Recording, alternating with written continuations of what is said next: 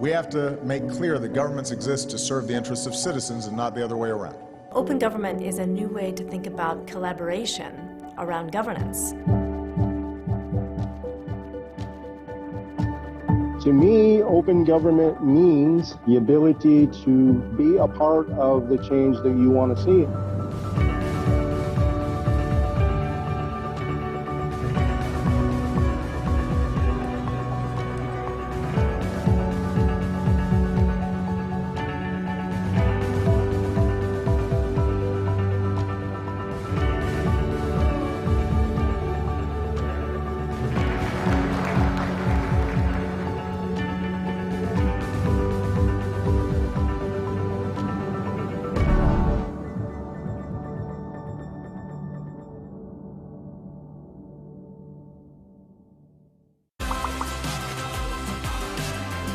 현장에서 일하거나 그런 사람들의 의견이랑 그 정책이랑 또 어긋나는 부분이 있을 수 있으니까 직접 선택한 결과니까 자신이 더 책임을 지지 않을까 싶습니다.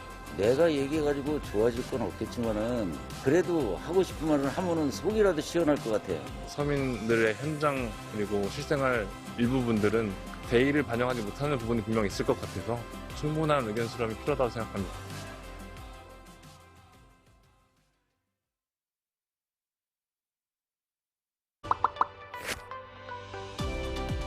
바빠가지고 그거는 그런 방법은 아직 접근하는 방법 잘 모르겠습니다.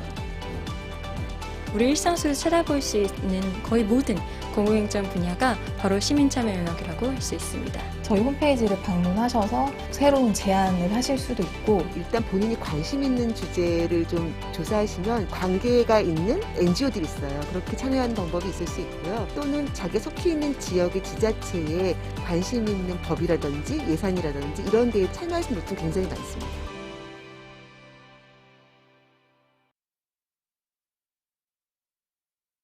What will it take to solve the biggest challenges of our time? What will it take to include everyone's voice in how decisions are made? We need an idea that's bold and ambitious, with people at its heart. That idea is open government. An open government is transparent, inclusive, participatory, and accountable. So governments don't just serve themselves, they work with citizens both in and out of government to develop smarter policies and improved services that make things better for everyone. And we all get to see how decisions are made, ask questions, and hold power to account.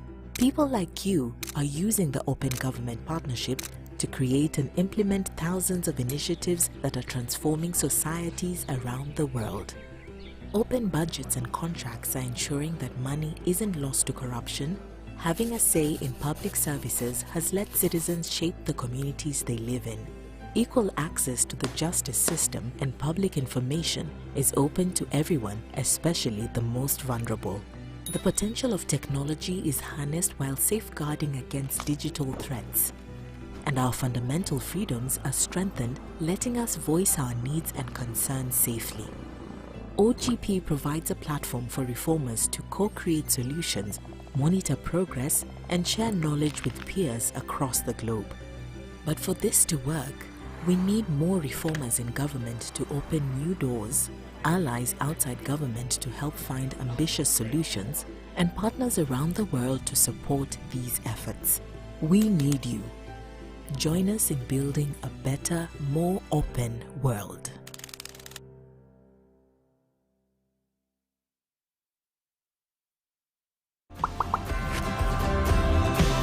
포용적 디지털이란 말 사실 처음 듣는 말인데 공부를 할 수 있는 방법? 세상을 조금 더 편안하게 해주는 것? 남녀노소 10대부터 90대까지 편할 수 있는 시스템이 디지털 혁신이라고 하는 기술과 방법과 절차들이 활용되는 것이 디지털 혁신에 의한 민주주의라고 할 수 있고요. 여기에서 포용적이라는 것은 국민 누구도 한 명이라도 소외되지 않고 모두 다 민주주의에 참여할 수 있도록 만들어준다는 측면에서 포용적 디지털 혁신이라고 할 수 있겠습니다.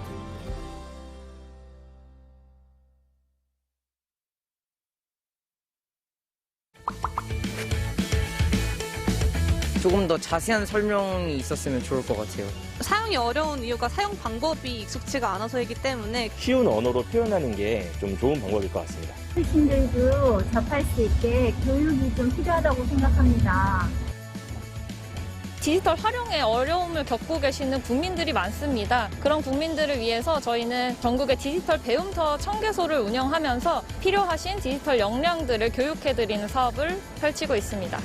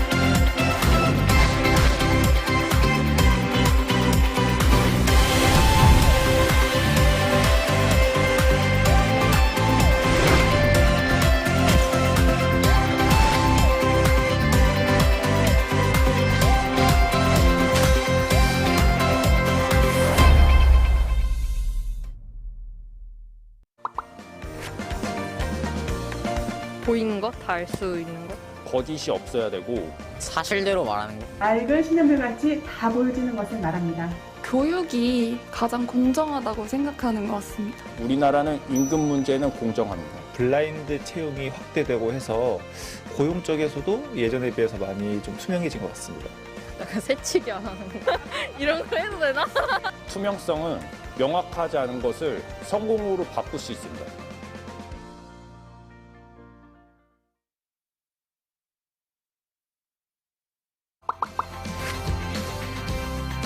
포장된 말을 하지 않고 원래 하고 싶은 말 하는 그런. 좀 일부러 숨기는 게 없어야 하지 않을까요? The ideal standard first is that a lot more information can be shared than people think they can be shared. I think the information that certainly should be shared is about government operations. 부패 방지 정책에 있어서 국민이 참여하고 협력할 수 있는 민간 협의회 등을 구축하고 운영하여 온 것이라 생각합니다. 시민들의 의식과 눈높이, 그리고 정부의 노력, 그리고 IT를 비롯한 기술의 발전이 크게 기여했다고 생각합니다.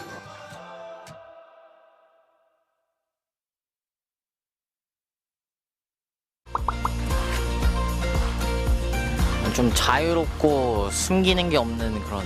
국민들과 잘 소통할 수 있는 정부가 열린 정부라고 생각합니다. 열린 정부는 협력이다라고 생각합니다. 모든 국민들이 같이 할 수 있는. 다 얘기해주는 거? 투명하게 공개하는 거?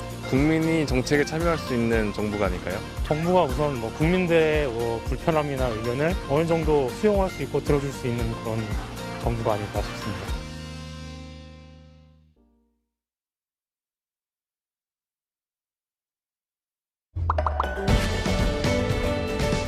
The goal of OGP is to renew democracy, so democracy delivers better results to citizens. The Open Government Partnership brings together governments and communities representing over 2 billion people from across the world to ensure that governments deliver for their citizens.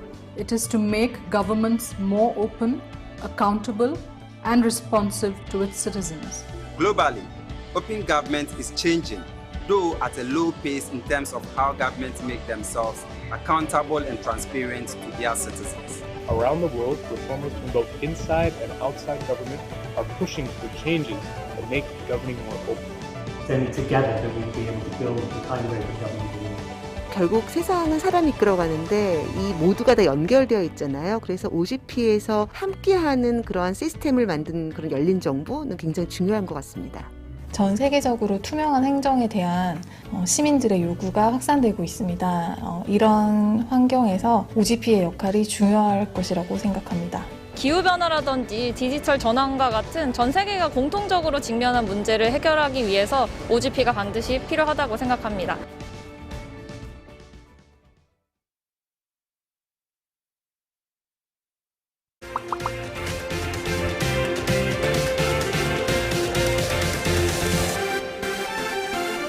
국제청년 청년들과 함께 연대를 형성하고 국내뿐만 아니라 국제적으로 청년을 위한 어젠다를 수립하는데 청년이 직접 목소리를 낼 수 있는 기회가 됐으면 합니다. 전 세계에서 많은 나라들이 우리나라의 열린 정부 정책을 벤치마킹하고 싶어하는 나라들이 참 많다는 것을 느끼고 있습니다. 자부심과 그리고 뿌듯함을 느끼면서 일하고 있습니다. Korea has some great success stories in the anti-corruption, civic space and digital governance, and we want to hear them. So consider whose voices aren't being heard and get them involved because we want everyone around our table.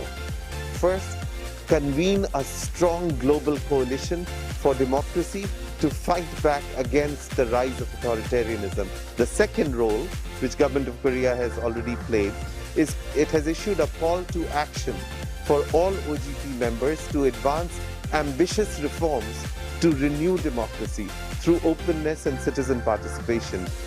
First is an invitation for all Korean citizens to join the Global Summit. It's from December 15 to 17. The website is ogpsummit.org. Please register and join.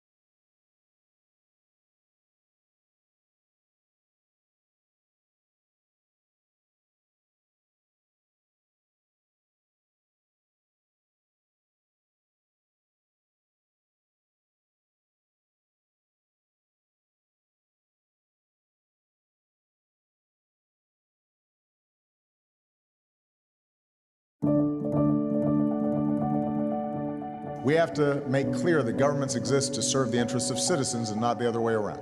Open government is a new way to think about collaboration around governance. To me, open government means the ability to be a part of the change that you want to see.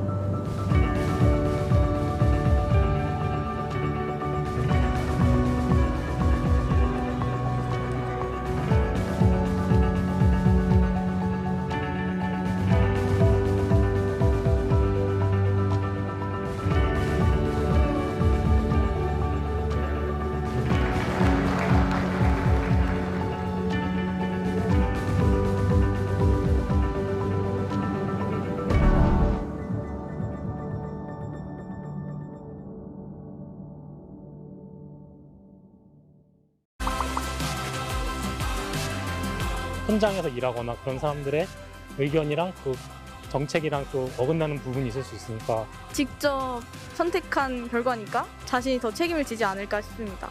내가 얘기해가지고 좋아질 건 없겠지만은 그래도 하고 싶은 말을 하면은 속이라도 시원할 것 같아요. 서민들의 현장 그리고 실생활 일부분들은 대의를 반영하지 못하는 부분이 분명 있을 것 같아서 충분한 의견 수렴이 필요하다고 생각합니다.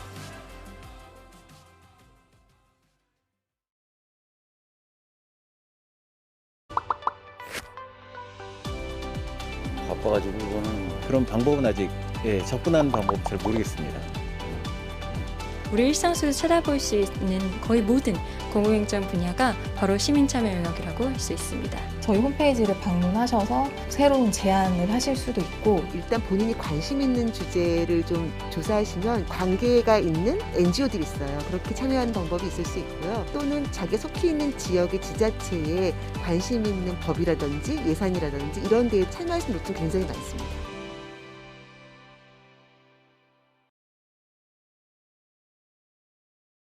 What will it take to solve the biggest challenges of our time?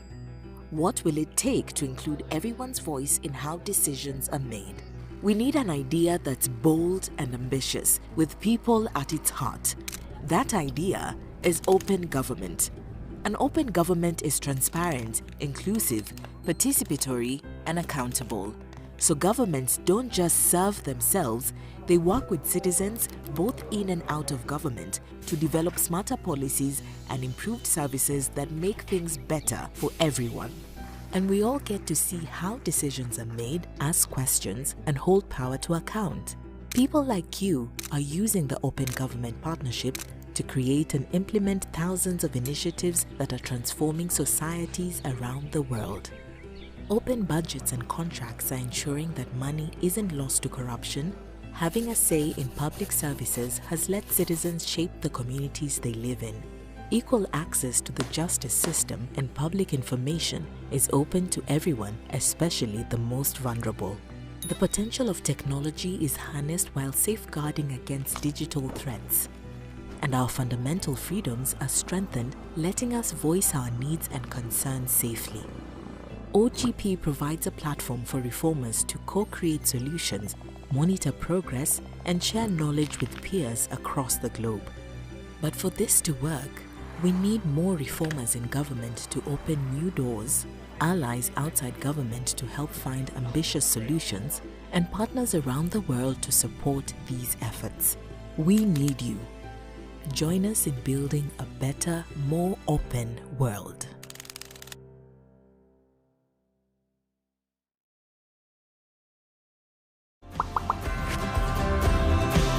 포용적 디지털이란 말 사실 처음 듣는 말인데 공부를 할 수 있는 방법? 세상을 조금 더 편안하게 해주는 것? 남녀노소 10대부터 90대까지 편할 수 있는 시스템이 디지털 혁신이라고 하는 기술과 방법과 절차들이 활용되는 것이 디지털 혁신에 의한 민주주의라고 할 수 있고요. 여기에서 포용적이라는 것은 국민 누구도 한 명이라도 소외되지 않고 모두 다 민주주의에 참여할 수 있도록 만들어준다는 측면에서 포용적 디지털 혁신이라고 할 수 있겠습니다.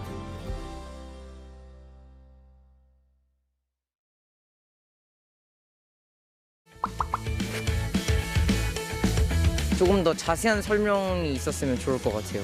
사용이 어려운 이유가 사용 방법이 익숙지가 않아서이기 때문에 쉬운 언어로 표현하는 게 좀 좋은 방법일 것 같습니다. 어르신들도 접할 수 있게 교육이 좀 필요하다고 생각합니다. 디지털 활용에 어려움을 겪고 계시는 국민들이 많습니다. 그런 국민들을 위해서 저희는 전국의 디지털 배움터 1000개소를 운영하면서 필요하신 디지털 역량들을 교육해드리는 사업을 펼치고 있습니다.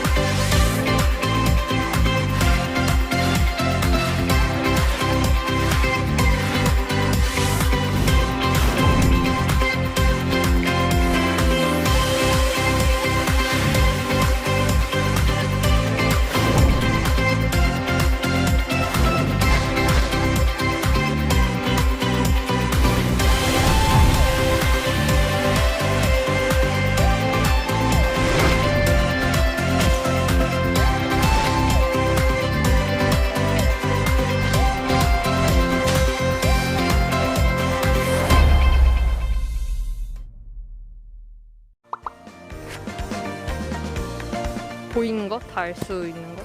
거짓이 없어야 되고 사실대로 말하는 거. 맑은 신현물같이 다 보여지는 것을 말합니다.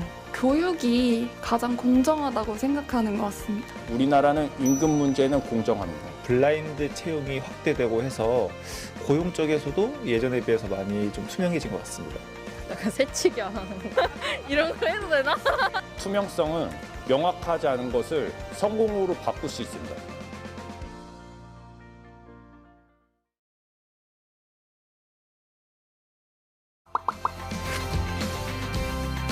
포장된 말을 하지 않고 원래 하고 싶은 말 하는 그런. 좀 일부러 숨기는 게 없어야 하지 않을까요? The ideal standard first is that a lot more information can be shared than people think they can be shared. I think the information that certainly should be shared is about government operations. 부패 방지 정책에 있어서 국민이 참여하고 협력할 수 있는 민간 협의회 등을 구축하고 운영하여 온 것이라 생각합니다. 시민들의 의식과 눈높이, 그리고 정부의 노력, 그리고 IT를 비롯한 기술의 발전이 크게 기여했다고 생각합니다.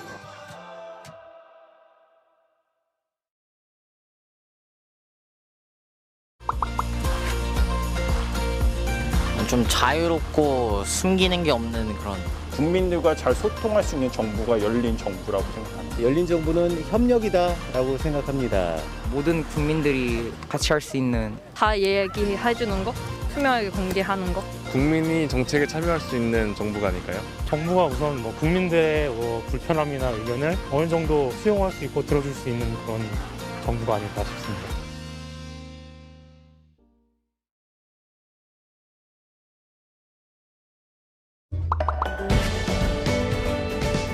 The goal of OGP is to renew democracy, so democracy delivers better results to citizens. The Open Government Partnership brings together governments and communities representing over 2 billion people from across the world to ensure that governments deliver for their citizens.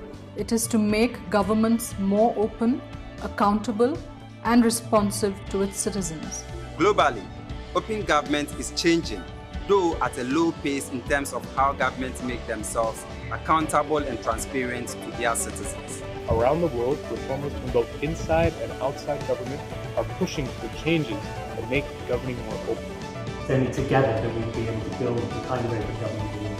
결국 세상은 사람이 이끌어가는데 이 모두가 다 연결되어 있잖아요. 그래서 OGP에서 함께하는 그러한 시스템을 만든 그런 열린 정부는 굉장히 중요한 것 같습니다. 전 세계적으로 투명한 행정에 대한 시민들의 요구가 확산되고 있습니다. 이런 환경에서 OGP의 역할이 중요할 것이라고 생각합니다. 기후변화라든지 디지털 전환과 같은 전 세계가 공통적으로 직면한 문제를 해결하기 위해서 OGP가 반드시 필요하다고 생각합니다.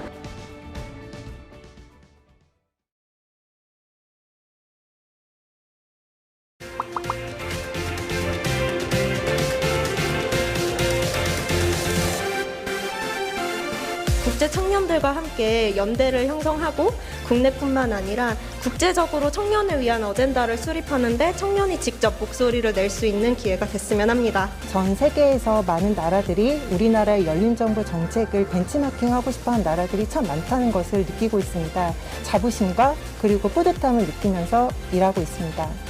Korea has some great success stories in the anti-corruption, civic space, and digital governance, and we want to hear them.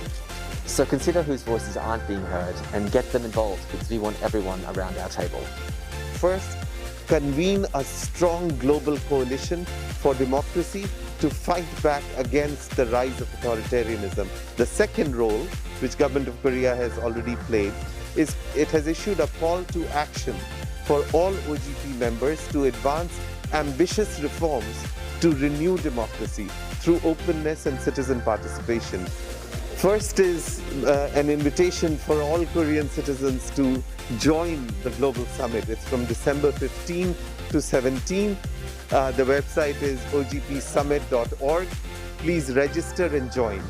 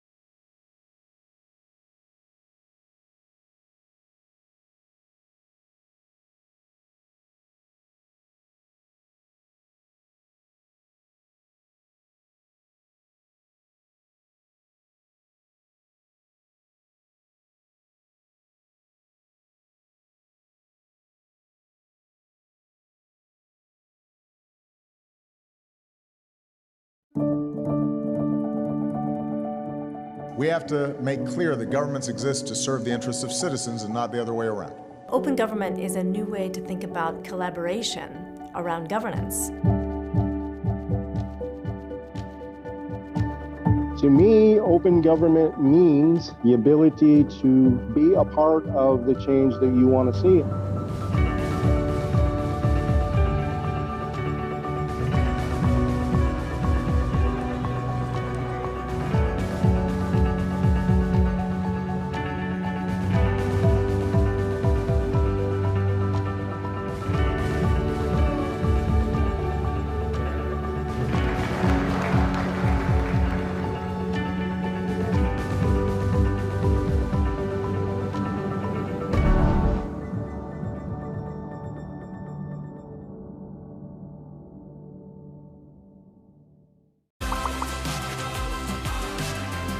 현장에서 일하거나 그런 사람들의 의견이랑 그 정책이랑 또 어긋나는 부분이 있을 수 있으니까 직접 선택한 결과니까 자신이 더 책임을 지지 않을까 싶습니다. 내가 얘기해가지고 좋아질 건 없겠지만은 그래도 하고 싶은 말을 하면은 속이라도 시원할 것 같아요. 서민들의 현장 그리고 실생활 일부분들은 대의를 반영하지 못하는 부분이 분명 있을 것 같아서 충분한 의견 수렴이 필요하다고 생각합니다.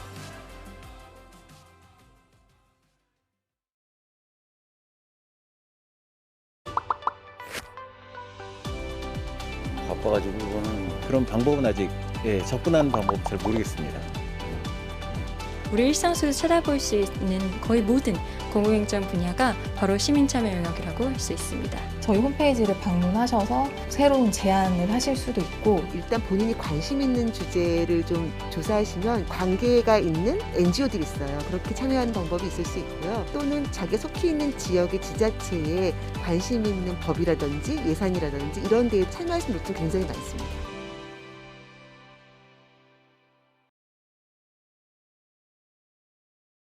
What will it take to solve the biggest challenges of our time? What will it take to include everyone's voice in how decisions are made?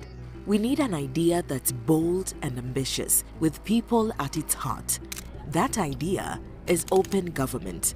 An open government is transparent, inclusive, participatory, and accountable. So governments don't just serve themselves, they work with citizens both in and out of government to develop smarter policies and improved services that make things better for everyone. And we all get to see how decisions are made, ask questions, and hold power to account. People like you are using the Open Government Partnership to create and implement thousands of initiatives that are transforming societies around the world. Open budgets and contracts are ensuring that money isn't lost to corruption. Having a say in public services has let citizens shape the communities they live in. Equal access to the justice system and public information is open to everyone, especially the most vulnerable. The potential of technology is harnessed while safeguarding against digital threats. And our fundamental freedoms are strengthened, letting us voice our needs and concerns safely. OGP provides a platform for reformers to co-create solutions, monitor progress, and share knowledge with peers across the globe. But for this to work, we need more reformers in government to open new doors, allies outside government to help find ambitious solutions, and partners around the world to support these efforts. We need you. Join us in building a better, more open world.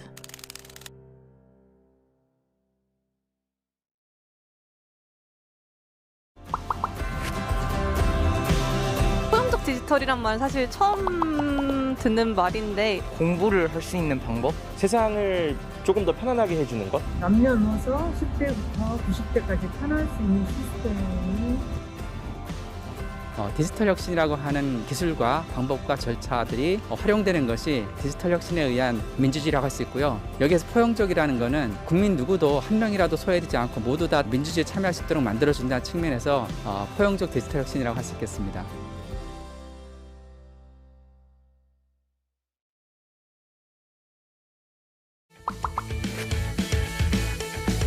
조금 더 자세한 설명이 있었으면 좋을 것 같아요.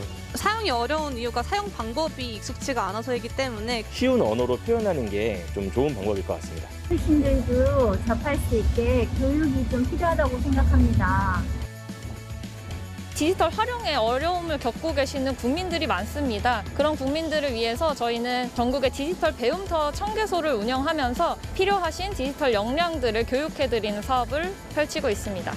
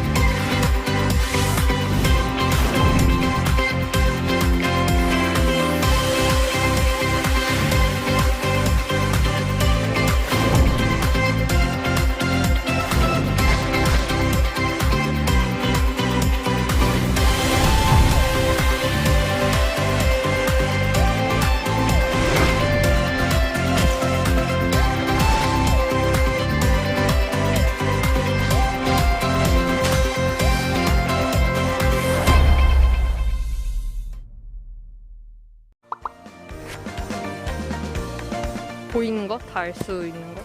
거짓이 없어야 되고 사실대로 말하는 거. 맑은 시냇물같이 다 보여지는 것을 말합니다. 교육이 가장 공정하다고 생각하는 것 같습니다. 우리나라는 임금 문제는 공정합니다. 블라인드 채용이 확대되고 해서 고용 쪽에서도 예전에 비해서 많이 좀 투명해진 것 같습니다. 약간 새치기 안 하는 거. 이런 거 해도 되나? 투명성은 명확하지 않은 것을 성공으로 바꿀 수 있습니다.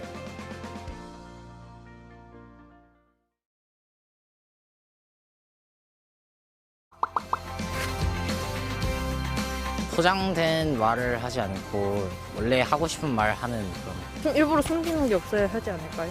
The ideal standard first is that a lot more information can be shared than people think they can be shared. I think the information that certainly should be shared is about government operations. 부패 방지 정책에 있어서 국민이 참여하고 협력할 수 있는 민간 협의회 등을 구축하고 운영하여 온 것이라 생각합니다. 시민들의 의식과 눈높이, 그리고 정부의 노력, 그리고 IT를 비롯한 기술의 발전이 크게 기여했다고 생각합니다.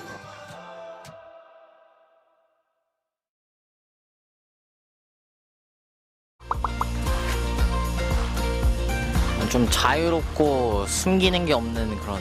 국민들과 잘 소통할 수 있는 정부가 열린 정부라고 생각합니다. 열린 정부는 협력이다라고 생각합니다.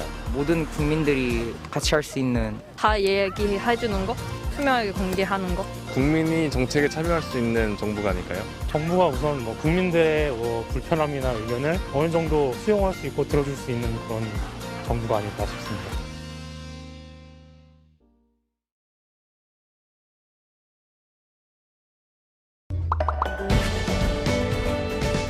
The goal of OGP is to renew democracy, so democracy delivers better results to citizens. The Open Government Partnership brings together governments and communities representing over 2 billion people from across the world to ensure that governments deliver for their citizens.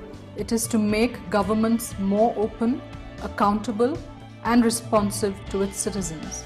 Globally, open government is changing, though at a low pace in terms of how governments make themselves accountable and transparent to their citizens. Around the world, reformers from both inside and outside government are pushing for changes that make governing more open. Then together we'll be able to build the kind of open government we want. 결국 세상은 사람이 이끌어가는데 이 모두가 다 연결되어 있잖아요. 그래서 OGP에서 함께하는 그러한 시스템을 만든 그런 열린 정부는 굉장히 중요한 것 같습니다. 전 세계적으로 투명한 행정에 대한 시민들의 요구가 확산되고 있습니다. 이런 환경에서 OGP의 역할이 중요할 것이라고 생각합니다. 기후변화라든지 디지털 전환과 같은 전 세계가 공통적으로 직면한 문제를 해결하기 위해서 OGP가 반드시 필요하다고 생각합니다.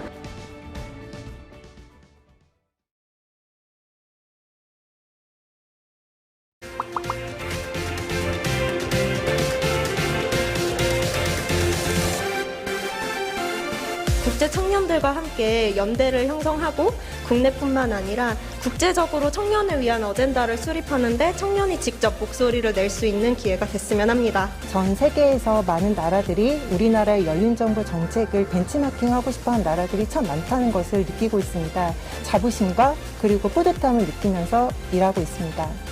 Korea has some great success stories in the anti-corruption, civic space and digital governance, and we want to hear them. So consider whose voices aren't being heard and get them involved because we want everyone around our table.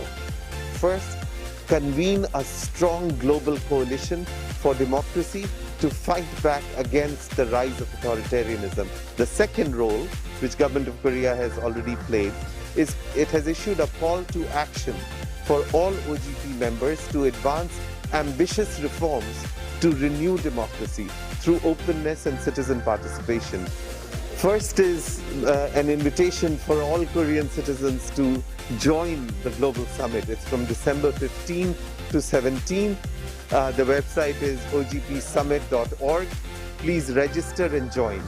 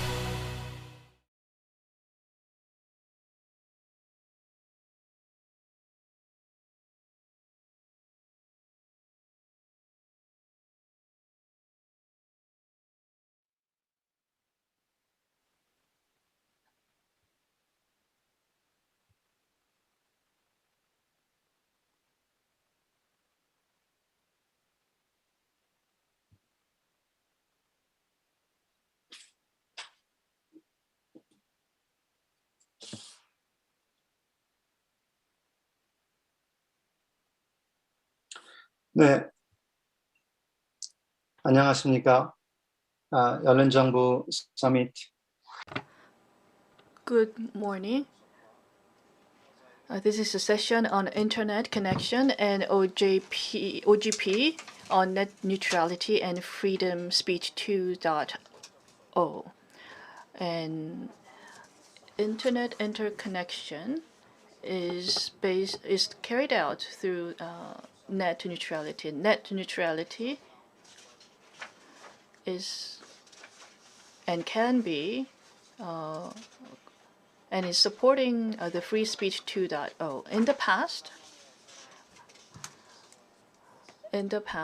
in order to deliver your message to 1 million people, you needed to call 1 million calls, and you need to also buy 1 million stamp to send out your mail. But in the internet era, you can reach out to not just 1 million, but even tens of millions and hundreds of millions free of charge, and you will be able to deliver your message. And how this was enabled is because we have network neutrality and we are able to interconnect with one another. Net neutrality is provided by the network providers, network operators, and the data packet transmitted by network operator is not discriminated under this principle of network neutrality. But the most important principle for non-discrimination here is the data transmission fee. And depending on whether, and we should not discriminate against whether you paid for the network usage or not. So you don't deliver the message because you paid, or you don't necessarily deliver the message faster because there was a cost paid, and you shouldn't have that kind of operation principle under network neutrality. And because of this principle, in the internet, we are able to deliver messages across tens of thousands of people. We can deliver messages, videos, and voices, and anyone who uploaded that video or message will not pay any cost. And that's why we call this freedom of speech 2.0. Open Government Partnership, OGP, is key in the success of internet, and we rely heavily on the success of internet. And because of the internet, the government is able to hear the voices of millions of people at once, and the government is able to provide information to millions of people simultaneously. This is not a one-way communication, and we're also able to listen to what other people around the world is saying. And the government, while listening to what their citizen is saying, is able to respond to information requests needed by its people. And we're building this ideal mechanism for communication for open government. So network neutrality and internet interconnection is enabling this open government communication. But in Korea, when it comes to interconnection, 또는 interconnection fee or data transmission fee is undergoing much discussion and much controversy, and there is a law that is being discussed to charge for this interconnection. Under interconnection for network neutrality, we shouldn't charge anything. And in Indonesia, a similar law is being discussed and has been discussed in the past. Fortunately, thanks to the active participation of civil society, the passage of the legislation was modified. The law was modified, in the National Parliament. And in this forum, we are discussing about the right way forward for internet interconnection in Asia, for us to continue this principle on network neutrality. And we want to hear about the cases here in Korea as well as in Indonesia. Before we listen to these country cases, we would also like to hear that why network neutrality is important and internet connectivity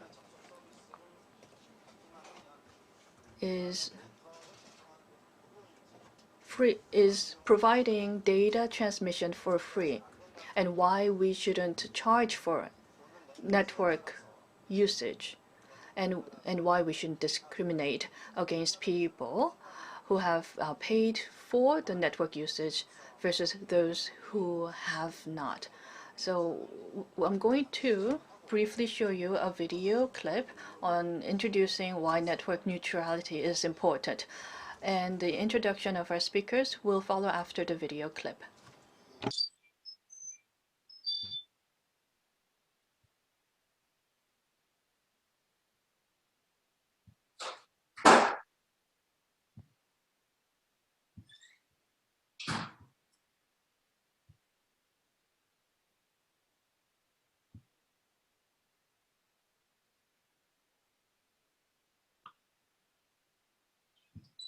오픈넷입니다. 오늘 저희가 다룰 주제는 바로 인터넷의 작동 원리입니다. 인터넷은 이제 우리의 삶에 하루라도 없으면 살 수가 없는 가장 중요한 기반이 되었습니다. 우리가 매일 궁금한 걸 검색하는 웹브라우저, 심심할 때 보는 커뮤니티 사이트와 유튜브, 친구들과 하는 실시간 게임의 뒤편에는 언제나 인터넷이라는 커다란 네트워크가 작동하고 있습니다. 그리고 이런 인터넷의 가장 강력한 장점은 가격입니다. 가령 당장 해외여행을 갔을 때 로밍폰으로 국제전화를 걸려면 수십만 원이 들겠지만 인터넷 기반 보이스 메신저나 화상통화를 할 경우 저렴한 인터넷 접속료를 제외하면 무료입니다. 옛날에는 100만 명에게 나의 메시지를 전달하려면 수백만 원, 수천만 원어치의 전화나 우표값을 써야 했지만 지금은 1억 명이 내 메시지를 보게 해도 공짜입니다. 과연 이런 마법은 어떤 이유로 발생하는 걸까요? 이를 이해하기 위해서는 전 세계 수많은 컴퓨터들이 어떻게 연결되는지 그 원리를 이해할 필요가 있습니다. 자, 한번 두 개의 컴퓨터가 서로 통신을 하는 상황을 가정해 봅시다. 통신을 위해서는 두 개의 컴퓨터가 서로 연결이 돼 있어야겠죠. 두 개의 컴퓨터를 연결한다면 오직 한 개의 케이블만 필요하지만 만약 4개의 컴퓨터를 연결한다면 6개, 그리고 5개의 컴퓨터를 연결한다면 10개의 케이블이 필요합니다. 즉 연결할 컴퓨터의 수가 증가할수록 필요한 케이블 역시 그 제곱으로 증가하기 마련이죠. 여러 대의 컴퓨터들이 하나의 선으로 연결되어 서로 소통하는 종전의 기술을 이더넷이라고 하는데 이걸로는 전 세계 수십억 명의 사람들을 연결할 수는 없습니다. 바로 이런 문제를 해결하기 위해 인터넷이 등장했고 그 핵심에는 라우터가 있습니다. 앞서 말한 이더넷마다 라우터가 하나씩 있습니다. 일반 컴퓨터들이 외부 네트워크와 소통을 할 때는 반드시 라우터를 거치게 되고 덕분에 모든 컴퓨터들이 직접 연결되어 있지 않아도 서로 패킷을 주고받을 수 있습니다. 이렇게 작은 네트워크들 수십만 개가 라우터를 통해 서로 연결되며 네트워크들 간의 네트워크라는 의미의 인터네트워크, 즉 인터넷이 작동하게 됩니다.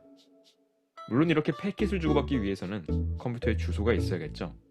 그래서 인터넷에 연결된 모든 컴퓨터는 IP 주소라는 고유한 값이 있습니다.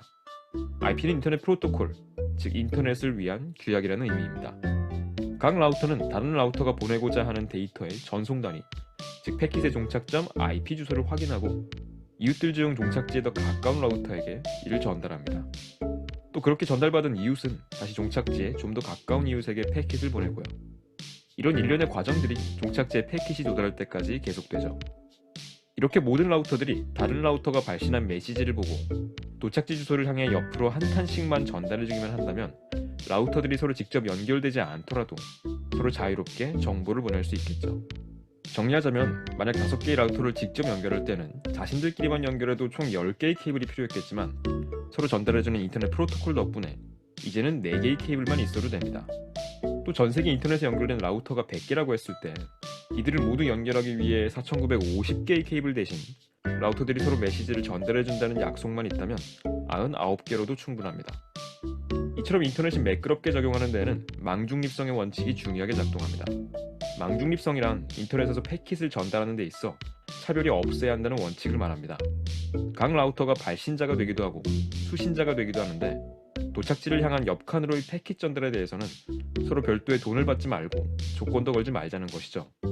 그래서 망중립성 하에서 누구든 인터넷에 연결하는 접속료만 내면 그 이후로는 비용과 조건 없이 정보를 주고받을 수 있습니다. 바로 이 덕분에 우린 해외여행을 갔을 때 인터넷에 접속만 돼 있다면 보이스 메신저를 쓰든 영상통화를 하든 무료로 서비스들을 이용할 수 있습니다. 무료로 동영상을 올리고 수백만 명이 볼 수 있게 합니다. 그런데 라우터를 설치하고 연결하려면 기술도 있고 자본도 있어야 합니다. 이 작업을 통해 수익을 얻는 업체를 망사업자 혹은 인터넷 서비스 제공자, 즉 ISP라고 합니다. 이들은 수많은 기업들과 개인들을 라우터로 서로 연결해줄 뿐 아니라 그렇게 만들어진 국내 네트워크를 다시 해외의 라우터들과 연결시켜줍니다. ISP가 고객들에게 받은 인터넷 접속료, 즉 설치비와 유지비는 다시 해외의 상위 ISP와 접속하는 비용을 내는 데도 사용됩니다. 인터넷을 여러분들에게 판매할 때 인터넷은 전 세계 컴퓨터들과의 소통 가능성, 즉 완전한 연결을 의미하기 때문입니다. 그런데 정보 전달료는 없어도 접속료가 있으니 조삼모사가 아닐까요? 인터넷 접속료는 보통 접속 용량에 따라 정해집니다. 망중립성에 의해서 접속 지점을 통해 얼마나 많은 데이터가 지나가는지와는 상관이 없습니다. 실제로 당장 여러분들의 집에 초고속 인터넷을 설치할 때도 초당 100MB인지 500MB인지에 따라 가격이 달라지죠. 한 달에 100GB를 썼는지 500GB를 썼는지 상관하지는 않습니다. 전자기파가 공중파를 통하든 케이블을 통하든 아무리 많이 지나가도 추가 비용이 발생하지 않기 때문에 TV를 오래 본다고 돈을 더 내지 않는 것과 마찬가지입니다. 한 이웃 라우터에게 정보를 받아서 도착 주소에 더 가까운 또 다른 라우터에게 이를 전달하는 수고 정도는 모든 라우터가 무료로 그리고 차별 없이 하자는 망중립성의 개념은 이렇게 인터넷의 마법을 가능하게 했습니다. 하지만 최근에 망사업자들이 인터넷에 컨텐츠를 제공하는 업체들에게 정보 전달료, 즉 망 이용 대가를 받겠다는 주장을 하고 있는데요. 좀 더 자세한 내용을 알아보기 위해 다음 영상에서는 망 이용 대가가 왜 망중립성에 반하는지 좀 더 자세히 알아보겠습니다.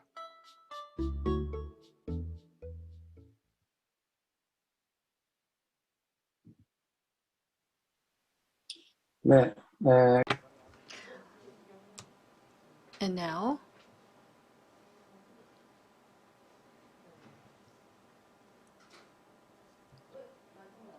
just one moment, please.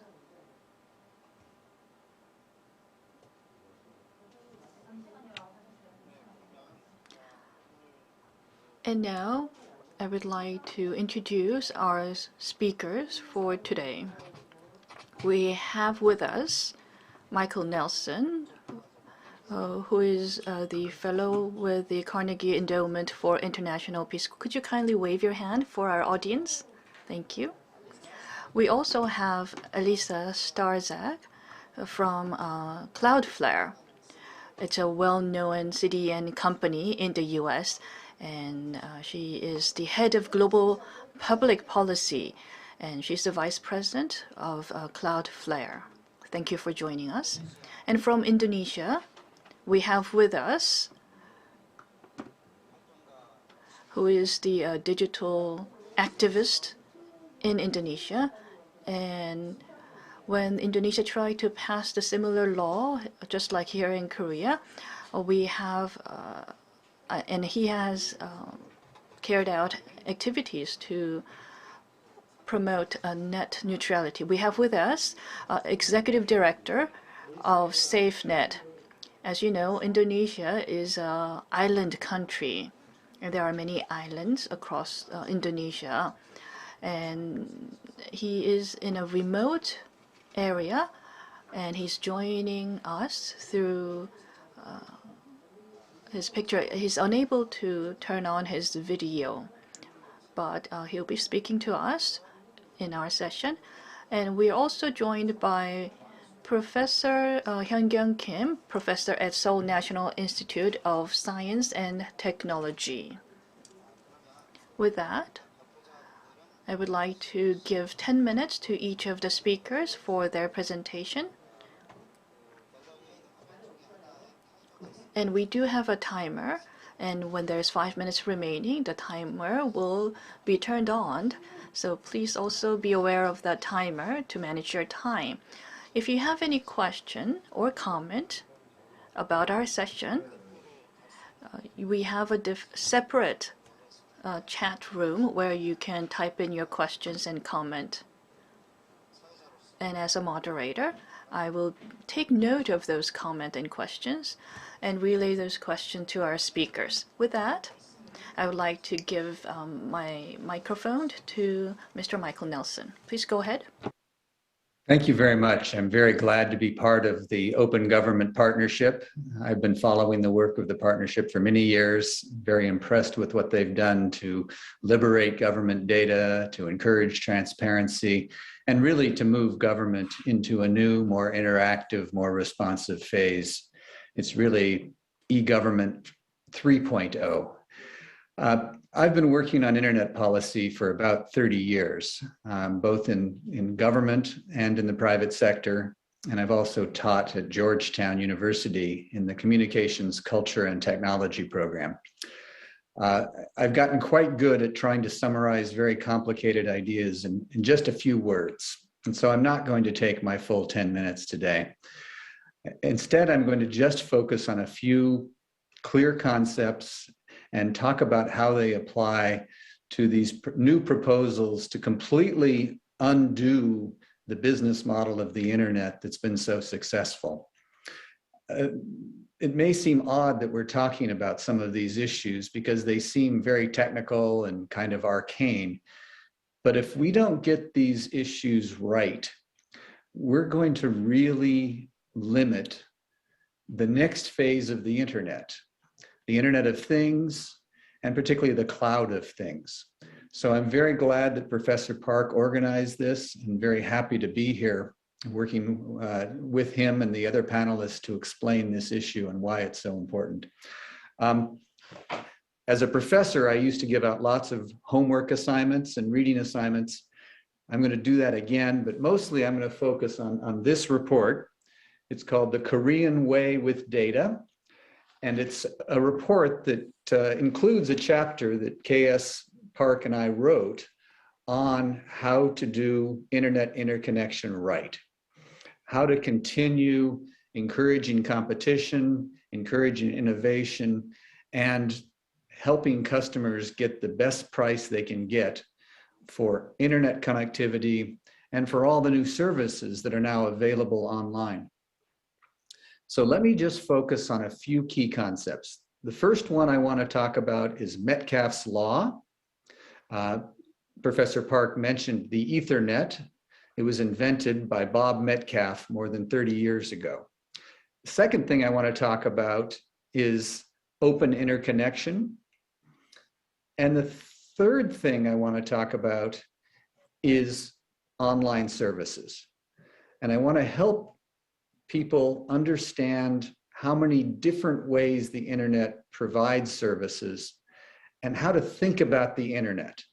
Unfortunately, way too many people, and particularly policymakers, are thinking of the internet as a broadcast medium, like the television or like radio. But it's much, much more than that. So we need to think about it as a way for distributing information out to millions of people, because the internet can be a broadcast medium. It can be a way to deliver television or audio like podcasts. But more importantly, it's a one-to-one medium or a many-to-many medium. And that's what we're doing here. This is a many-to-many medium. It's not like the telephone call. It's not even really like a conference call. It's dozens of people, hundreds of people able to communicate with each other. When I was working in the White House with President Clinton and Vice President Gore, we had an opportunity for Vice President Gore to give a major speech at the UN conference for telecommunications run by the International Telecommunications Union. They were meeting in Kyoto, Japan in the mid-90s. He couldn't go in person, but we wanted to do a real-time television quality video conference. To do that 25 years ago, basically to do a Zoom call like we're doing now, cost the White House $250,000 for a 1-hour speech, because we had to get dedicated lines, we had to have a satellite connection, it all had to be created new because the internet wasn't there and it wasn't capable of carrying video quality like we wanted it. Today, all of us do Zoom calls for free. And the reason we can do that is because the economic model of the internet takes advantage of Metcalfe's law. Metcalfe's law says that if you increase the number of nodes on a network, the power and value of that network goes up by the square. So if you increase the number of people connected to a network by a factor of 10, the value of the network goes up by a factor of 100. And that's why the internet's been so successful. It's because everybody wants to connect to everybody because we can get so much more value out of a larger network. The secret of the internet is that thousands of different networks all interconnect with each other, and they negotiate a deal, they carry each other's traffic, and they both win. Everybody wins by building a bigger and bigger network with more and more capacity. That's been the business model of the internet for more than 25 years. That's why the internet has increased from 100,000 people when I first got involved 30 years ago to 4 billion people. More than half the planet is connected to the internet because there was this economic incentive to connect everybody to everybody. Well, unfortunately, we have a few countries and a bunch of telephone companies that are trying to change that model so that they can get more value, more profits. And what they're trying to do is get government to provide them with an unfair subsidy so that all the little networks and all the new services that want to provide new value to customers have to pay extra to those large companies. In Europe, there was an attempt to do this about 10 years ago. ETNO, the European Telecommunications Network Operators, said, we've got more customers. We want government to set a very high price for all the little networks to connect to us. They rejected the idea of networks of Metcalfe's law. They went against Metcalfe's law. That luckily was rejected by all the governments of Europe. But we're seeing this idea pop up in Indonesia. We have something similar being discussed in Australia. And it's a very dangerous idea because it's going to slow down the growth of the internet. And in particular, it's going to slow down the development of new services. These aren't just email and television and games. These are the new services like cloud computing, new collaboration tools that allow businesses that might only have 20 people to work like they have 200 people because they have access to new information tools, to artificial intelligence tools. And then most importantly, by connecting everything to everything, we're going to be able to take devices, move seamlessly around the world and interact with new services for cars, for appliances, for clothing. I mean, all of us are going to have 50 or 100 devices that will connect to the internet, but only if the internet can continue growing as quickly as it has been, if the capacity can continue increasing, and if the prices can continue falling. So we have to do something to counter this idea that the big players can have it become gatekeepers. I have 1 minute left. Let me just say very clearly, the idea that the people providing these great new services that are getting people excited so that they use more internet capacity. The idea that those services should pay more because customers want to use the product makes about as much sense as if electric car companies started providing these great cars that everybody wanted. Because people bought electric cars, people bought more electricity. Customers were paying for more electricity. That doesn't mean the car companies should pay the electric companies for a subsidy. But that's what we're talking about here. It makes no sense, and yet the idea is out there. And if we accept this as the way to go, it's going to undermine the internet globally. Thanks again for giving me a chance to be here. I wish I had pretty pictures like Professor Park, but I think we can go into more detail in the Q&A. Thank you. 네, 감사합니다. All right, thank you very much. So that was Mr. Nelson. So he also showed us the report, The Korean Way with Data. So that paper is something that you can easily search on the internet, where you'll be able to find more details. And also, in the case of Korea, in 2016, as you have just mentioned, the Metcalfe's law. So the transmitter, the sending party pays rule, which goes against the Metcalfe's law. So that also explains how this came about, the sending party pays rule. And then also, according to the Metcalfe's law, if there is interconnection, then it is win-win for all.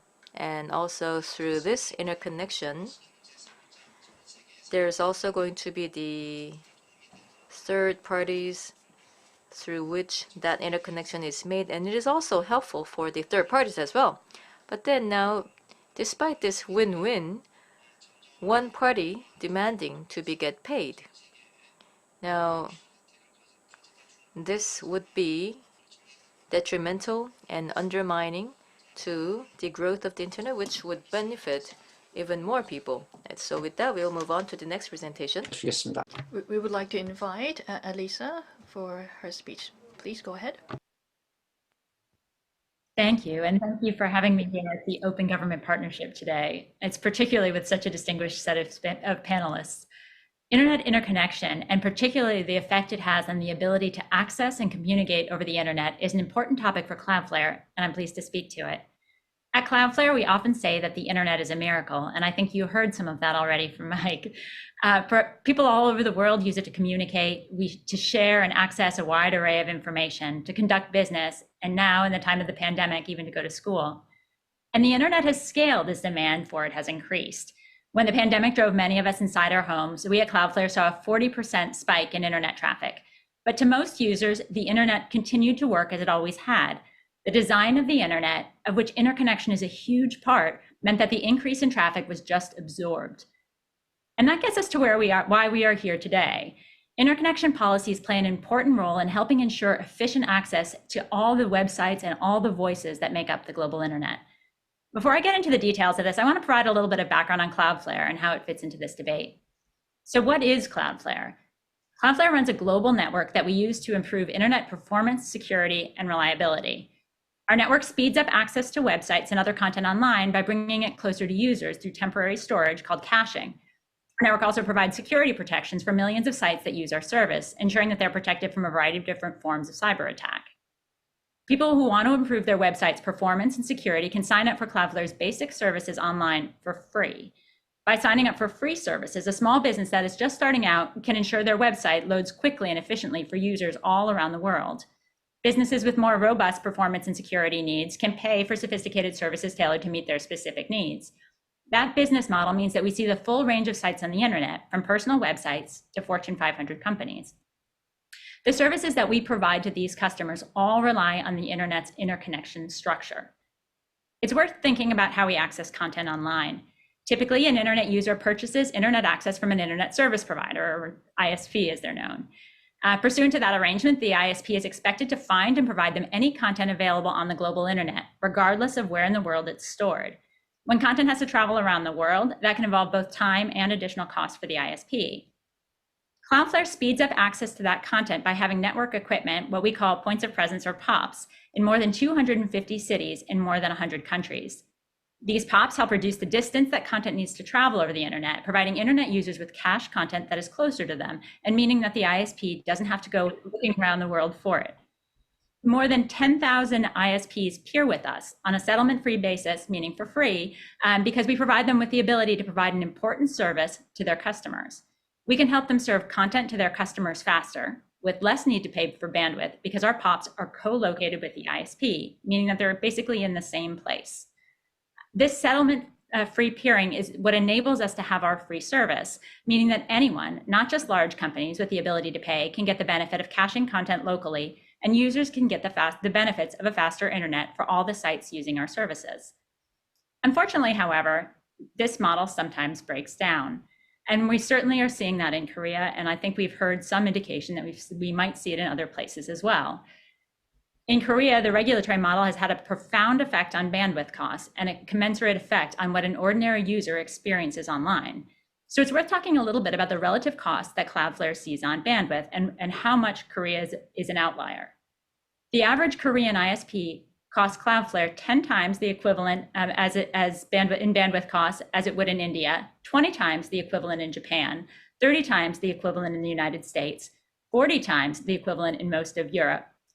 In contrast to every other region of the world, which sees annual decreases in bandwidth costs have not gone down in Korea in 6 years. This massively disproportionate cost has consequences. It acts as a tax on serving traffic from inside Korea. The consequence is that unlike other major economies, a substantial amount of traffic is served from outside the country. So what does that mean in practice? A Korean startup will find it cheaper to pay to store and serve their website from outside the country, but will end up paying with a slower experience for their users. Those are unnecessary and unfair choices. Although we at Cloudflare have invested infrastructure and local internet exchange points to speed up access to all of the content on our network, including those of our free customers, the larger ISPs in Korea have chosen to bypass that infrastructure to serve traffic from abroad unless we pay a fee. And that's what Mike was actually talking about. It's an actual tax on what is required to serve content from inside the country. Everyone loses with this approach from our standpoint. Most importantly, the ISPs have imposed a latency tax on their own users for content that they are expected to serve. Because of the settlement-free peering with some Korean ISPs, which enables us to serve our free customers locally from those ISPs, we can actually estimate the practical effect. So a Korean customer looking to visit one of our free sites will see an internet that is 187% slower when content is served from outside Korea. This means that only sites that are willing and able to pay will get the full benefits of the internet inside Korea. We think that's a broken system. It breaks the promise of the internet being for everyone. And what it does is it essentially makes it only for the companies that can afford to pay. That's not the internet I think we want, and I don't think it should be the internet other countries want as well. Countries make choices which affect who can benefit from the internet. And that's what we're seeing in Korea. And I think that we need to actually start having that conversation about the impact that has on real users, that impact on latency, the impact on longer term costs, because all of those things affect people trying to access the internet and trying to put content online. Ultimately, I think that we want an internet that works for everyone. That means users should have fast, reliable access, not only to the largest sites online, but also to the small blogs, the local newspaper site, the startup business, and the many other sites that make up the global internet. And that's what we sometimes forget. We think about this in terms of behemoth versus behemoth. That's not what it's about at all. The promise of the internet is all about all of those voices coming together. The promise of being able to put up your own site, start your own business that has a website online and communicate with millions of people. We have an amazing internet architecture that can benefit everyone, if only we let it. Thanks for having me here today, and happy to move to questions afterwards. 네, 감사합니다. 아주 Thank you very much. You have touched upon a very important point. In Korea, the interconnection fee dispute here in Korea is going on, and it's going on between Netflix and SK Broadband. And it's now understood as a fight between a millionaire and a billionaire. But when you go into the essence of it, the solving the issue for interconnection fee is very important, especially for small and medium content providers and small and medium companies. For these companies to service globally, we need this network neutrality, and you have touched upon that important point for the small and medium companies. Cloudflare allows many content providers to allow these business players to provide their internet content by paying their ISP in the local market. And Cloudflare is a CDN, content delivery network. And as a CDN, in addition to the original route of transferring these data, Cloudflare creates a shortcut globally so that the content can be delivered globally, and these content exist locally as a copy content, and it is serviced from the local area by this caching service. So for instance, if there is a Korean ISP, the content of that ISP, for instance, will travel to Argentina in Latin America, and Cloudflare allows that content to travel to Latin America. And when they access the content, they will be able to access a copy of that content through caching. And the speed is not slowed down. There's no latency, providing fast connection. But in Korea, CDN, in order for CDN to connect to the bandwidth here, so for instance, for Cloudflare to connect to Korean bandwidth, the Korean ISPs charge high price for their connection within Korea. And because of this high bandwidth cost, other than large client of Cloudflare, they are unable to service smaller or medium-sized companies. And Cloudflare is a service that is provided free of charge, but domestic companies here in Korea is unable to benefit from this service. And because of this, Korean companies, rather than servicing from Korea, they go outside of Korea to receive CDN service because of this situation. The interconnection fee and network usage fee is having negative impact on the usage of content here in Korea. Now we'll move on to the situation in Indonesia. We would like to invite Ms. Damar Juniarto for his speech. Like I said, the internet connection is not so good from where he's connecting from, so we will just hear his voice without any video. Thank you so much for the opportunity to speak here on OGP Summit and join the talk with the respective speakers. 안녕하세요. Net neutrality is the rule that ISP must treat all data traffic equally, regardless of content, application, and devices. So the consequences of this rule is that data transmission may not be prioritized, performed, or restricted for payment. So this rule, a radical decentralized communication network called the internet, which allow all individuals around the world to communicate with each other freely without having to rely or pay gatekeepers for data transmission. And thus, from the basis for democratization, and equal economic opportunity. So now, when we are talking about Indonesia, a multi-ethnic country with 1,700 islands, 270 million citizens, and this is a very broad area. In Indonesia, nearly 70% of citizens connected to the internet through various telco providers. Most of us using mobile to access the internet. But people in Indonesia, especially in eastern part of Indonesia, use only Telkom Indonesia, state-owned business telco provider, because that is the only one. We only have in eastern part of Indonesia. So citizens depend access to this state-owned business telco. I could even say that Telkomsel monopolized the mobile internet access operation here.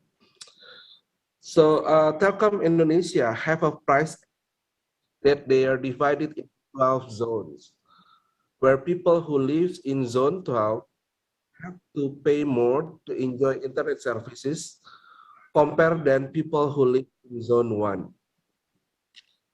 The thing here, not only about different price tag, but also about what over the top services you get with the amount of money you pay. So if you pay around $10 per month, you will only have 20 gigabytes YouTube quota. But if you willing to pay more, like $20 per month, then you will get the unlimited YouTube quota. While if you only pay $2, you don't get YouTube, you only get SMS, you can only send text messages, and if you're lucky, you'll get WhatsApp quota. So this payment system is really hurting a lot of people here. And we live this practice so many years, and people are mad, especially during this pandemic where our activities move to digital. And people who live far away from the central government, people who live in eastern part, we have to pay more and not able to access important services in internet just because we can pay the amount of money that the provider asks. So we bring out the importance of net neutrality principle in our discussion to the government. But the government through the Ministry of ICT and also Telkom network neutrality about business competition, not for something that needed to be regulated through policy. And I also want to add one more that connected with this practice here, that the Telkom Group, a state-owned business who monopolize the internet access, could block or could deny services like Netflix, for instance. Netflix from 7 January 2019 until 7 July 2020 could not be accessed through telco providers. The reason why, because the Telkom Group wants to protect its affiliated services that looks like Netflix. So people who want to watch Netflix must face a bad PR, bad relation for the telco. He said, if you want to watch Netflix, just change your internet plan to other. And while this is something that is not easy for the consumers because that Telkom is the only one that we have. Recently, during this pandemic, Indonesia released Government Regulation 46 2021 on post, telecommunication, and broadcasting, who we fear will violate network neutrality and harm the principle of justice and equal opportunity for citizens to access internet. This regulation prioritize business people over the rights of the citizen to access the internet. Instead of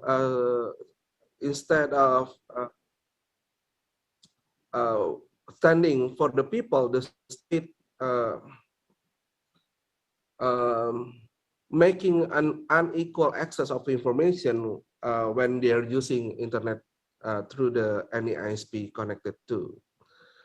So previously during the draft of regulation in Article 15, we found out that Indonesia will do the opposite of international standard by requiring all content providers to establish partnership with telecommunication operators.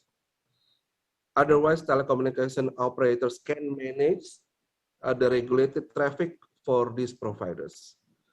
Such partnership will make people difficult to have equal access.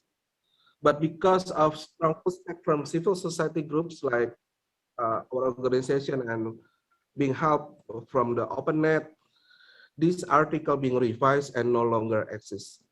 But what if the GSO, the civil society group, are pushing back?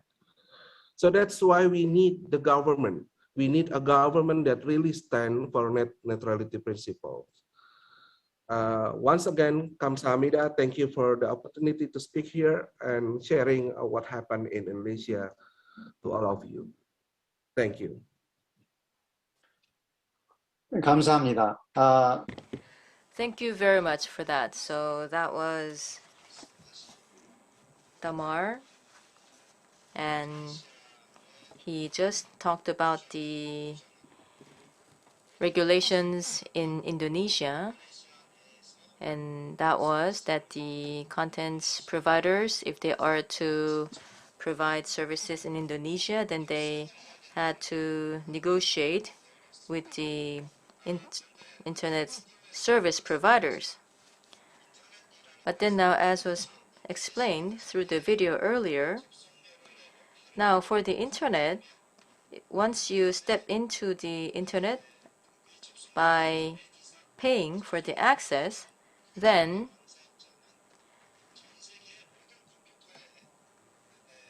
the network operator, for the customers who access the network, now they are obligated to allow accessibility globally. So let's say if there is a small website in Korea, then if they pay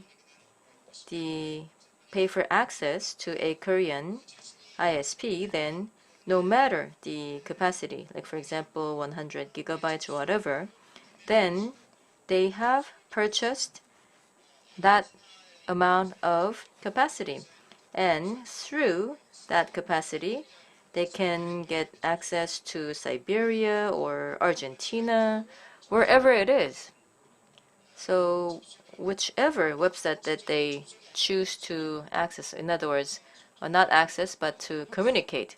So whichever website, wherever website that they want to communicate, then they are able to. So the ISP is obligated to make this possible because the paying customer has purchased that right by paying. But then in the case of Korea, let's say for the website operator, now they want to also disseminate their data globally. So also for the sending party, so those who send their data out to the world. And also once they pay for the access, then they also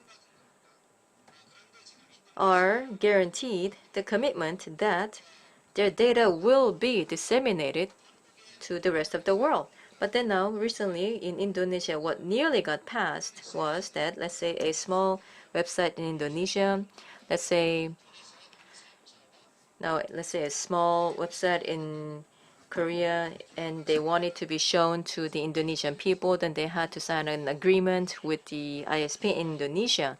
And once upon signing that agreement, then they might have to pay additionally to this ISP.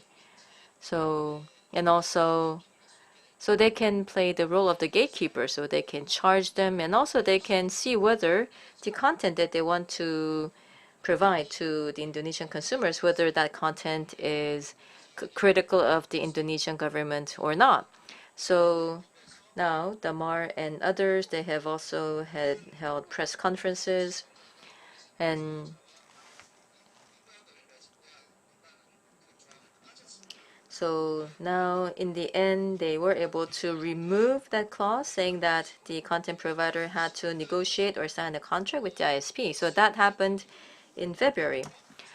But then now in October this year, again now in Korea, now a similar law has been proposed at the Korean National Assembly saying that the content provider have to sign a contract with the Korean ISP in order to provide that content in Korea, which I believe is going against what we call the net neutrality 2.0. And now with that, we will move on to the last presentation of this session. Professor Kim.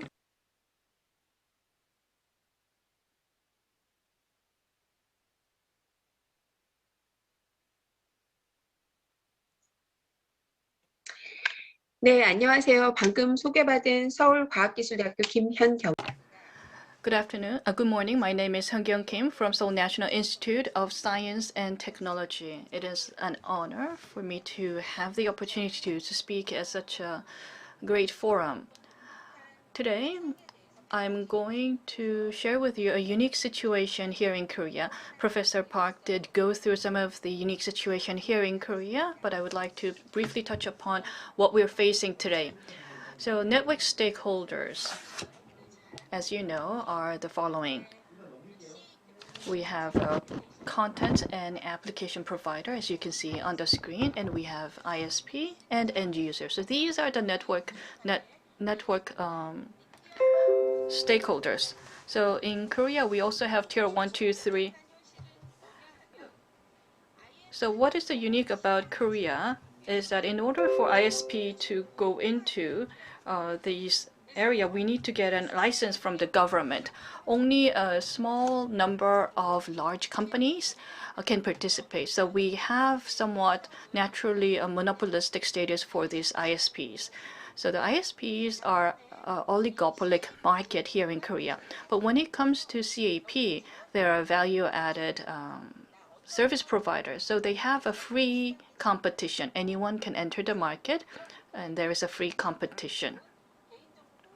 So when it comes to privacy or personal information protection, that kind of law does apply, but then outside of that regulation, they are somewhat free to carry out their business.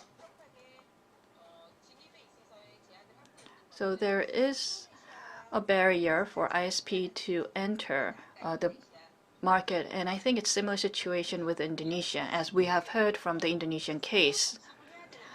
In this case, among the ISPs, they need to interconnect with one another. So when you look at the network interconnection fee structure, it is slightly different from a global standard.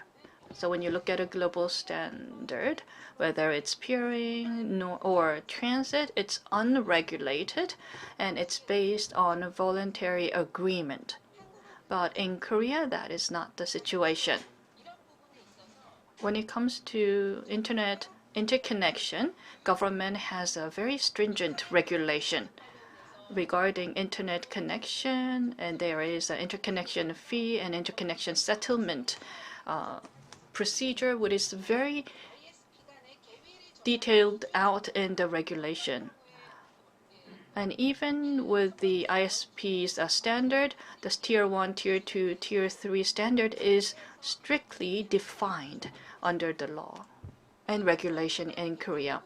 And what is even more surprising is that under the global standard, peering means that there is no settlement. But in Korea, that is not the case. In Korea, even within the same tier, there is a settlement between ISPs within the same tier. So those who have a lot of outbound connection, there is a fee that needs to be paid, even if they're in the same tier group. And this kind of cost structure is transferred to CAP connection fee, and CAP interconnection fee as a result goes up. And that is the current regulatory environment here in Korea regarding interconnection fee. This is counter to peering principle. The government is choosing paid peering, and it is required by the government, and CAP interconnection fee therefore is going up, and this vicious circle goes on. And looking at the Korean situation, there are some issues that is worth considering. In Korea, the biggest issue today is on access fee. In addition to access fee, we have internet usage fee. So do we need to pay for additional usage fee outside of access fee? CAP is already paying for access fee, but then in addition to that, do we need to pay for internet usage fee? That's what we are disputing about. And is pay-as-you-go serving its justice? Can pay-as-you-go justified under this scheme?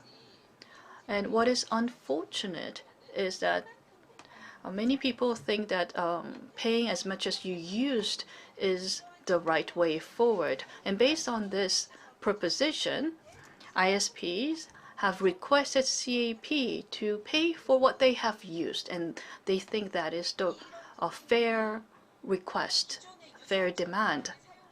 But when it comes to, for instance, wired telephone, that's how the payment structure was structured for a paid wired service, but then the propaganda was made for the wireless internet usage as well. But when you look at the traditional telephone connection versus internet connection, it's fundamentally different. But then in Korea, many are creating this paid peering, or they're saying that we have to charge for this internet usage fee in addition to the access fee. The controversy over paid peering has existed in the past. ETNO's assertion on paid peering was mentioned in the past, and through the SPNP, Send Party Network pay was mentioned, but it was faced by fierce opposition and it didn't happen. In Korea, there is a movement to, however, legislate this fee. So in addition to access fee, currently there's a discussion going on to charge for usage fee. And recently, we have seen the legislation of Netflix law. It is about the building a legal basis for internet network usage fee collection. And it may serve as the fee collection going forward. And the second issue is that in the past, when you look at inbound content, we did not have that much inbound content coming from overseas to Korea. But in Korea, there was no global tier 1 ISP. And now we have increase in overseas traffic.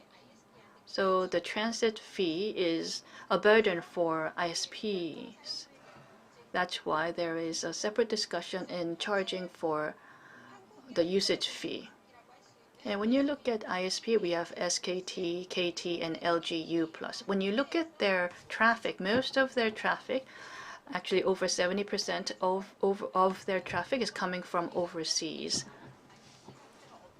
And because we don't have a global one-tier ISP providers, we have to pay for interconnection fee globally, and that is now transferring to the network usage fee. That is what is happening in the Korean legislative body at the moment, so that we can reflect that into the law.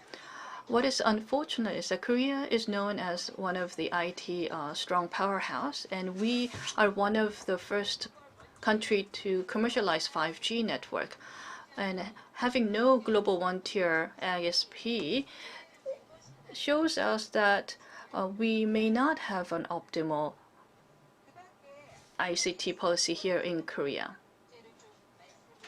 And I would like to also talk about issues regarding IXP, Internet Exchange Points. When it comes to IXP, as you all know,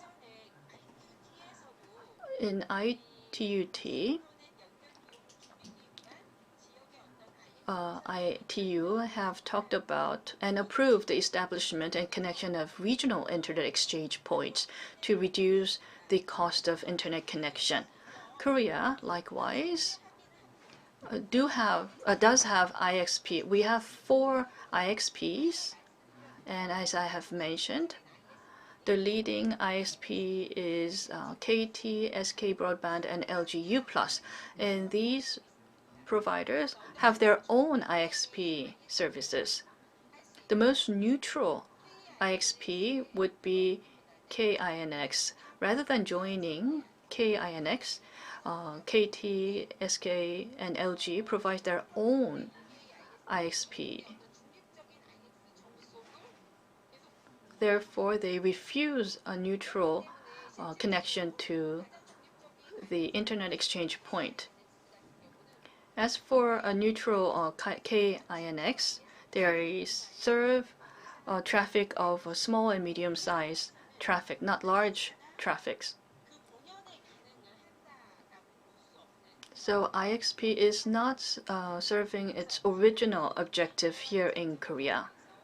So these are some of the challenges and issues in Korea, and we hope that we will be able to share these issues and discuss about this issue. With that, I would like to end my presentation. Thank you. 감사합니다. Thank you for your presentation. With that, we will now have a Q&A session. 혹시 질문이 For those of you who have questions, please type your question into the chat box. I will be able to see those questions.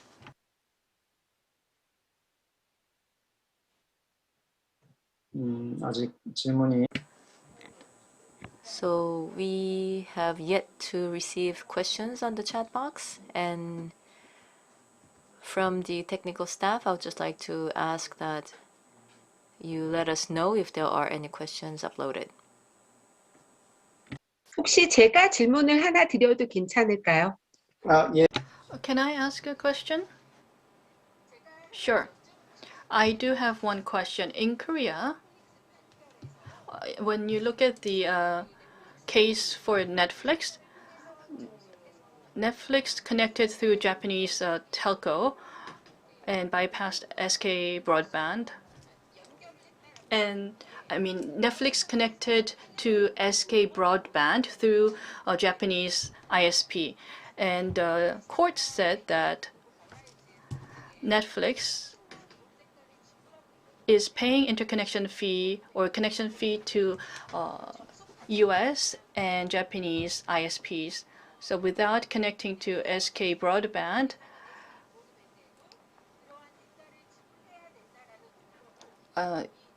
they also need to pay to SK Broadband because you interconnect with SK Broadband, and because they connect to Comcast and AT&T. So is this the right judgment? So is it interconnecting with NTT or Comcast, or are they just connecting to SK Broadband? So it's not clear how they're connecting. So if you have any knowledge whatsoever behind it, I have some question on the past ruling case for this. Now then, I would like to respond to that question, and perhaps Nelson and also Elisa would be able to comment on this as well. But now that was in 2004. So between Netflix and Comcast, they had something like let's say shortcut access. And before then, it was the higher level ISP that they went through in order to get access.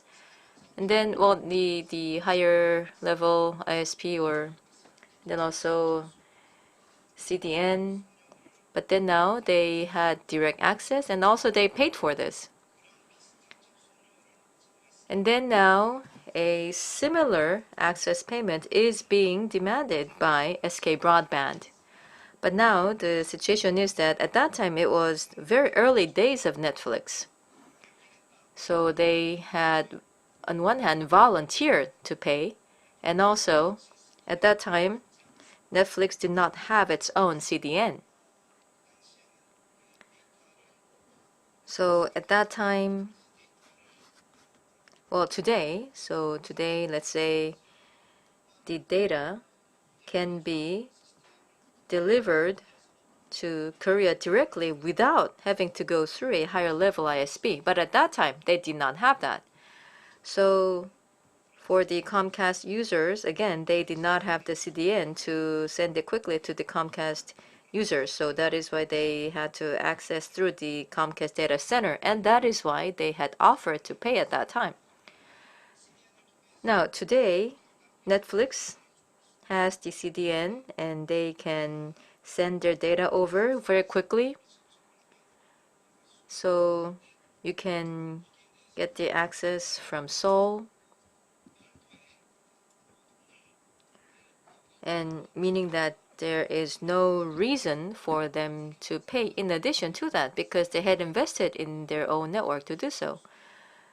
So of all the countries and of all the ISPs in the world, it is SK Broadband only that is asking Netflix to pay for network access, just because of the fact that they had done so in the past. But simply because they paid in the past when the situation was different does not mean that they have to pay now.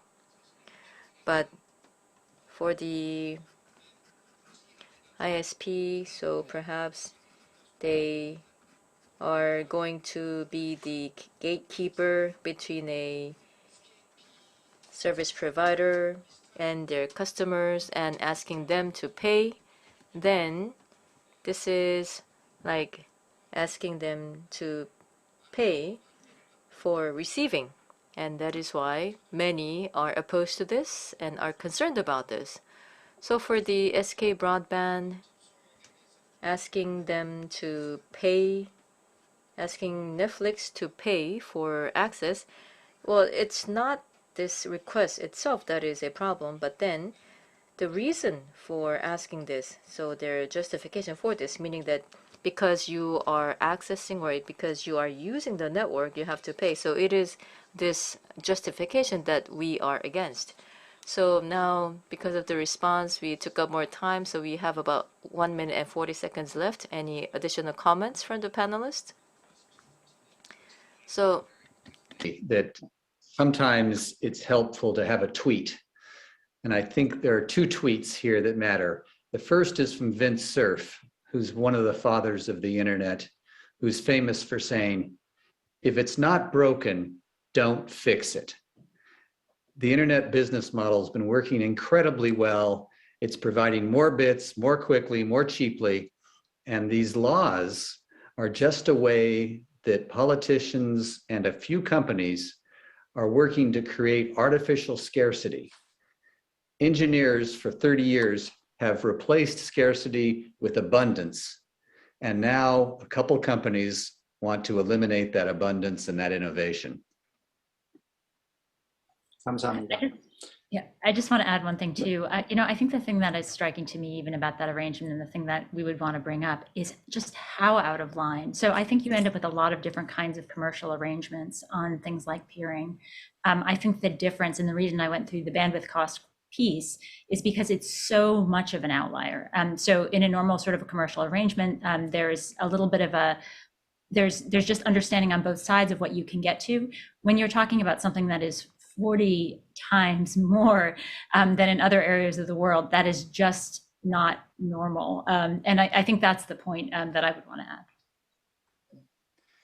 네, 오늘 발표해 주신 분. Thank you very much for all the presentation. I would like to also thank all the audience and also the organizing staff for making this possible with us. We would like to end our program. Thank you.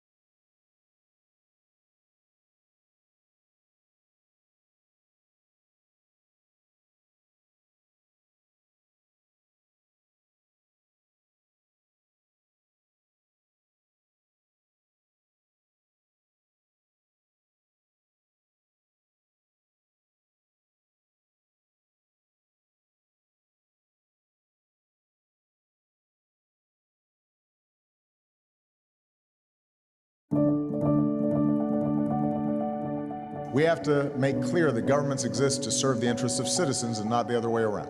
Open government is a new way to think about collaboration around governance. To me, open government means the ability to be a part of the change that you want to see.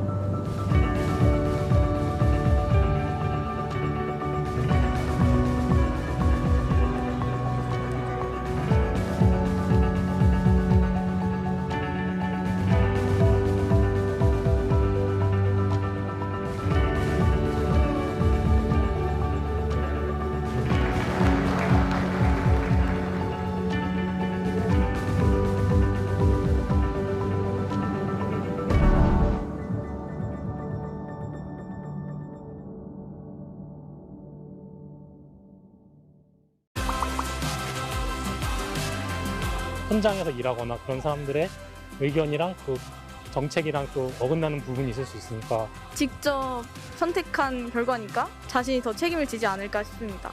내가 얘기해가지고 좋아질 건 없겠지만은 그래도 하고 싶은 말을 하면은 속이라도 시원할 것 같아요. 서민들의 현장 그리고 실생활 일부분들은 대의를 반영하지 못하는 부분이 분명히 있을 것 같아서 충분한 의견 수렴이 필요하다고 생각합니다.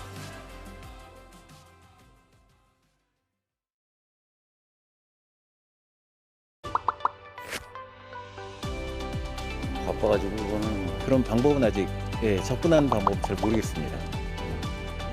우리 일상 속에서 찾아볼 수 있는 거의 모든 공공행정 분야가 바로 시민참여 영역이라고 할 수 있습니다. 저희 홈페이지를 방문하셔서 새로운 제안을 하실 수도 있고 일단 본인이 관심 있는 주제를 좀 조사하시면 관계가 있는 NGO들이 있어요. 그렇게 참여하는 방법이 있을 수 있고요. 또는 자기 속해 있는 지역의 지자체에 관심 있는 법이라든지 예산이라든지 이런 데에 참여하시는 분들 굉장히 많습니다.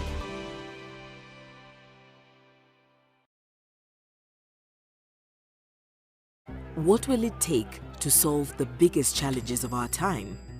What will it take to include everyone's voice in how decisions are made? We need an idea that's bold and ambitious, with people at its heart. That idea is open government. An open government is transparent, inclusive, participatory, and accountable. So governments don't just serve themselves, they work with citizens both in and out of government to develop smarter policies and improved services that make things better for everyone. And we all get to see how decisions are made, ask questions, and hold power to account. People like you are using the Open Government Partnership to create and implement thousands of initiatives that are transforming societies around the world. Open budgets and contracts are ensuring that money isn't lost to corruption. Having a say in public services has let citizens shape the communities they live in. Equal access to the justice system and public information is open to everyone, especially the most vulnerable. The potential of technology is harnessed while safeguarding against digital threats. And our fundamental freedoms are strengthened, letting us voice our needs and concerns safely. OGP provides a platform for reformers to co-create solutions, monitor progress, and share knowledge with peers across the globe. But for this to work, we need more reformers in government to open new doors, allies outside government to help find ambitious solutions, and partners around the world to support these efforts. We need you. Join us in building a better, more open world.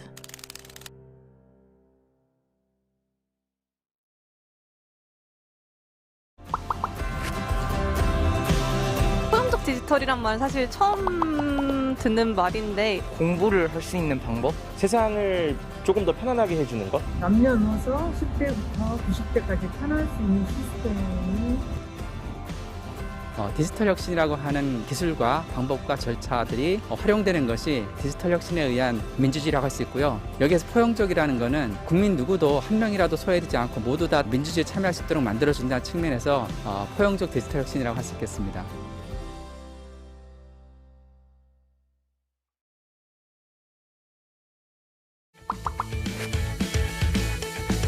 조금 더 자세한 설명이 있었으면 좋을 것 같아요. 사용이 어려운 이유가 사용 방법이 익숙치가 않아서이기 때문에 쉬운 언어로 표현하는 게 좀 좋은 방법일 것 같습니다. 어르신들도 접할 수 있게 교육이 좀 필요하다고 생각합니다.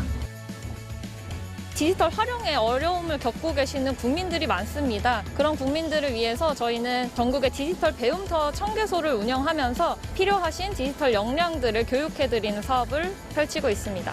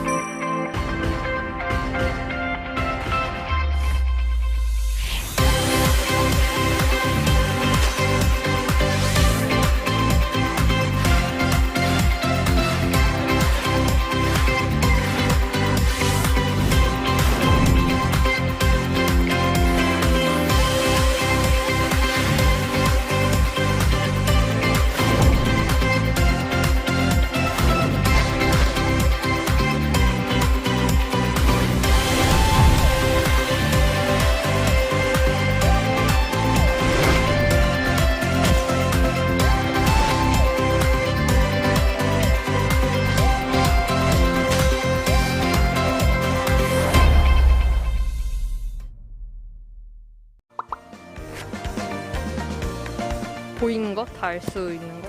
거짓이 없어야 되고 사실대로 말하는 거. 맑은 신음물같이 다 보여지는 것을 말합니다. 교육이 가장 공정하다고 생각하는 것 같습니다. 우리나라는 임금 문제는 공정합니다. 블라인드 채용이 확대되고 해서 고용 쪽에서도 예전에 비해서 많이 좀 투명해진 것 같습니다. 약간 새치기 안 하는 거. 이런 거 해도 되나? 투명성은 명확하지 않은 것을 성공으로 바꿀 수 있습니다.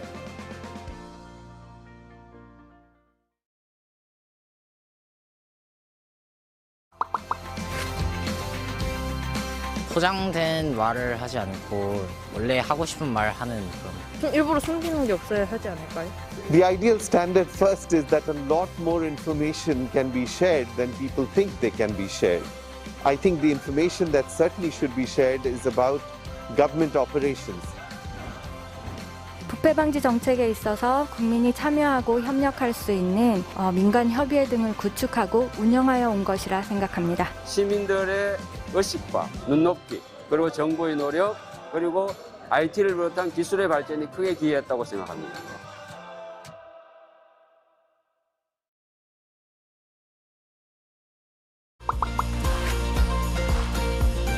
좀 자유롭고 숨기는 게 없는 그런.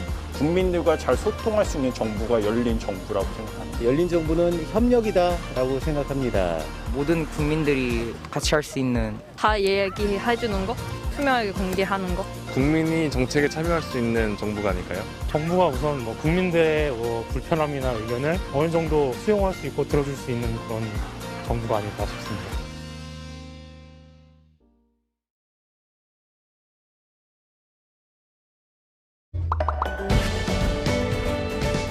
The goal of OGP is to renew democracy, so democracy delivers better results to citizens. The Open Government Partnership brings together governments and communities representing over 2 billion people from across the world to ensure that governments deliver for their citizens.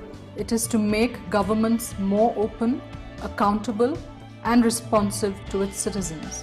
Globally, open government is changing, though at a low pace in terms of how governments make themselves accountable and transparent to their citizens. Around the world, reformers from both inside and outside government are pushing for changes that make governing more open. Then together that we'd be able to build the kind of open government we want. 결국 세상은 사람이 이끌어가는데 이 모두가 다 연결되어 있잖아요. 그래서 OGP에서 함께하는 그러한 시스템을 만든 그런 열린 정부는 굉장히 중요한 것 같습니다. 전 세계적으로 투명한 행정에 대한 시민들의 요구가 확산되고 있습니다. 이런 환경에서 OGP의 역할이 중요할 것이라고 생각합니다. 기후변화라든지 디지털 전환과 같은 전 세계가 공통적으로 직면한 문제를 해결하기 위해서 OGP가 반드시 필요하다고 생각합니다.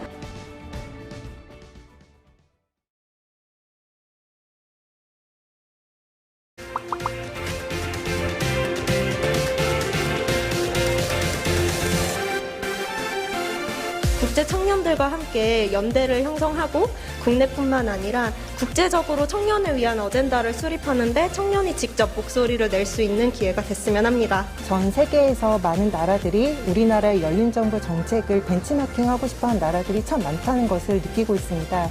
자부심과 그리고 뿌듯함을 느끼면서 일하고 있습니다. Korea has some great success stories in anti-corruption, civic space and digital governance, and we want to hear them. So consider whose voices aren't being heard and get them involved because we want everyone around our table. First, convene a strong global coalition for democracy to fight back against the rise of authoritarianism. The second role, which Government of Korea has already played, is it has issued a call to action for all OGP members to advance ambitious reforms to renew democracy through openness and citizen participation. First is an invitation for all Korean citizens to join the Global Summit. It's from December 15 to 17. The website is ogpsummit.org. Please register and join.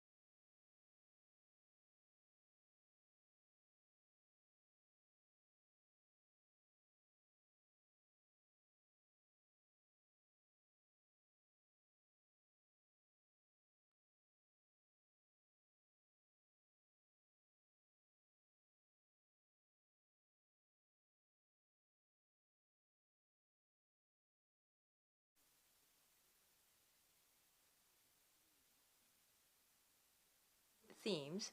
So first is citizens, domain, and second is digital inclusion, and third is anti-corruption.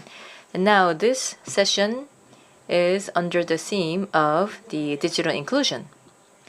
And in particular for this session itself, the theme is digital inclusion.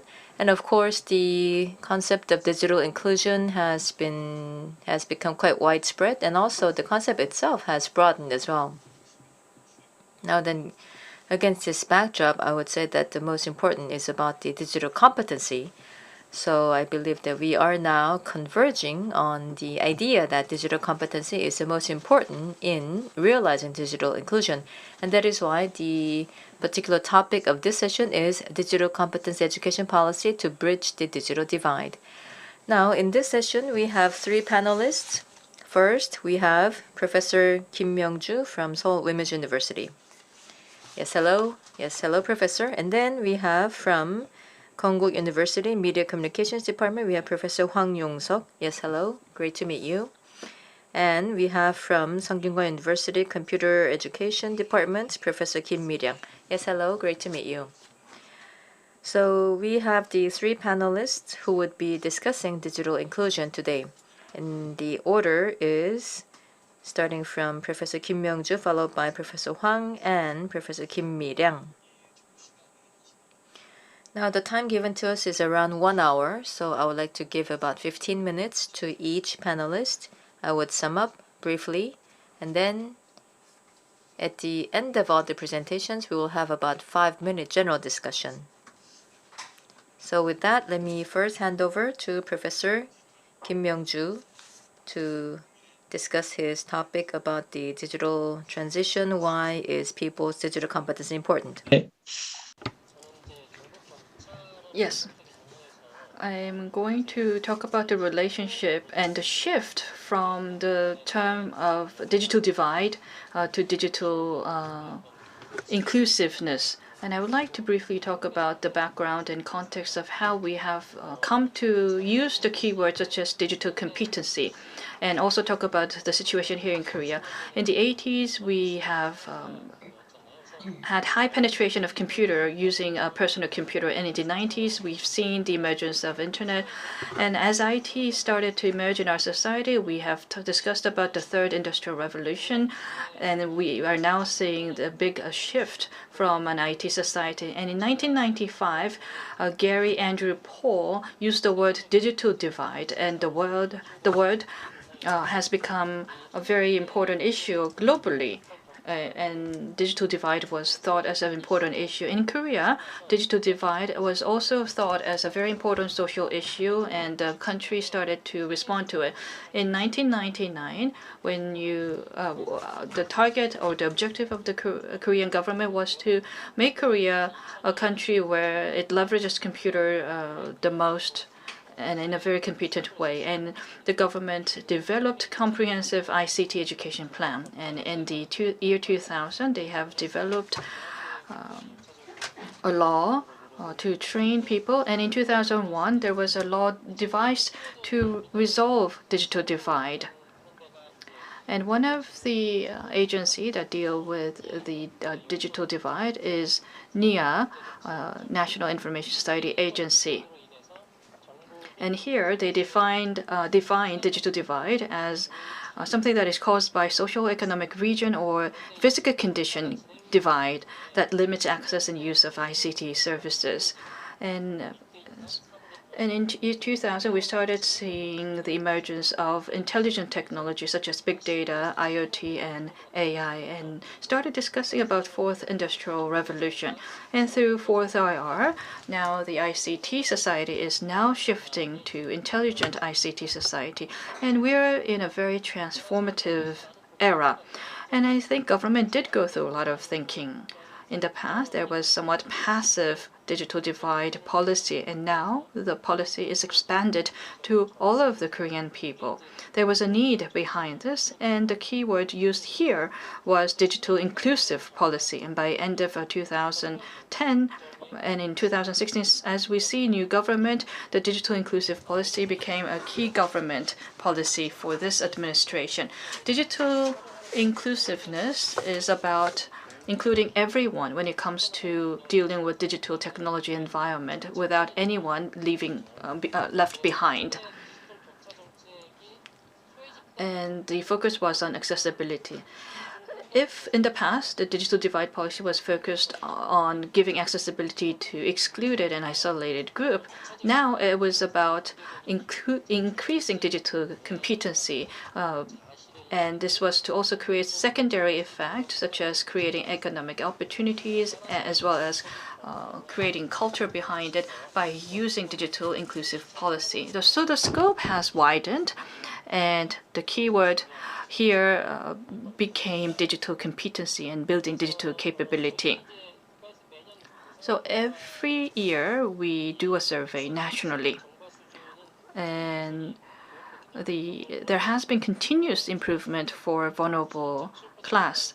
In the past, we had if you look at the information access level, it has improved to 91.7%. But when it comes to competency level, the level is now 60%. And for digital capability, it was 60.2%. And information usage was 68.8%. And last year or a year before, in 2019, when you measure the competency level for senior population, Korea was lagging behind the OECD average by 10% point for senior population. So now it is important to build digital competency for not just vulnerable class, but also senior population. And amid this discussion came the COVID-19 pandemic situation. With COVID-19, we have seen acceleration in digitalization, and we've seen remote interaction. So use of kiosk and digital capability became all the more important in carrying out day-to-day activities as well as working from home. In Korea, the recently inclusive digital policy has become all the more important, and this digital policy is now linked to Korea New Deal policy. There has been a lot of digital competency program for the Korean people. One thing that we can note of is the digital learning centers. Korean people can now physically come to this location to enhance their digital capability.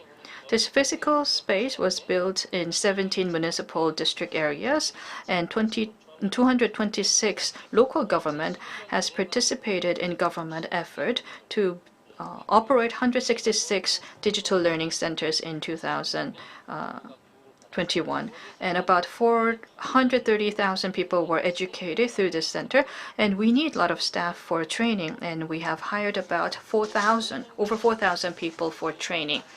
And there are people who have limited mobility and those who are unable to come to group learning sessions. And now we provide face-to-face training, one-on-one training for people with disabilities. And in 2021, we carried out this one-on-one training to over 5,000 people. And in 2022, we plan to expand that to 10,000 people.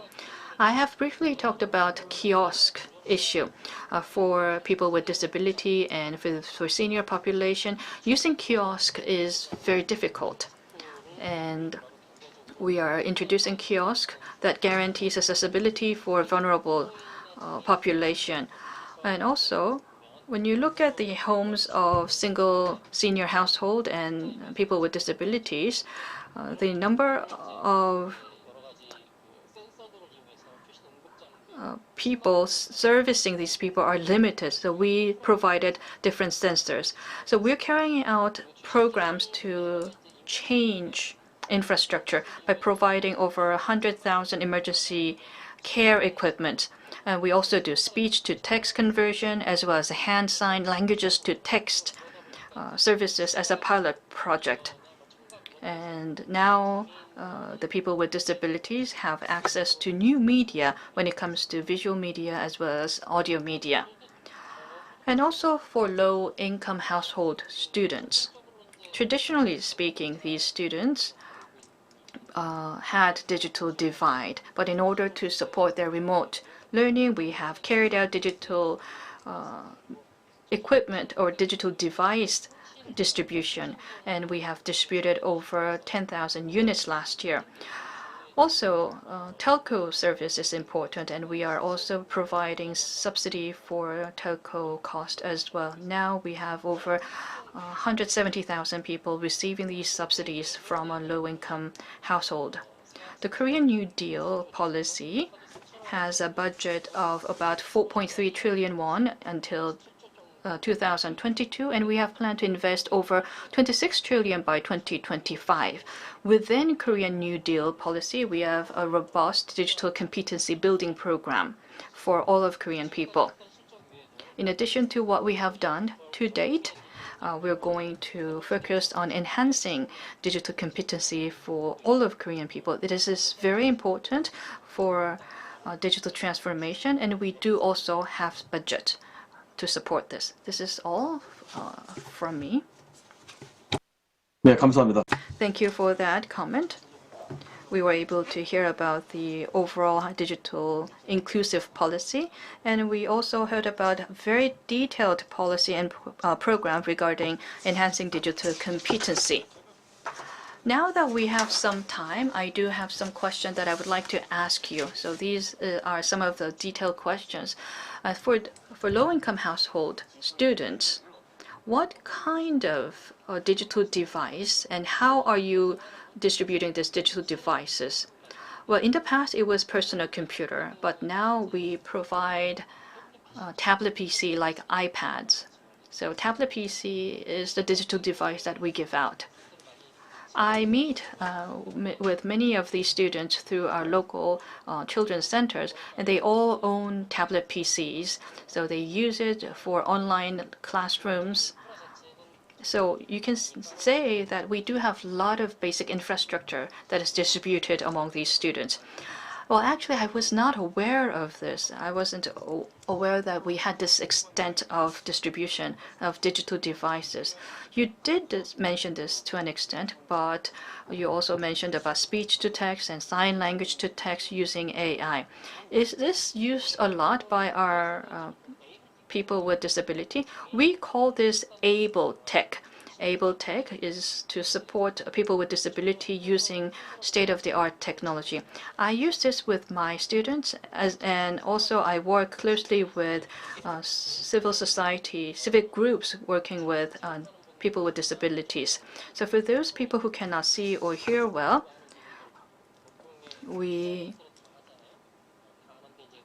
seeing and hearing is something that we all do, but we provide service to people with disabilities. So we convert voice to text, and we also convert text to voice as well. And if there is a movie, we explain about what that scene is. And there has been a lot of technology enabled by AI, and that technology is being deployed. I see. All in all, we were able to hear about digital learning centers and other digital enhancing programs or digital competency program. And our other panels will be able to discuss about this during the Q&A and panel discussion session. If there are any refinement that needs to be made, I hope that we have an opportunity to talk about this. 다음 발표로 All right, thank you. And now we will move on to the next presentation to be delivered by Professor Hwang Yong-seok of Konkuk University. And in particular, regarding the digital divide. So he will tell us about the current status of the digital divide, and then we'll point out which is the bigger problem. In other words, what are the true areas that we have to address. So now, yes, please, Professor Hwang, go ahead. Yes, hello. Good morning. Now, Professor Kim Myung-ju just now has given us a very good summary of the state of things. So he has also said a lot of the things that I wanted to say. Now, following him, now I would like to talk about the digital information divide. So this is what we officially call it, the digital information divide. So this is about the social divide caused by technology. So I'd just like to briefly touch upon why we have to be interested in this issue. Now, in the beginning, the start of the digital divide was about accessibility to telecommunications, for example, like internet services. But today, the accessibility is much more improved. So now this is more about the secondary divide in terms of capability or use. But now, more recently, as we undergo the pandemic, then the pace toward digital transformation has accelerated. And also there has been, let's say, almost a forcible entry into the digital technology. And as a result of this, we are now seeing the secondary and even the tertiary consequences, unexpected consequences of this.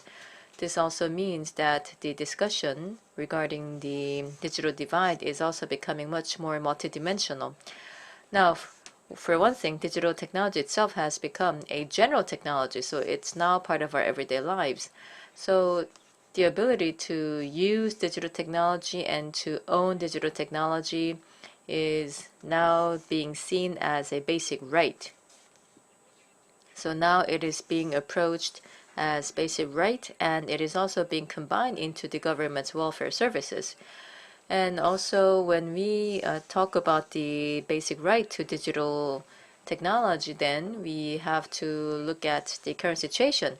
So in terms of demographics, Korea is already becoming a super age society. So then for the mass media, we see that the baby boomers are retiring. So they are taking up a big bulk of our population. But then in terms of the mass media or the technology, we see that new technologies are spreading very quickly, meaning that there is a generational gap in terms of the digital technology. Then also the economic model is shifting from pipeline to platform economy. And then now this type of economy, now it tends to be a winner take all.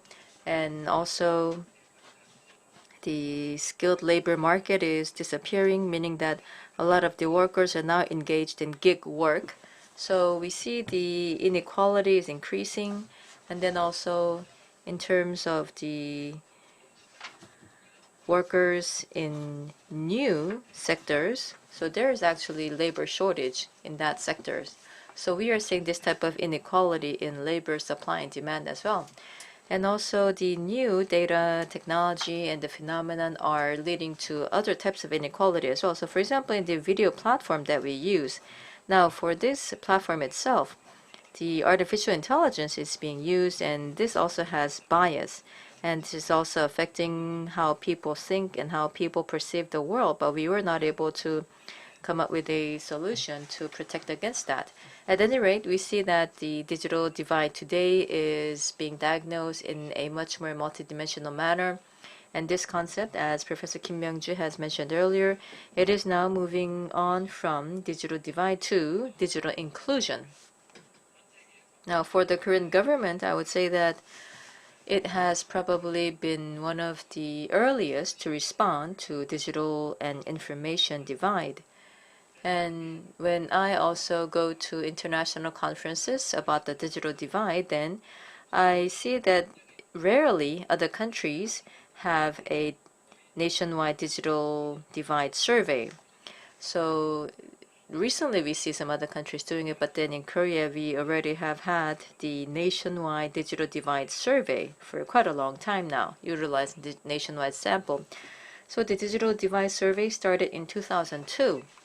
And it also has defined the 4 marginalized groups: the people with disability, low-income group, elderly, and the rural population. So they have been designated as the 4 marginalized groups in terms of digital divide in order to address their capability, accessibility, and use. So we also have the comparative indicators to see the digital divide, and also it was designated as the nationally approved indicator in 2006, and we have been following up on these indicators. And then since then, the North Korea defectors as well as marriage migrants have also been included as those who are marginalized from digital inclusion. And we also then changed the title to Digital Information Divide Indicator and has been published ever since. Now, in the early days of the Digital Information Divide survey, it was based on the PC, but today it combines the PC and mobile. In other words, it is more of a comprehensive indicator of the digital information divide. And also this survey has the legal basis. In the beginning, it started with the Framework Act on National Informatization. Now it is based on the Framework Act on Intelligent Informatization. So you see that there is a systematic national support for this survey. So quite valuable, I would say. Again, Professor Kim has given us a very good presentation, so I want to be not redundant. And now for this survey, there is a group that we have to focus on, and that is the elderly. But then now for the digital divide, it is those over the age of 55. So it is a bit different from the ordinary definition of the elderly. And at any rate, so those who are 55 or older, their share out of the entire population is quite large. It is increasing. And when we look at the digital information divide data to conduct some additional analysis, we were able to identify some differences even within the elderly group. So depending on their economic status or the size of their household, for example, is it one person or 2, 3 people living in the same household, and also the generations in the household. So is it single generation or multi-generation families or not? Depending on that, we could see that there were also large or vast differences in terms of the digital skills among the elderly. So when we just look at the data, then again we can see the most vulnerable in terms of the digital divide, and those are the single person elderly households. So in such a case, then they do not have people to teach them with the digital skills, and they have no learning method. And those who are in the best circumstances are those who are living with their grandchildren. So for the digital information divide, now for us to bridge this divide, then we shouldn't just have a simple categorization depending on the demographics, 55 or older, but we also have to look more closely into their circumstances. So for example, those living alone, then perhaps we need to have social workers to provide these skills, and also to create a human network so that they will be able to learn the digital skills. So I would say that that is another lesson that we have gotten from this analysis. And also in some cases, there are the groups who require very sophisticated skills like digital coding. And then for the others, not so much. So we need to have just the generalized digital skills. So what it means is that we also need to identify the level of skills that are necessary by individuals and should be able to customize or personalize the services to them.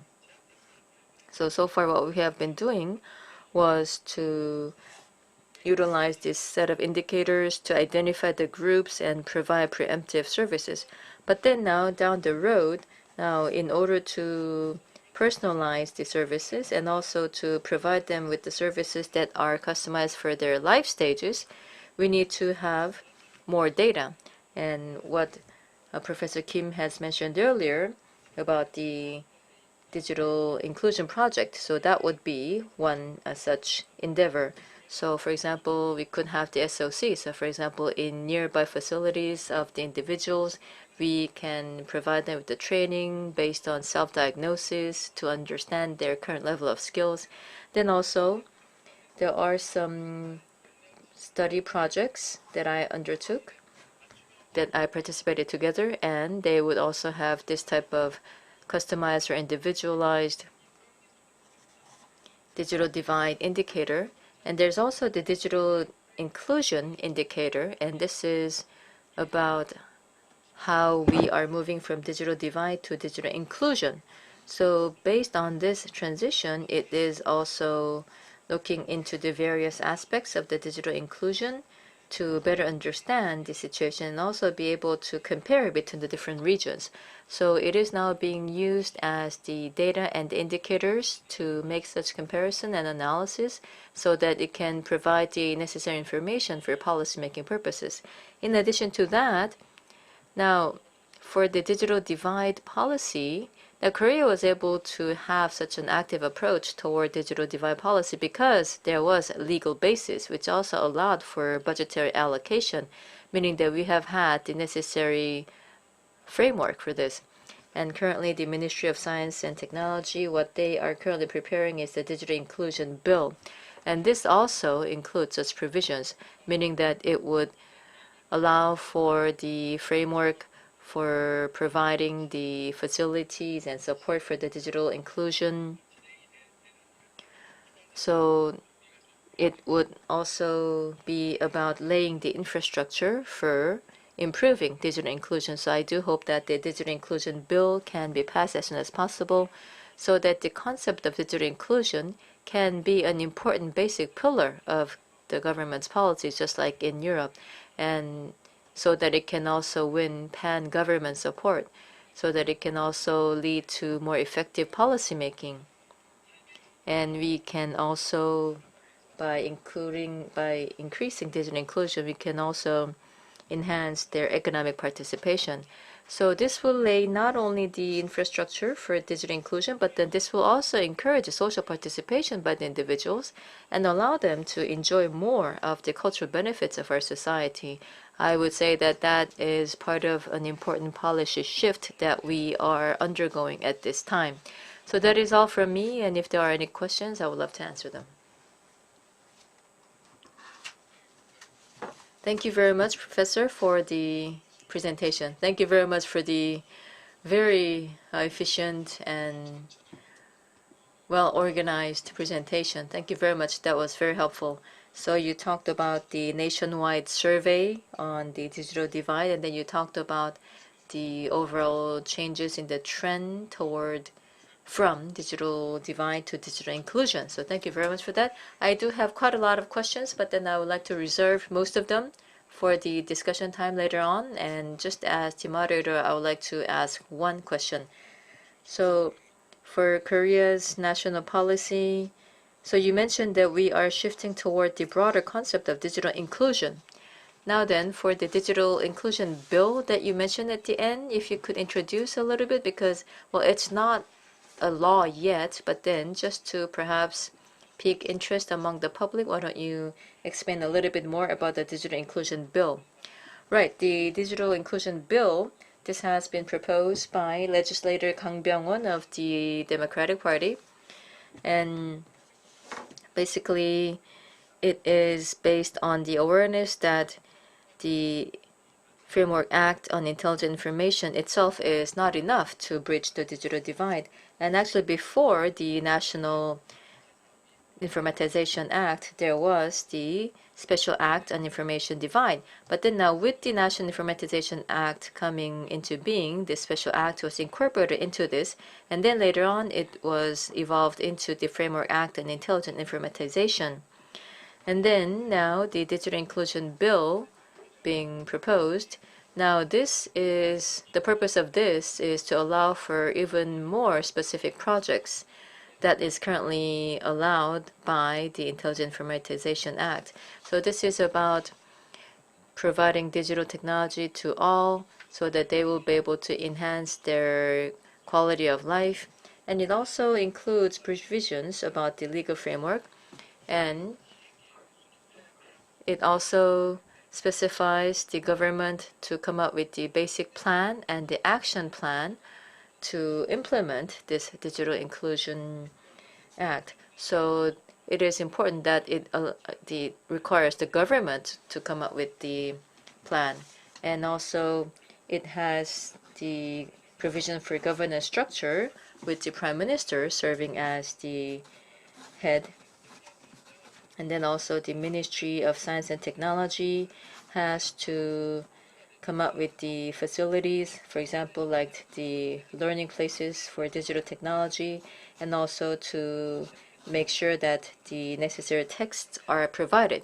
So it also offers such provisions for specific tasks, and it also requires the government to identify the issues and also to provide the services to the marginalized groups like those with disability. So again, it includes very specific provisions and details. So I do believe that if the act is passed, then we will be able to come up with a very comprehensive plan. Thank you very much for that. So let's send Professor Hwang to the National Assembly to explain more about this bill. Thank you very much for that. Yes, we see that the divide, the concept of divide is becoming broader. So not just about the accessibility, but then also incorporating into other areas as well. So as for myself, I began using the banking app quite recently.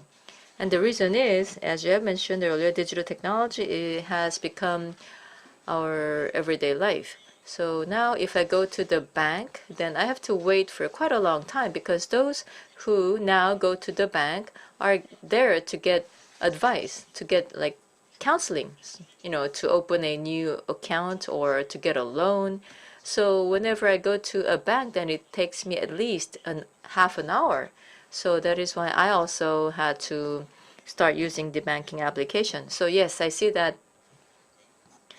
knowing or unknowingly we are under this type of social pressure or even a sense of like a social coercion.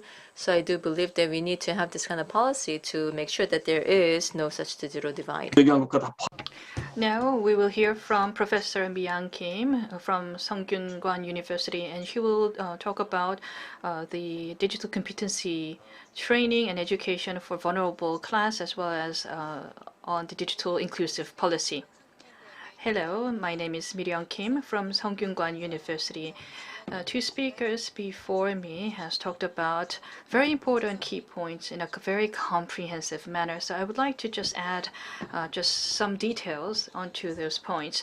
So why do all the Korean people need to enhance their digital competency? And when we do this, what kind of view or perspective do we need to have for vulnerable classes? That's something that we are discussing. About a month or two ago, I was able to talk to one of my acquaintance.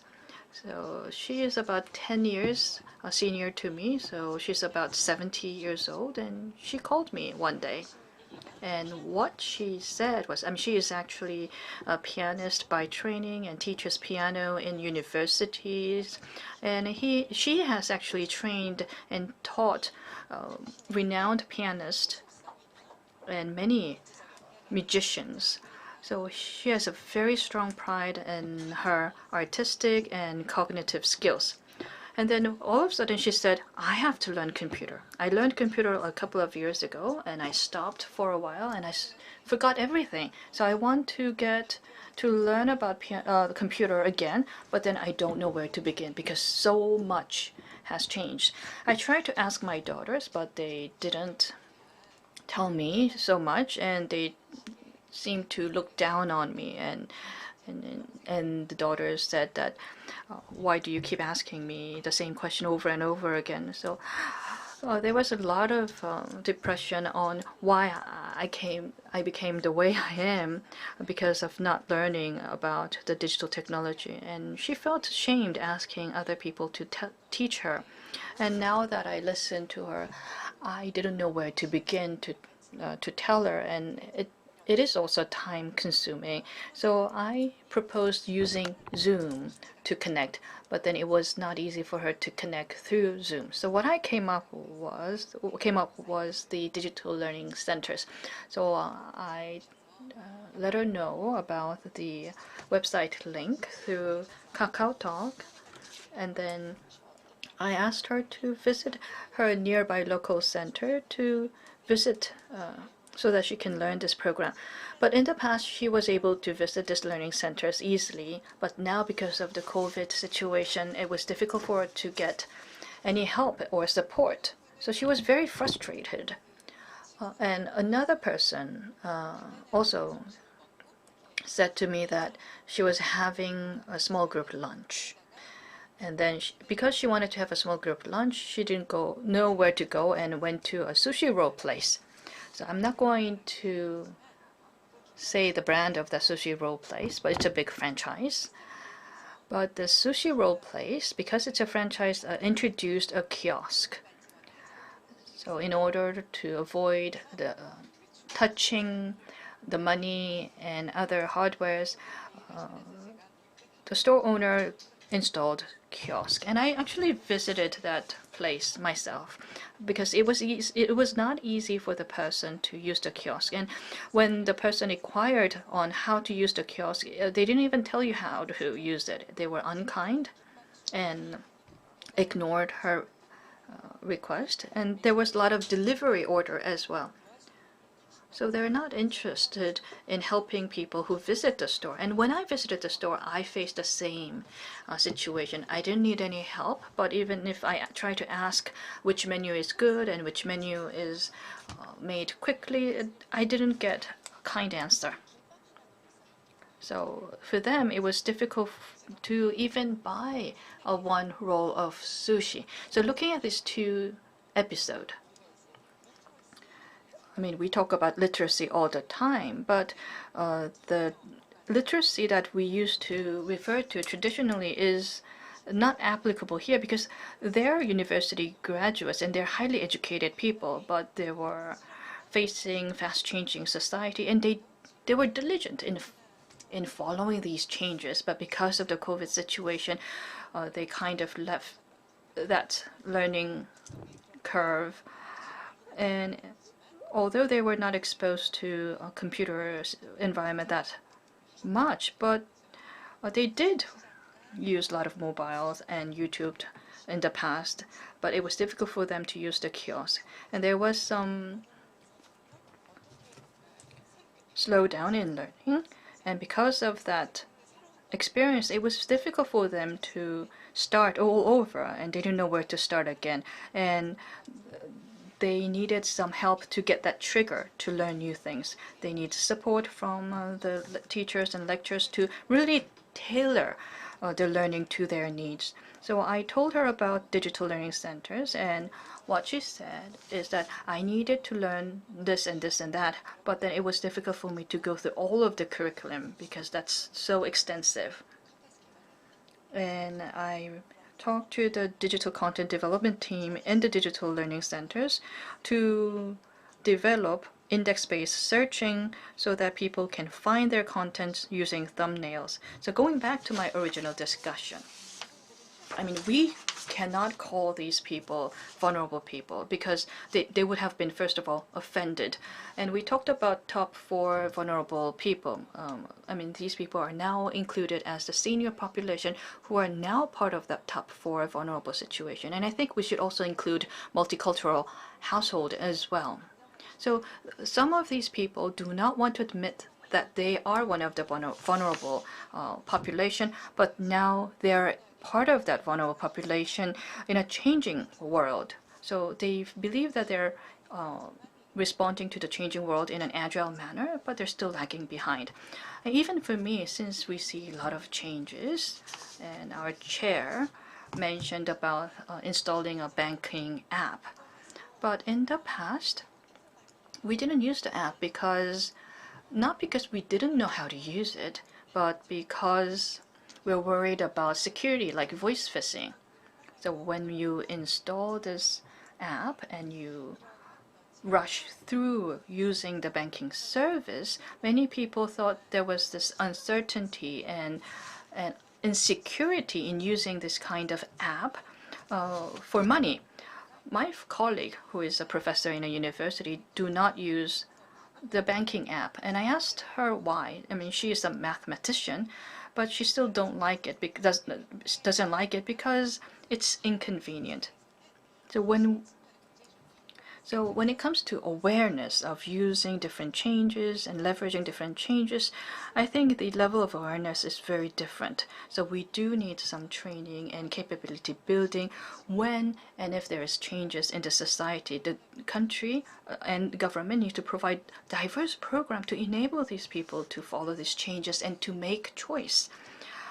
My two speakers already mentioned this, and as an IT powerhouse, Korea is doing very well in the COVID-19 situation. For instance, the subsidy for telecommunication fee for low-income household and providing tablets, all good. But when I talk to teachers in the field, they did distribute this tablet to the low-income household, but what they did was they signed a written contract or a pledge. So when they return this tablet, it shouldn't be broken and it shouldn't be destroyed. So there was some kind of written contract or pledge that there's no physical damage, and if there is a damage, it will be recovered. So this kind of written contract was signed. And for families living with grandmothers, so children living with his or her grandmothers or grandparents, they signed the contract and sent it back to school. And then this grandmother was very concerned of potentially destroying this expensive digital device. So she was always intervening and not allowing the grandchildren to use it. So many of these low-income household students, when they took the tablet PC, they were not able to use it fully to their benefit because there was some constraint on the grandmother to use it. So I interviewed teachers in the field, and I have some recordings of that evidence. I talked to teachers about this, and teachers did admit that they received this written contract or written pledge, which was required by the Office of Education. So it was inconvenient using this tablet PC, especially for multicultural homes. It was even more difficult because sometimes they didn't even know that such a support system or program is available to them. So when we target government policy to low-income household, although we do a lot of things, a lot of activities, but there is low awareness of it. And people feel that they don't get enough support. And we heard that there are over thousands of digital learning centers, and we have over 80 billions of budget. And the local government and municipal governments are all doing it. So fiscally, it's all there, but the building of awareness is very slow. Also, for training during COVID-19 situation, the training itself is very slow. So when it comes to digital divide is now becoming a learning divide. And because digital divide is becoming a learning divide, people who need support now have very slow learning. So in the past, parents didn't appreciate school very much, but with COVID situation, now parents have come to appreciate schools even more because they have to now give meals to their kids all the time. They have to take care of them and also do homeschooling. So they're now very much appreciative of what schools used to provide because it provided care, learning, and even meals as well. And it's even worse when you have more than one child. So if you have two children, they have to look at and take care of everything for these children. And I was able to hear all this frustration from parents in my project. So when it comes to remote learning, we have to think about digital inclusiveness and digital competency building in the perspective of people who are in the front line and develop policy agenda. And that was part of my project objective. But when I hear directly from the frontline teachers, I was able to really feel for what was happening, and there was some gap between what we support in terms of policy and what is actually happening in the field. And I also tried to communicate what we're doing and what we're doing well. And we also talked about what they need desperately. And the most important thing is that in the initial stage, digital divide or technology divide is important, but eventually at the end of the day, it comes down to content. Killer content, killer education content is critical.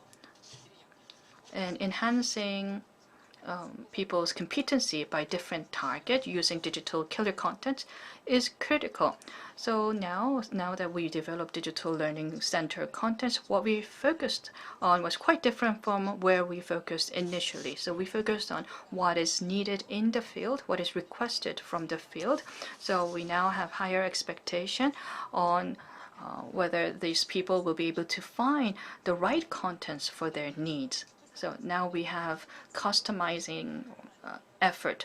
So we were doing micro-learning concept. We're applying micro-learning concept to really target different contents, and they would have all these learning blocks, building blocks together, so that they can tailor what they need to learn.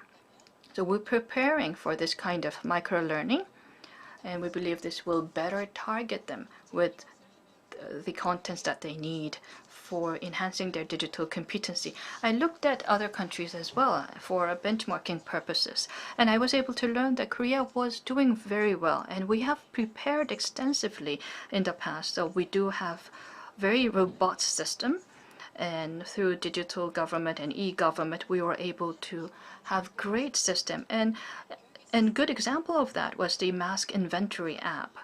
And if we can link EBS or NSF's learning content, if those can be integrated and linked together through an education platform, and when you compare this with the state government effort in the US, I believe the Korea's capability is really great and even better. But in the US, state government has a lot of discretion to provide something within the state. So if a state, for instance, if state of California carries out learn at home initiatives, and if New York State carries out this kind of learn at home initiatives, or California creates a coronavirus remote learning, it was rolled out faster. And they were able to do this at this discretion freely. But in Korea, we have to do it at a national level, and our education and learning system was suspended for some time because of COVID, and it took time for us to ramp up our capability. So at first, we felt that process was rather slow, but at a certain point, we reached that tipping point to see that people were ready, and we were able to provide a good platform, and experts were able to upload good content, and teachers were able to share their know-hows. And students at first, they were frustrated to learn remotely, but now they are able to adapt to this learning situation by creating their own learning community. So this kind of environment has been enhanced. Learning divide was aggravated because there was some cost issue with the digital learning as well. And the private learning or education market also shifted to online platform. And now you can access different contents through online platform. And now when you see the vulnerable population who have limited exposure to the private education and education learning market, this also led to some opportunity divide in learning. But because of the telecommunication cost and the digital device specification gap, I mean, people were using tablet PC, but because people were engaging in smart learning using mobile technology, the device specification also plays an important role. So this divide, so hardware divide, was led to software divide. And now, as these divide is being resolved, this is also linked to physical space divide. And also in terms of human software, these vulnerable population was not able to access mentor-mentee learning, where you connect to teachers and experts. When you look at Germany, Singapore, and the UK's cases, these countries are doing a lot of activities. But when you look at the use case and examples here in Korea, Korea did respond relatively quickly, and there was some good response in the market. So we need to introduce that more and communicate our successes more. And also, eventually, since we focus on supporting vulnerable population, and we shouldn't make them become an outlier. So in order to prevent them from becoming an outlier, we shouldn't just support them for the sake of supporting this vulnerable population, but when we provide some kind of support for vulnerable population, we shouldn't target for minimum support or basic support. We have to go beyond that so that they will be able to enjoy abundant resource in the digital world. We shouldn't be intimidated to do that, and we need to devise legal and institutional foundation to enable this kind of support. Without building comprehensive digital competency, the digital divide for our students, K-12 students, will become a social divide or opportunity divide when these students graduate from school and come out to society, and that will become a social issue. And I was concerned about that. That's why I came up with various recommendations, as you can see in the report. Whether it be the next administration or this administration, we hope that these issues can be discussed in this forum to build this inclusive policy. And we hope that these ideas are further transferred and communicated to the next administration. Thank you. Thank you for that presentation. We have heard about digital inclusiveness and digital competency building project. And thank you for giving a presentation to really hear about what's happening in the front line. Now that I listened to all the presentation of all three people, it seems that Korea is pursuing digital competency building and digital transformation policy in a very enthusiastic level. And based on long-term research and field experience, I think we were able to translate that into actual policy. However, Professor Mi-ryang Kim, and as other professors pointed out, of course there are always room for improvement, especially for programs that is actually used by the different participants, and for those people who have actually felt some inconvenience in participating in this program. So listening to their voice should be a good starting point in designing a better future. Also, on the higher level, we hope that various digital policy are linked with one another, and I think that should be the direction. So we don't have much time, but we would like to carry on with the panel discussion. So now then, Professor Kim Myung-jun, the first presenter, you spoke the least, so I would like to give you more time. That's right, so yes, thank you. Now then, listening to Professor Kim Mi-ryang, then I felt that we do not have enough details yet. In other words, we do have the high-level policy, but then, now of course, over time, of course, we would need to make some adjustments. But now let's say, for example, for the low-income children, I hope that there can be more support.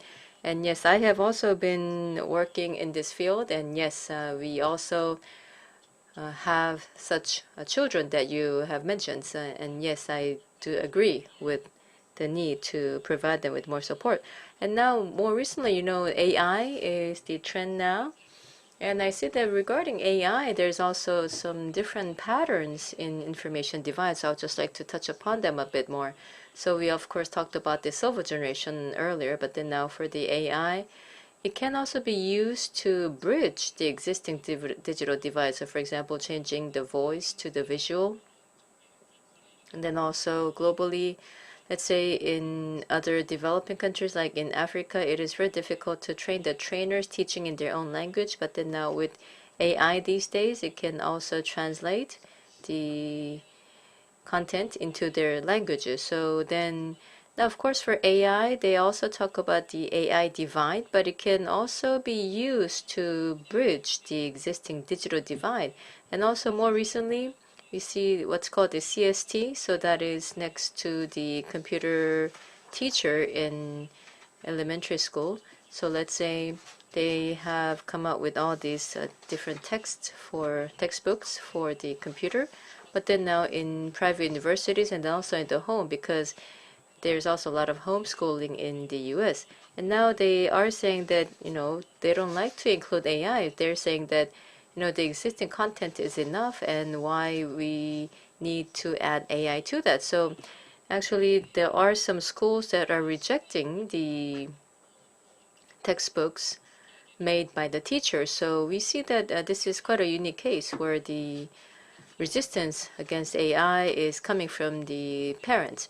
And one last thing is that, in Korea, a lot of new things come in, and then now when we have to make changes, then we see that let's say the hours of classes that we need to give, so there's also the existing classes that they have to give, but then we also need to add the new courses, meaning that we also need to make adjustment to the existing classes. So then there can be some conflicts in that case. And also some of the teachers are saying that, well, it's hard enough teaching the existing courses, and do we have to teach more? So on one hand, there is the resistance coming from the parents against AI. And another difficulty would be the rigidity that we see in the existing system, meaning that we have to make room for the new topics of education, which is not easy. Well, thank you very much for the good comment. Right, so thinking about the advanced technology represented by AI, and then now, as Professor Huang has mentioned earlier, so AI collecting data, so utilizing big data, so it can also be used for monopoly in order to use big data to sell their products. So we, of course, have to prevent this. But also at the same time, the technology being in the public domain, we also have to make sure that the technology can serve people's and citizens' interests. And to make sure that this is done so, then we need to have quite a lot of discussion and reach a consensus. In other words, we need to broaden the social meaning of digital inclusion, is the impression that I had got listening to your talk. Now let me also go to Professor Huang for your discussion. Yes, thank you. So as was mentioned earlier, with the digital inclusion, so Korea is currently preparing for a Digital Inclusion Act, and also a lot of projects are underway to enhance digital inclusion. But then I would say that it was benchmarked on the EU's policy. So since the digital ministers meeting in 2006, now Europe has been working on this, and also, for example, digital workers, and then also the productive welfare, so work to welfare, so that is part of it. And also to include the disadvantaged. And also another is the DComp, so this is the digital competency. So they have been working toward the digital competency, so they have come up with a model of digital competency starting from 1.0 to more recently 2.0. So they have also finally segmented the digital skills in the digital competency, and then they have also classified the skills for the teacher and for the learners. So that is one thing of note, meaning that that is something that we can learn from. And then also they have the digital social economic indicators. So this is the DESIG indicator, and this shows how the different European countries are providing the internet services, and also how are they providing integrated support for digital technology and so forth. So they have this type of socioeconomic indicators to understand the level of the digital inclusion in the different European countries. So for the case of Korea as well, for the digital inclusion, now it is about allowing people to engage in productive activities and also enhance their quality of life. And in this day and age, they need to have digital skills to do that. And there are some differences by region. So for example, between rural and the urban areas in terms of the digital skills of its citizens. So we also need to have the monitoring by region. And also in terms of the education program, then from the formal education all the way to the lifelong education, we also need to have the type of indicators that can have a comprehensive monitoring of the education system as well, so that we can have a more evidence-based implementation and development of policy. So in that sense, we need to have more detailed policy making as well.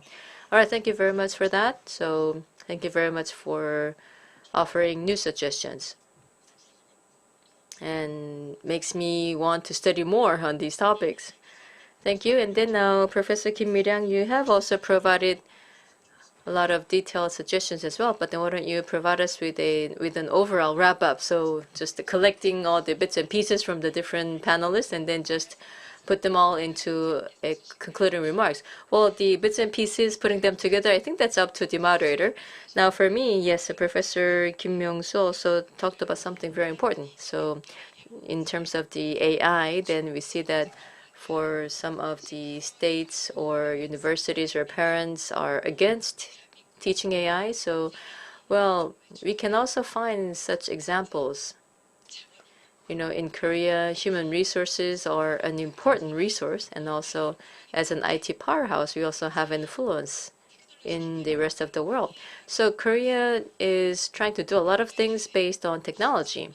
But then we see that in the US and also in other countries. Now, Professor Hwang also talked about the European countries, but let's say some Nordic countries and also I believe some South American countries too. So they are actually talking about techno-stress, and they want to be free from techno-stress. And they're even talking about digital detoxification. And we cannot live under technocracy. So humans have to be human. So it is people who understand other people.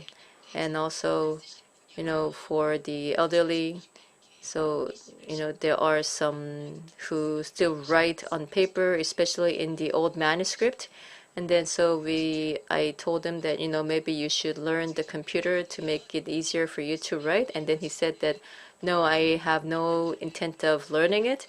But if the technology develops better, then now later on, if I read out my thoughts, then there would be dictation by the computer.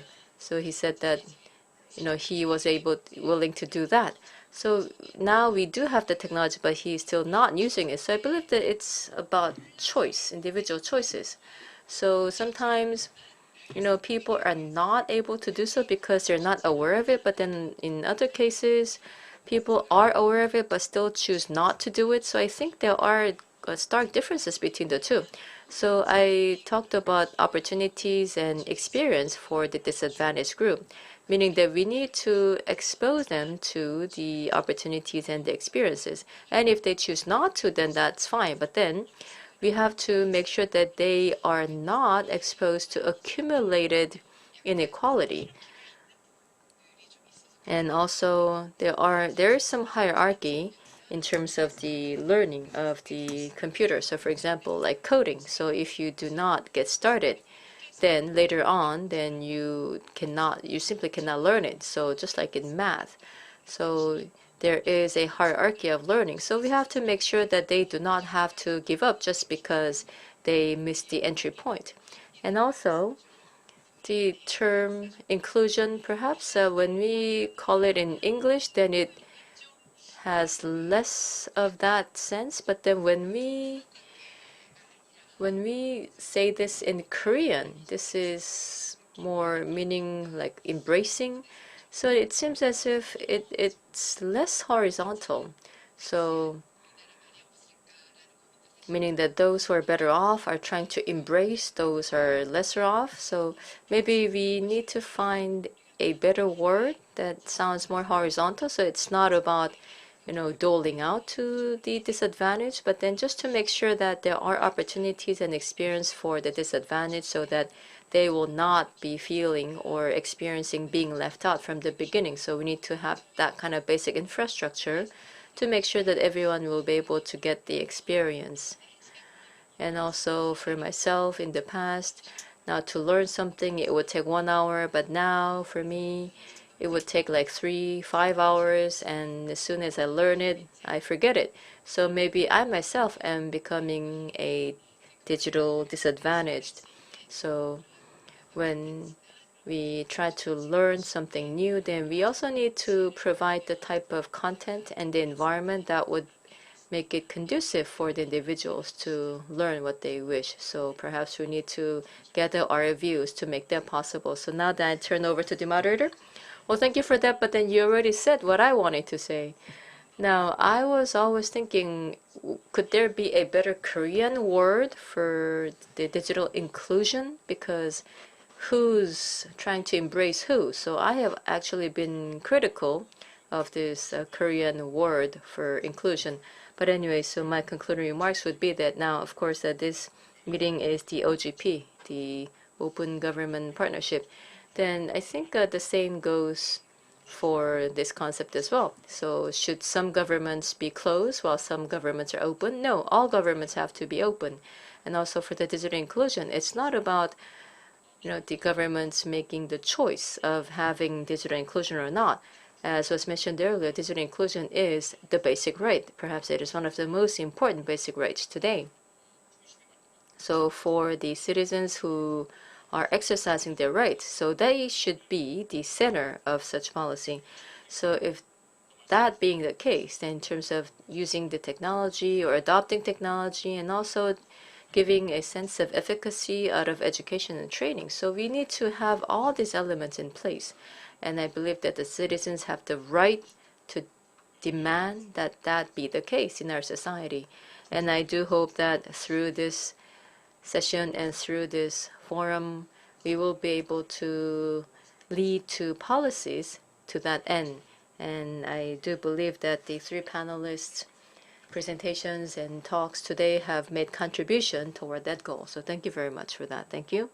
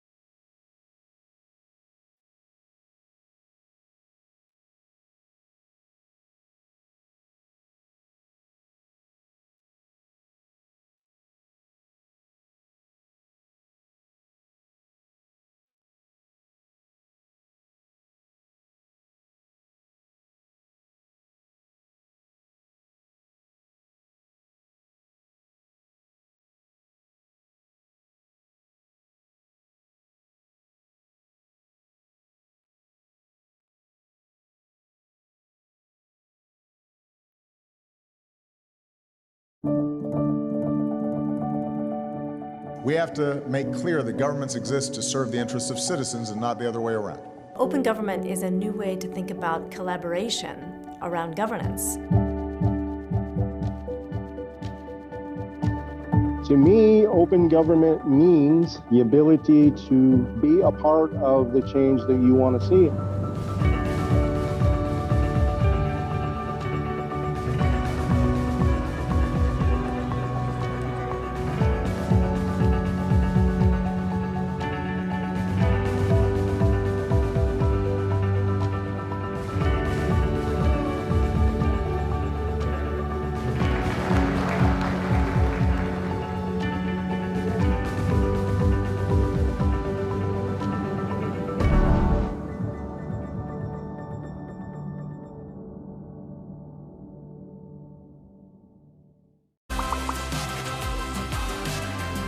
현장에서 일하거나 그런 사람들의 의견이랑 그 정책이랑 또 어긋나는 부분이 있을 수 있으니까 직접 선택한 결과니까 자신이 더 책임을 지지 않을까 싶습니다.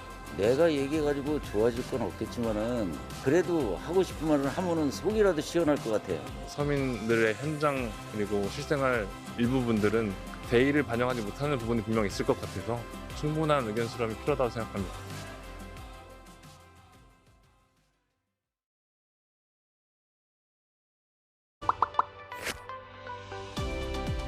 바빠가지고 이거는 그런 방법은 아직 접근하는 방법 잘 모르겠습니다.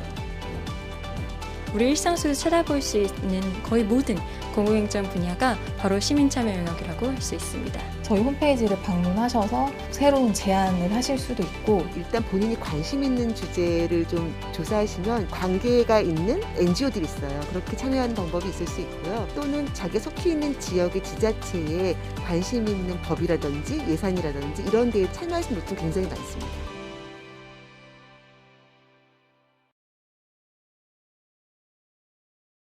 What will it take to solve the biggest challenges of our time? What will it take to include everyone's voice in how decisions are made? We need an idea that's bold and ambitious, with people at its heart. That idea is open government. An open government is transparent, inclusive, participatory, and accountable. So governments don't just serve themselves, they work with citizens both in and out of government to develop smarter policies and improved services that make things better for everyone. And we all get to see how decisions are made, ask questions, and hold power to account. People like you are using the Open Government Partnership to create and implement thousands of initiatives that are transforming societies around the world. Open budgets and contracts are ensuring that money isn't lost to corruption. Having a say in public services has let citizens shape the communities they live in. Equal access to the justice system and public information is open to everyone, especially the most vulnerable. The potential of technology is harnessed while safeguarding against digital threats. And our fundamental freedoms are strengthened, letting us voice our needs and concerns safely. OGP provides a platform for reformers to co-create solutions, monitor progress, and share knowledge with peers across the globe. But for this to work, we need more reformers in government to open new doors, allies outside government to help find ambitious solutions, and partners around the world to support these efforts. We need you. Join us in building a better, more open world.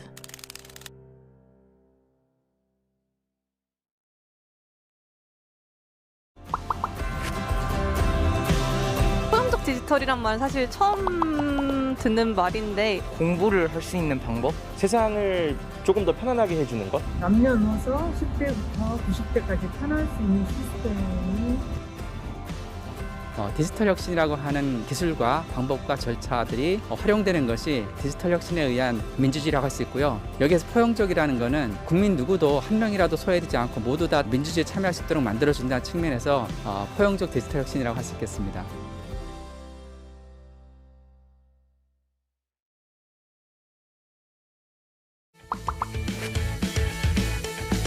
조금 더 자세한 설명이 있었으면 좋을 것 같아요.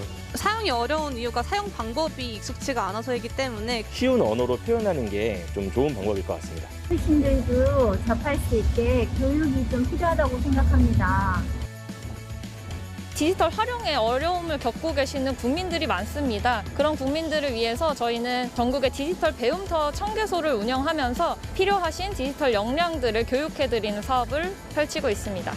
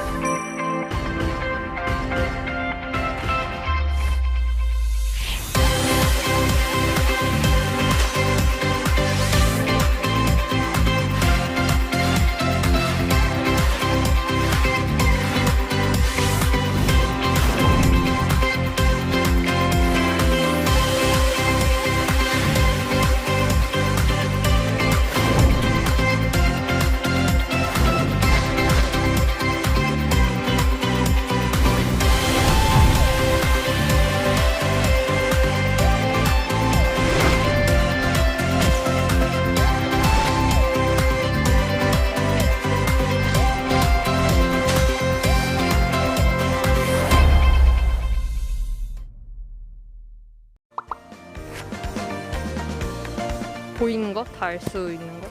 거짓이 없어야 되고 사실대로 말하는 거. 맑은 신현물같이 다 보여지는 것을 말합니다. 교육이 가장 공정하다고 생각하는 것 같습니다. 우리나라는 임금 문제는 공정합니다. 블라인드 채용이 확대되고 해서 고용 쪽에서도 예전에 비해서 많이 좀 투명해진 것 같습니다. 약간 새치기 안 하는 거. 이런 거 해도 되나? 투명성은 명확하지 않은 것을 성공으로 바꿀 수 있습니다.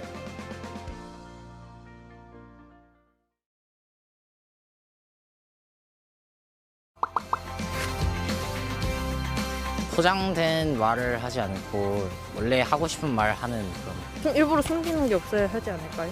The ideal standard first is that a lot more information can be shared than people think they can be shared. I think the information that certainly should be shared is about government operations. 부패 방지 정책에 있어서 국민이 참여하고 협력할 수 있는 민간 협의회 등을 구축하고 운영하여 온 것이라 생각합니다. 시민들의 의식과 눈높이, 그리고 정부의 노력, 그리고 IT를 비롯한 기술의 발전이 크게 기여했다고 생각합니다.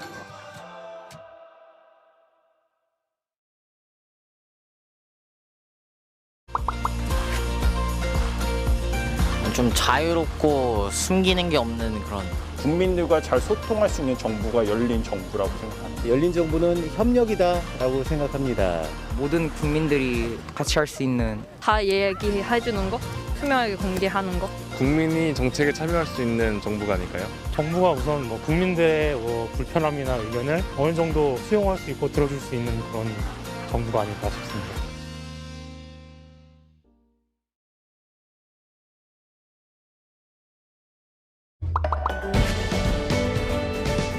The goal of OGP is to renew democracy, so democracy delivers better results to citizens. The Open Government Partnership brings together governments and communities representing over 2 billion people from across the world to ensure that governments deliver for their citizens. It is to make governments more open, accountable, and responsive to its citizens. Globally, open government is changing, though at a low pace in terms of how governments make themselves accountable and transparent to their citizens. Around the world, reformers from both inside and outside government are pushing for changes that make governing more open. Then together that we'll be able to build the kind of open government we want. 결국 세상은 사람이 이끌어가는데 이 모두가 다 연결되어 있잖아요. 그래서 OGP에서 함께하는 그러한 시스템을 만든 그런 열린 정부는 굉장히 중요한 것 같습니다. 전 세계적으로 투명한 행정에 대한 시민들의 요구가 확산되고 있습니다. 이런 환경에서 OGP의 역할이 중요할 것이라고 생각합니다. 기후변화라든지 디지털 전환과 같은 전 세계가 공통적으로 직면한 문제를 해결하기 위해서 OGP가 반드시 필요하다고 생각합니다.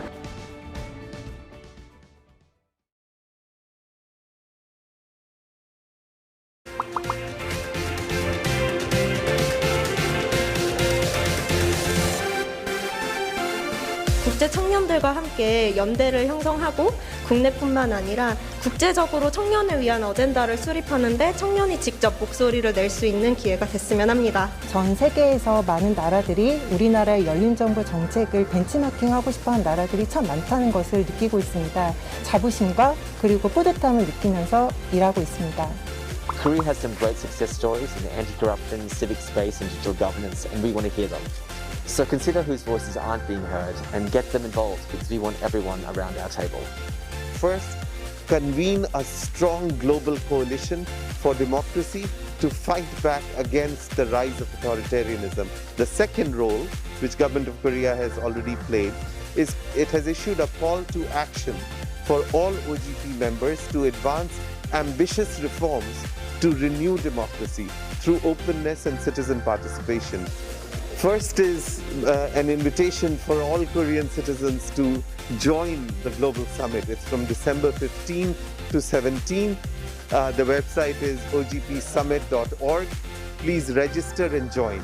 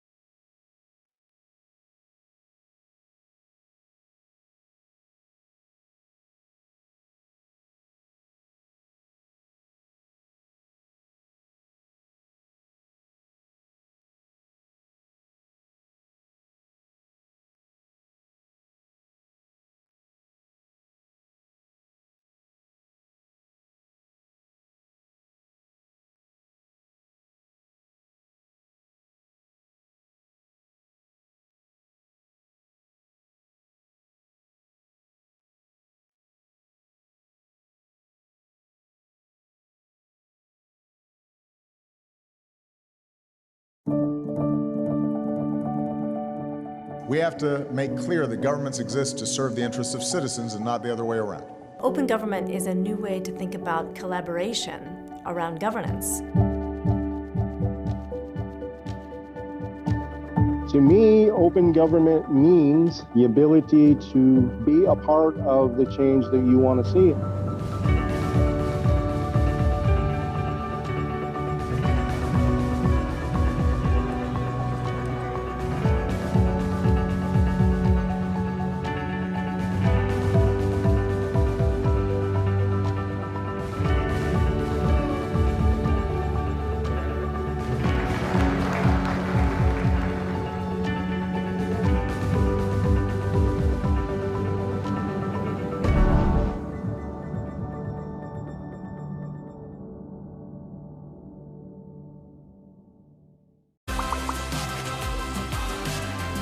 현장에서 일하거나 그런 사람들의 의견이랑 그 정책이랑 또 어긋나는 부분이 있을 수 있으니까 직접 선택한 결과니까 자신이 더 책임을 지지 않을까 싶습니다.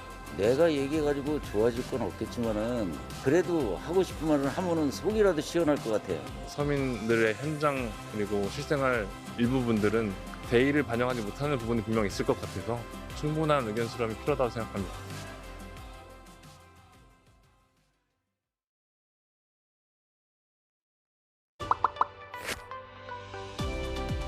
바빠가지고 그런 방법은 아직 접근하는 방법 잘 모르겠습니다.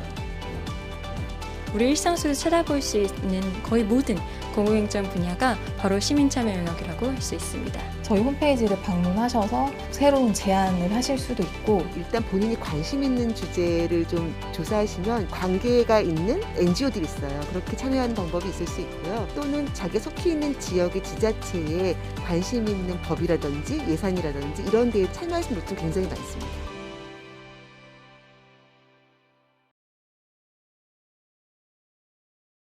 What will it take to solve the biggest challenges of our time?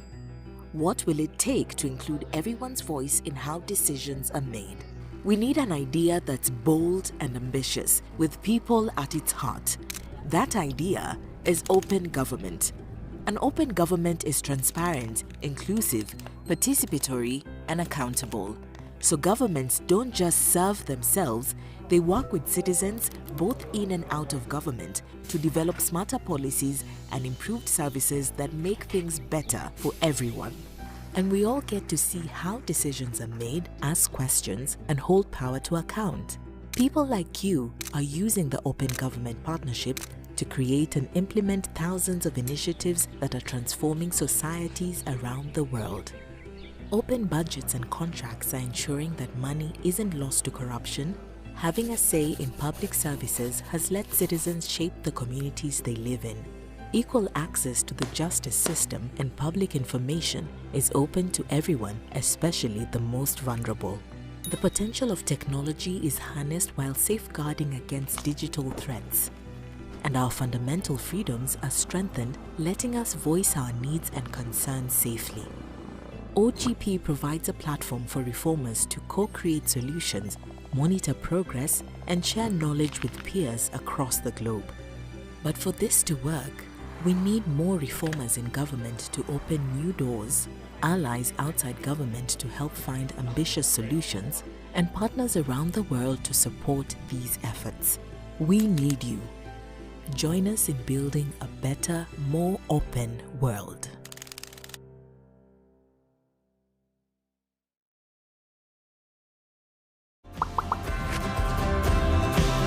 포용적 디지털이란 말은 사실 처음 듣는 말인데 공부를 할 수 있는 방법? 세상을 조금 더 편안하게 해주는 것? 남녀노소 10대부터 90대까지 편할 수 있는 시스템이 디지털 혁신이라고 하는 기술과 방법과 절차들이 활용되는 것이 디지털 혁신에 의한 민주주의라고 할 수 있고요. 여기에서 포용적이라는 것은 국민 누구도 한 명이라도 소외되지 않고 모두 다 민주주의에 참여할 수 있도록 만들어준다는 측면에서 포용적 디지털 혁신이라고 할 수 있겠습니다.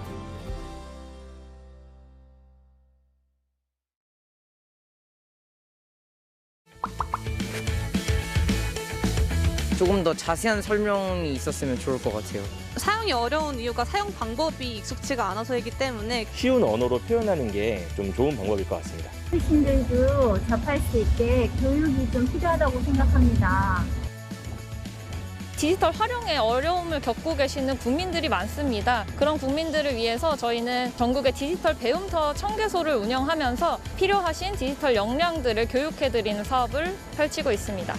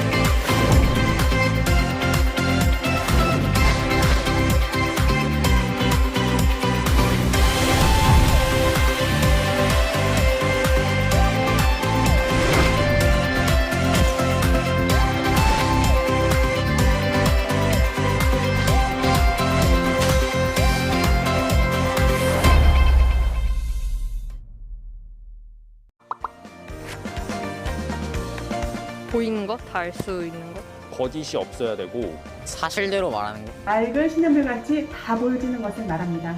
교육이 가장 공정하다고 생각하는 것 같습니다. 우리나라는 임금 문제는 공정합니다. 블라인드 채용이 확대되고 해서 고용 쪽에서도 예전에 비해서 많이 좀 투명해진 것 같습니다.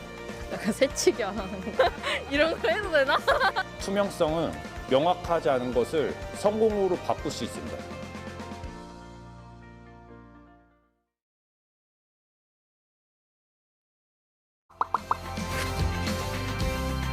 포장된 말을 하지 않고 원래 하고 싶은 말 하는 그런. 좀 일부러 숨기는 게 없어야 하지 않을까요? The ideal standard first is that a lot more information can be shared than people think they can be shared. I think the information that certainly should be shared is about government operations. 부패 방지 정책에 있어서 국민이 참여하고 협력할 수 있는 민간 협의회 등을 구축하고 운영하여 온 것이라 생각합니다. 시민들의 의식과 눈높이, 그리고 정부의 노력, 그리고 IT를 비롯한 기술의 발전이 크게 기여했다고 생각합니다.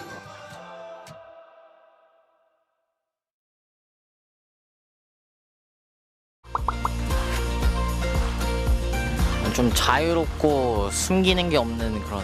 국민들과 잘 소통할 수 있는 정부가 열린 정부라고 생각합니다. 열린 정부는 협력이다라고 생각합니다.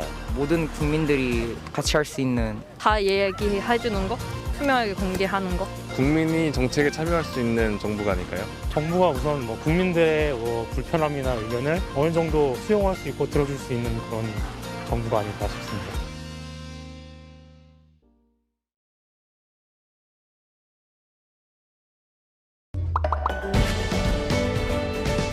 The goal of OGP is to renew democracy, so democracy delivers better results to citizens. The Open Government Partnership brings together governments and communities representing over 2 billion people from across the world to ensure that governments deliver for their citizens. It is to make governments more open, accountable, and responsive to its citizens. Globally, open government is changing, though at a low pace in terms of how governments make themselves accountable and transparent to their citizens. Around the world, reformers from both inside and outside government are pushing for changes that make governing more open. Then together that we'll be able to build the kind of government we need. 결국 세상은 사람이 이끌어가는데 이 모두가 다 연결되어 있잖아요. 그래서 OGP에서 함께하는 그러한 시스템을 만든 그런 열린 정부는 굉장히 중요한 것 같습니다. 전 세계적으로 투명한 행정에 대한 시민들의 요구가 확산되고 있습니다. 이런 환경에서 OGP의 역할이 중요할 것이라고 생각합니다. 기후변화라든지 디지털 전환과 같은 전 세계가 공통적으로 직면한 문제를 해결하기 위해서 OGP가 반드시 필요하다고 생각합니다.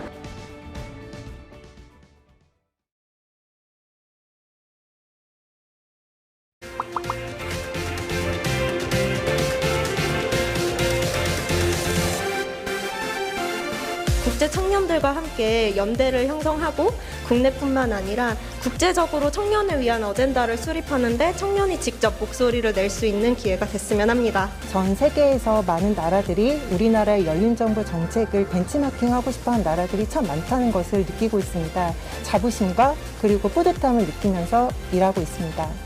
Korea has some great success stories in the anti-corruption, civic space and digital governance, and we want to hear them.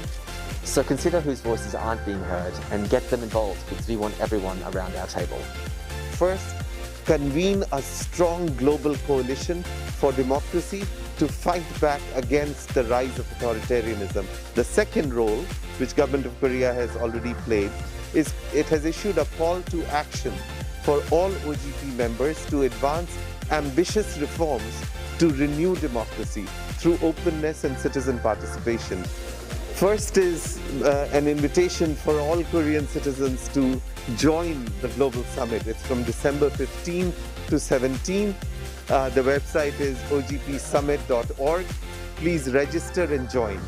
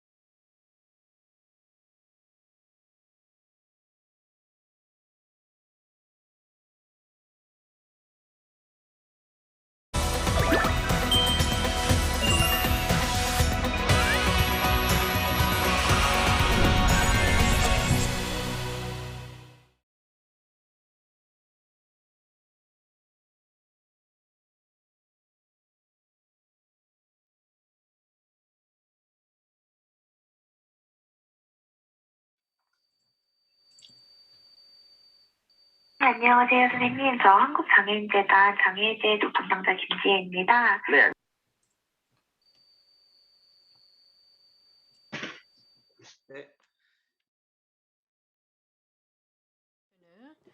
We would like to begin the 2021 OGP session on the government, innovation, and youth participation in society and promotion of rights. I am from Policy and Legislation Institute.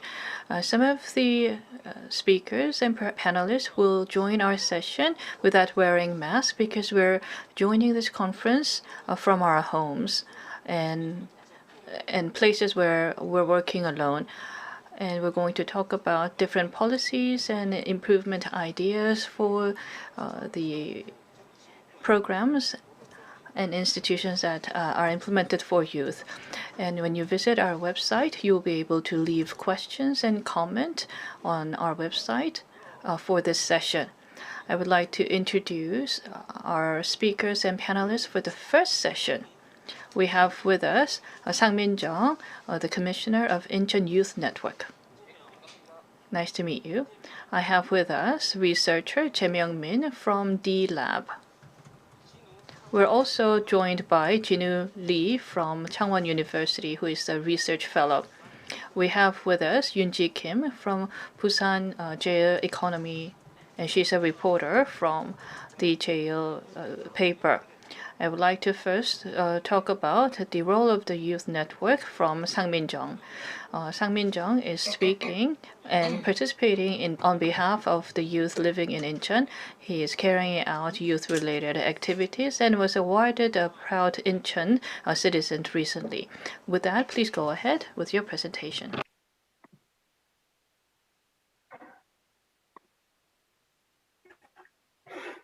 네, 안녕하세요. 이번 발표를 맡게 된 인천 청년 네트워크. Good afternoon. Hello, I am Jung Sang-min, the chairperson of the Incheon Youth Network. Great to meet you all. Now, today at this OGP Global Summit, I have the pleasure of discussing the role of Youth Policy Council for youth participation in youth policies, especially with focus on the case of the Incheon Youth Network. Now, before I begin my presentation, let me briefly introduce the metropolitan city of Incheon. It is located on the central western side of Korea, and it is home to the Incheon International Airport, which is the leading international airport of Korea, and also home to the Incheon Port. And its population is 2.95 million, with about 864,000 youths, which is close to 30% of the population. And it also has the widest territory in terms of the metropolitan cities. So this also means that there is a diverse area of policies where we need participation by youth. Now, next is about the youth ordinance and also the adoption of the youth ordinance nationwide. Youth ordinance is on the rights and responsibility of youth and local government's responsibilities for youth. It started from the city of Seoul in 2015, and it is now being implemented in 17 metropolitan cities of Korea, with Incheon adopting it as the last one in 2018. So it was, although the last one, but it is touted as having the most detailed youth ordinance, but still it is unfortunate that it was the last to join this effort. And next is about the municipalities inside Incheon and whether they have the youth ordinances. And right now there are 8 municipalities, and of them 8 have the youth ordinances, so except for 2. So now there are the Michuho district and Seo district, Namdong-gu district, Yeonsu-gu district, Jung-gu district, Dong-gu district, and Gyeonggu district, and Bupyeong-gu district. So all have the at least 1 youth ordinances, with Seoul district having 4 and Bupyeong-gu district having 2. And now this is about the youth participatory bodies being in implementation in the municipalities. Now these are in the forms of networks or participating groups according to the youth ordinances. So this is where the youths gather together to discuss the policies. And they also have the youth policy committees. of the 8 municipalities, except for the Bupyeong-gu and Gyeonggu district, they also have the Youth Policy Coordination Committee. Bupyeong-gu district is planning to start in 2022. Gyeonggu currently has no plan to do so. And next is about the intermetropolitan city on the whole. So since 2018, it has been running the Incheon Youth Network as well as the Youth Policy Coordination Committee. Now this is open to youths aged 19 or older, and they select 50 members for this committee to engage in policy monitoring and policy proposals. And there are 4 subcommittees under this to discuss and identify policy options. And also, in order to have communication between the city and the committee, there are the steering committee made up of the chairperson as well as the chair of each subcommittee and 1 secretary. So in total 7 members in the steering committee to have direct communication with the city of Incheon. And now this is the Incheon City's youth policy. Now here, there is the youth policy division that comes up with the policy, and then the youth policy committee would deliberate on the committee, and then after they are approved and passed, then the line departments would implement the committees. So in terms of the youth policies, there are 40 projects across 15 departments. So in details, they are as follows. So for example, the Dream for Youth account and the youth points for startups. And then also the Idol Camp, which is the leading project for providing space to youth. So these are some of the leading projects specifically for youths in the city. So now then, I have just talked about how we have policy coordination as well as the policy monitoring by youth in the city of Incheon. Now let me tell you more about how the activities are conducted. Now first is about the policy proposal and monitoring. Now this is also the main purpose of having the Incheon Youth Network, and this is to allow the youths to address their own issues. So it allows the youths themselves to propose policies. So this is the process. Now, the policy proposal will be first made to the city, and then within 7 days of receipt, the line department would review this, and then they will give us their feedback. And if this policy is turned into a project, then they would allocate the budget for it. But if not, then this is returned to us so that we can further refine the policy proposal. And also, actually getting new budget in the main budget is not easy. So the Incheon Youth Network, it also has taken part in the citizens' participatory budget system. So we are also taking part in this 2-track approach so that we will be able to reflect our policy proposals into the budgetary system as well. And of course, there is a long process of decision making to concretize the policies. So we are also trying to take part in the policy process as much as possible so that the policy proposals can be reflected. Next is about the monitoring. So not only about having new policies, but it is also important to make sure that the existing policies are implemented properly. So in this case, now this is about the monthly rent support.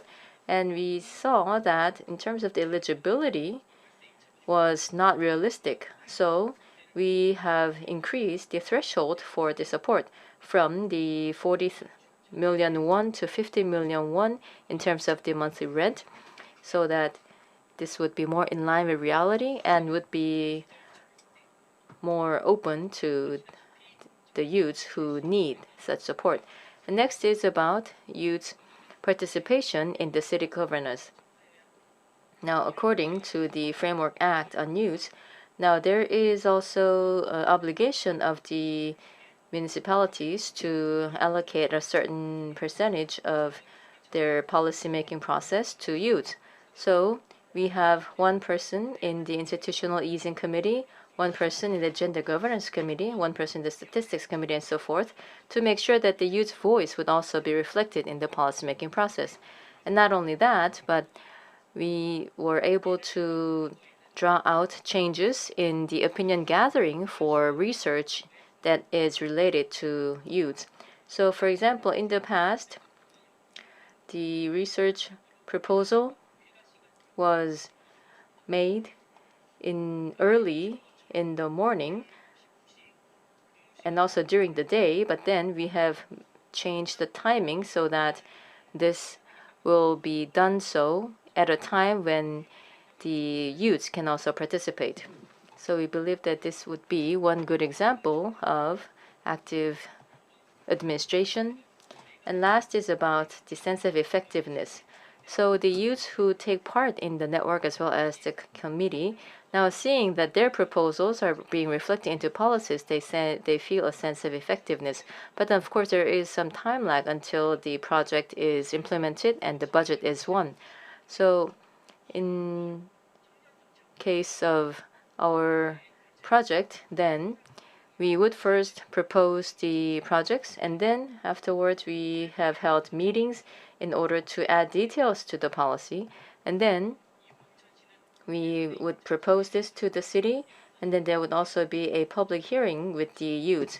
And by doing so, we were able to pique interest among the youths in this policy proposal, and this enabled the youths to have a sense of effectiveness.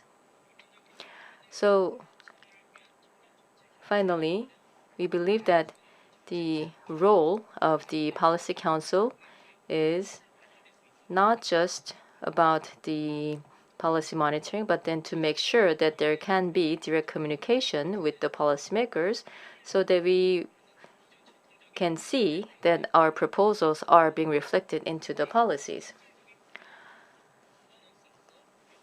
And if it can be turned into an actual governance structure that can be a permanent part of the policy making, then I believe that more youth will be able to voice themselves and also take more active part in policy making and enabling open governance. So that is all for my presentation. Thank you very much for your attention. Yes, thank you very much, Mr. Chung, for your presentation.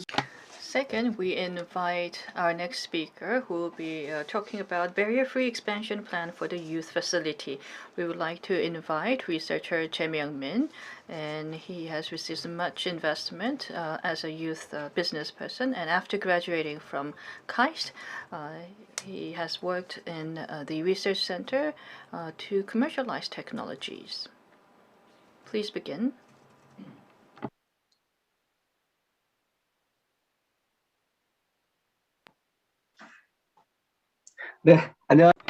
Good afternoon. I am Jae Myung-min. I am going to present on the barrier-free expansion plan for youth facilities to improve blind spots in public service in local communities. This is the background of my research and the findings from my research, and I am also going to touch upon policy recommendation to talk about the blind spot of public service in local communities, and also present objective of the policy and the policy initiatives as well, and end with a conclusion. Just one moment, please. The background of the research is that when you look at youth facilities, such as youth centers and youth space are expanding across the country, various activities are happening among youth, but this is just for the general youth. And it is likely that, for instance, youth with disability could be left out. So we started looking into how we can include all the youth, including who have disability and who have not. And all the environment needs to consider different conditions. But as far as we understand that there are some access issue in terms of these physical environment. An environment that is convenient for people with disability is convenient for everyone, but there has been physical limitation in terms of access, and because the people with disability did not use this facility, we did not change our physical facility as well. So this vicious circle went on. And under the Basic Youth Act, we now have the legal foundation to cover youth who are vulnerable. And we want to promote participation of all youth, including youth with disability. So we proposed the restructuring of and renovation of youth facilities. The Basic Youth Act provides foundation for different youth to come together to interact with each other, and this can potentially provide social safety net. In the past, the discussion for community care was focused largely on people with disability and senior population, but now we can shift that discussion to youth. And for youth who are isolated from the society, we can provide a preventive policy to provide youth facility for them. And when you look at the different youth facilities, there are many facilities across the nation, and by leveraging existing facilities, we will be able to meet our objective. And we have obligation to care for one another as members of our society. And youth is not just a beneficiary of the welfare policy, but we can also contribute to the care needed for the society. And this research is composed of 3 phases. First, we had a pilot study to look into literatures, and we also looked into pilot study for barrier-free and community care study to look into restructuring of youth facility. The second phase of the study was to look into 3-year youth facility from January 1st of 2018 to December 31st of 2020, and we did environmental scanning to understand trend and emerging issue. And lastly, we also carried out a focus group interview with the head of Center for Daejeon Sejong Youth Facility to come up with implications and visibility. Differentiation for our research is that we looked into different issues. We didn't limit ourselves to employment or unemployment issue. We looked into different psychological and physical barriers, and we expanded barrier-free concept to include those who were excluded from the youth facility utilization. Based on the Article 8 of the Basic Youth Act, we have looked into this issue and proposed restructuring of removing blind spot of youth facilities to better leverage infrastructure of youth facilities. And since after building zero gravity region in 2015 among youth facility, we were able to increase the quality of life of youth and support the free activities of different regions. And now the local government is expanding youth facilities across the country. But then the definition of youth facility is not clearly defined, but most of the research are saying that through social exchange, this youth facility is about providing community space for that exchanges. And there are some idle spaces, and the accessibility is not so great. So through youth housing and youth facility linkage and integration, we need to find a differentiated youth facility. And this is a case where we cannot find elsewhere in the world, and it's a very differentiated policy. When you look at the background of why this issue was raised, is because we have seen youth coming into the labor market rather late in their life cycle, and they have rather been isolated in terms of their social activities. We need to lower barriers for youth to carry out their social and economic activities. And the issue our youth is facing is very complex. It's not just limited to employment. When it comes to social networking and social relationship building, we see a lot of single household, and the relationship is disappearing. In the past, youth was someone who took care of the community, but now the situation has reversed. The community care policy needs to be expanded to youth. In this case, from what in the past used to focus on just people with disability and a senior population. Implication is that the interest of the society on youth facility has not been so great. Therefore, we need to understand why we lack interest from the society. We have seen a lot of frequency analysis, but when it comes to research and startup, the frequency of that interest is very limited. Therefore, when you look at this data findings, the implication is that the youth facility is, we need to look into why youth facility has not proliferated throughout the society. That is something we need to further look into closely. We have looked into 4 clusters. We looked into in terms of accessibility, diversity, inclusivity, and locality as well. So I will move on to the recommendation due to interest of time. So by adopting barrier-free, we were able to we have to improve the overall business structure, and many are using this facility as a study room, and programs are often one-time program, such as providing one-time class. And when we think about how we use space, this hampers the youth who need the space to actually access this physical space. So we need to build relationship leveraging these youth facility, and that is something that I would like to recommend through these researches. The youth community care,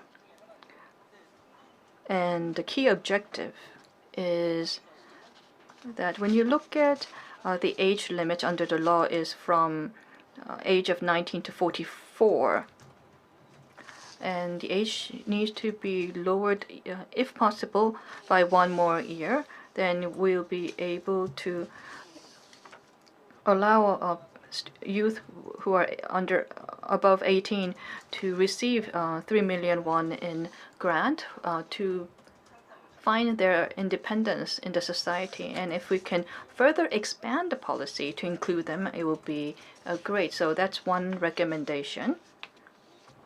And we also need to offer this facility to people with disability and offer that accessibility.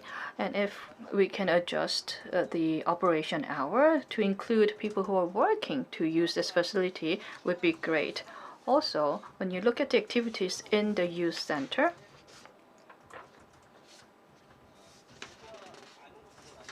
needs to be institutionalized to link that with a learning process as well as internship. And that's one recommendation we have made. Also, when you look at the outsourcing partners, we need to provide the optimal level of outsourcing fee to increase quality of service. That is all from me. Thank you for listening.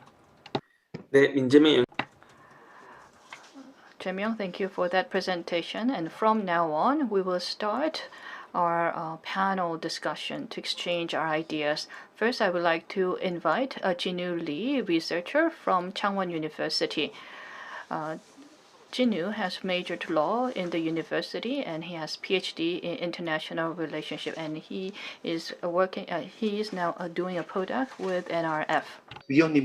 Yes, thank you very much, and again, thank you very much to all the members for the excellent presentation. I see that that is something that is absolutely necessary for the youth. So thank you very much for your voice and your views. I learned a great deal. Now, especially during the election time, then the candidates, they pour out youth-related policies in order to win their votes. But then not many of them actually are turned into policies. So there are about 5,000 policies that have been discarded in the 20th National Assembly. I understand that many of them were related to youth as well. So I do hope that many of the things that you have offered and proposed would be turned into policies. Now then, I have some questions, and now I would just like to first ask about the term barrier-free. So to the second speaker, Min Jae-myung. So just if you could explain about what barrier-free is. And then also you mentioned that because the youth facilities are mostly utilizing ideal facilities, meaning that the accessibility is not good. So perhaps it would be even more difficult for those with disability. So I would like to also know whether there have been any solutions to this as well. Thank you very much for that.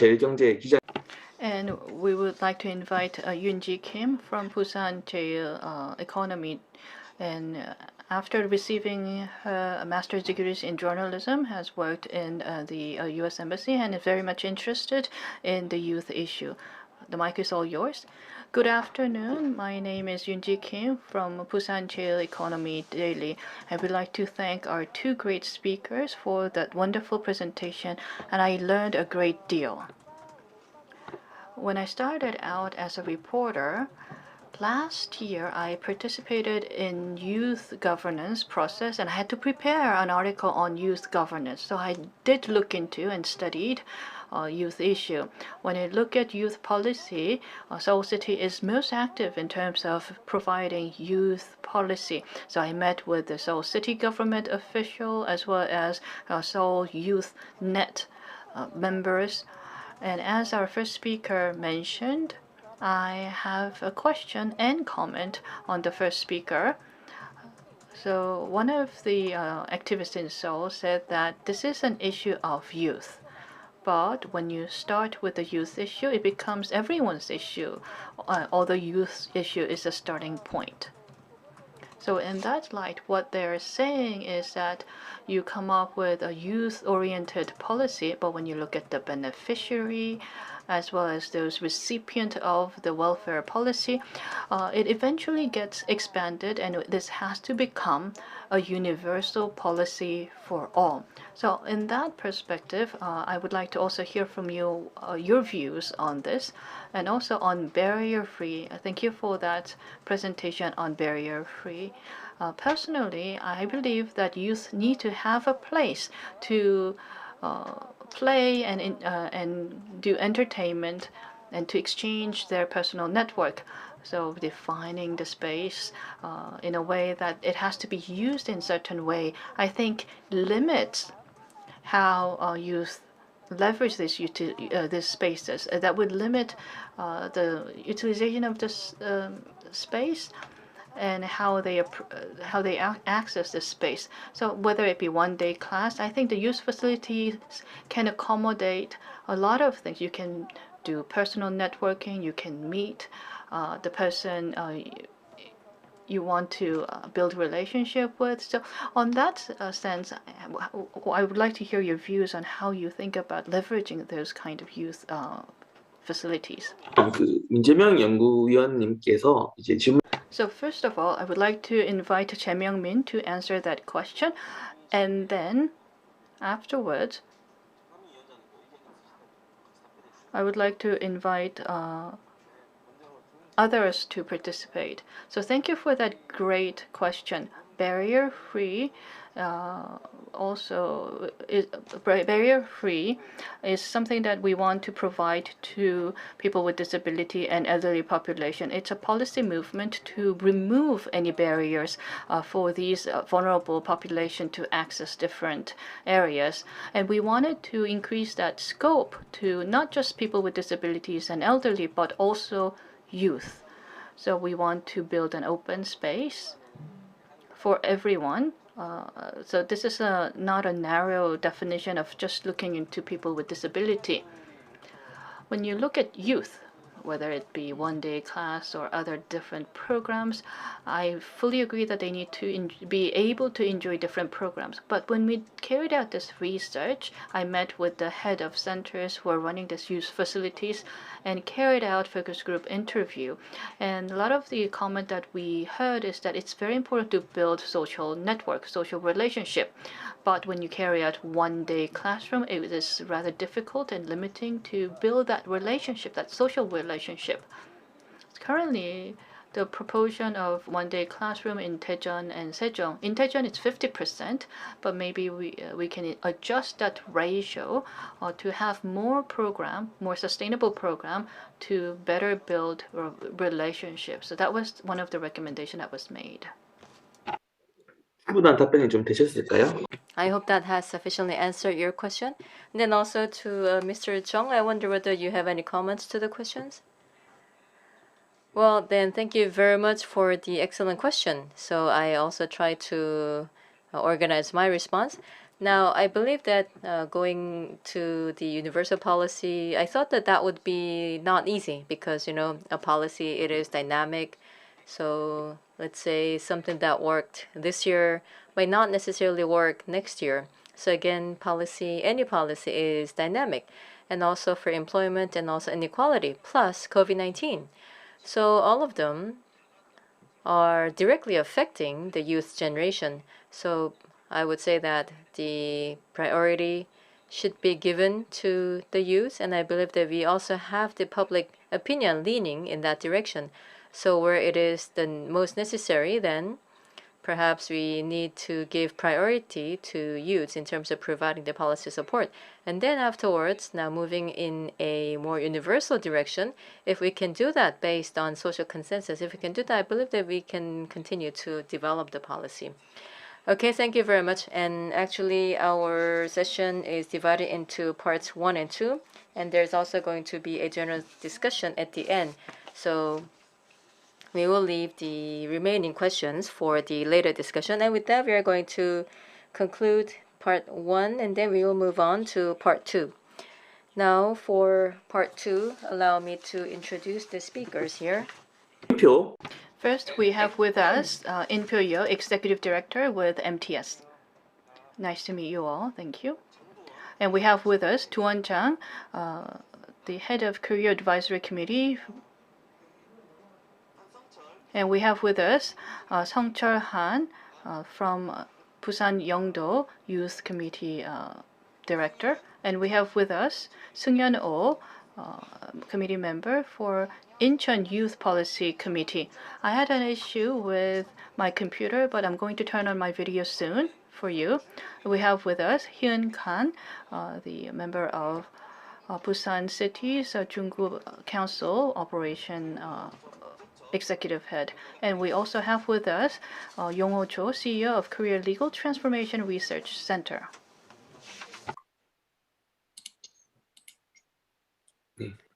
조용호 과장님. Mr. Cho, hello. Nice to meet you all. Thank you.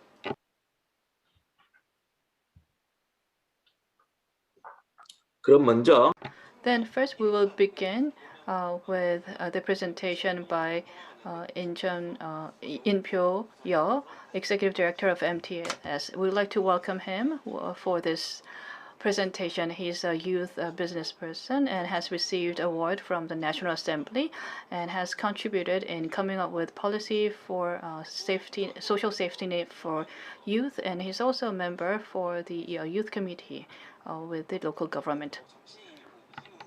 And I would like to also say that Jin-woo Lee had to leave for a short while because he has to attend one of his classroom. So please begin your presentation. 네, 안녕하세요.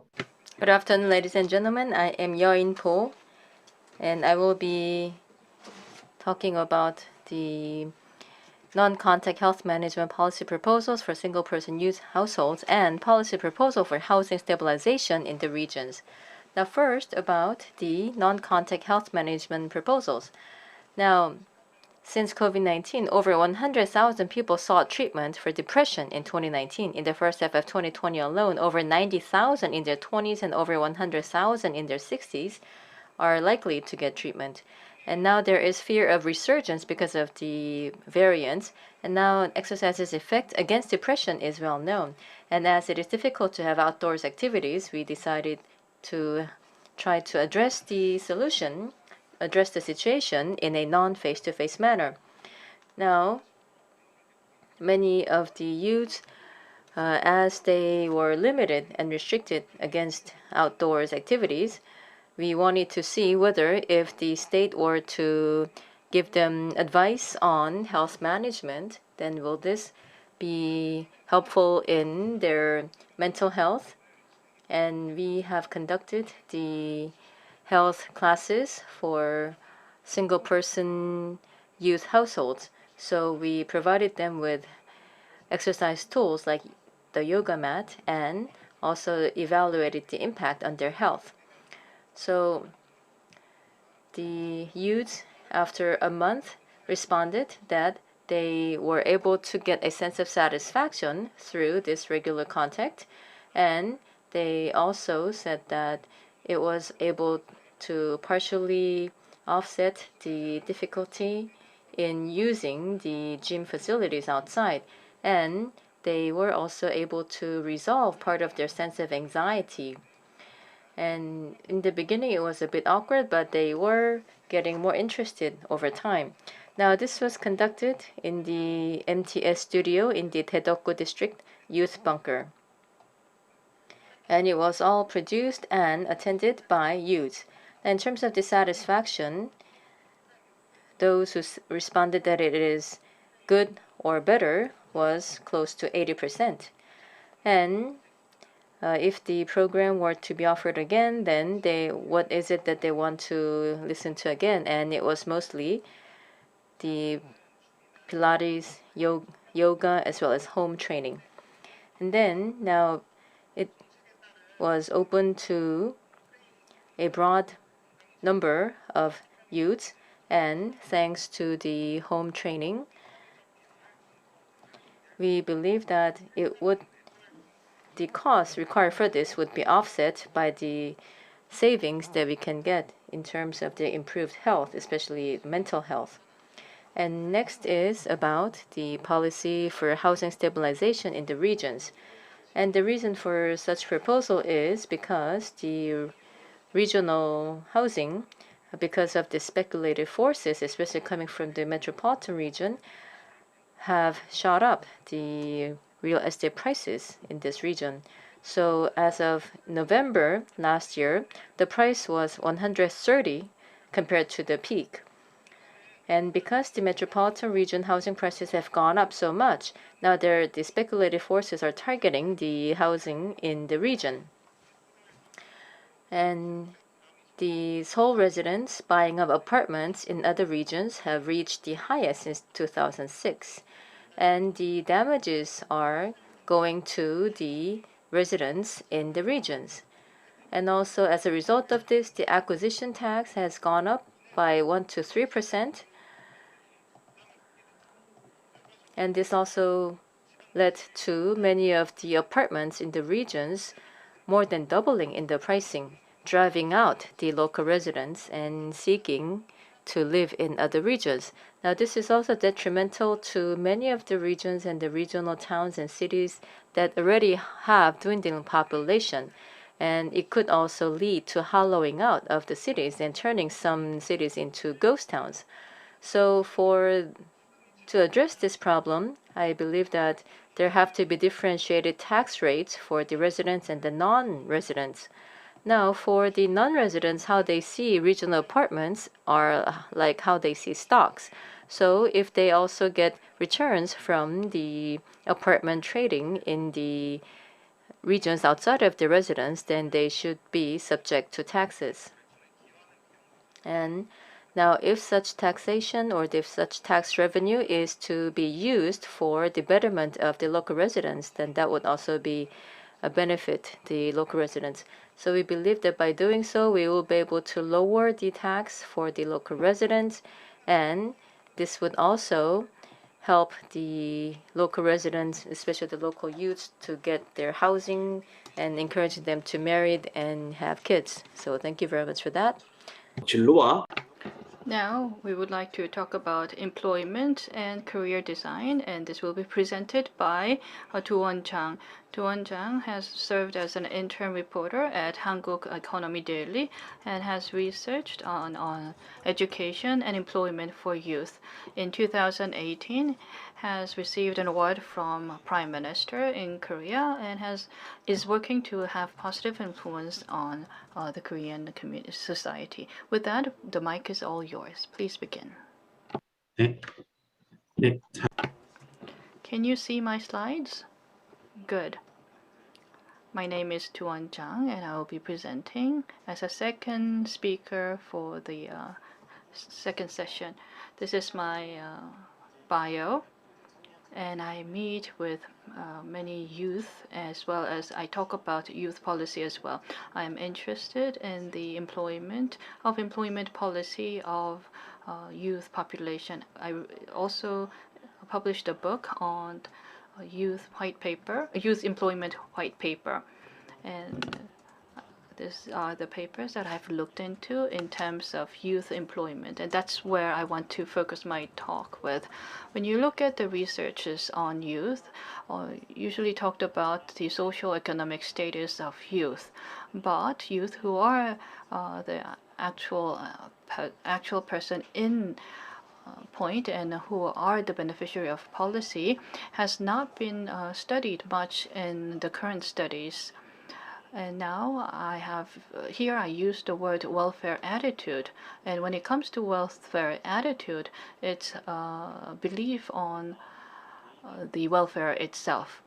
And when you look at the welfare beneficiary and welfare taxpayers and service provider, it talks about the overall welfare attitude that goes over the current position of welfare for each person. And in 2013, based on the researcher Hyung-Kwan Kim and Sang-nok Lee's research, it says that it supports the expanding welfare expenditure for low-income 20 to 30 segment. And there has been high support for the welfare for youth population.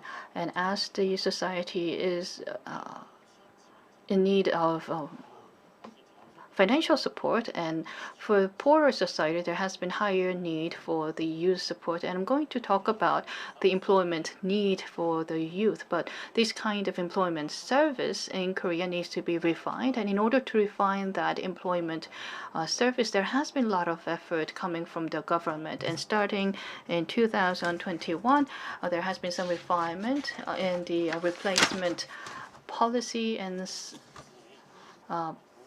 plan for the youth. And in the youth support centers, there has been consultation going on so that youth can have employment. So I have prepared how that has been unfolded in the youth sector. And also we talked about, we looked into different establishment and policy direction to come up with a dedicated team for youth.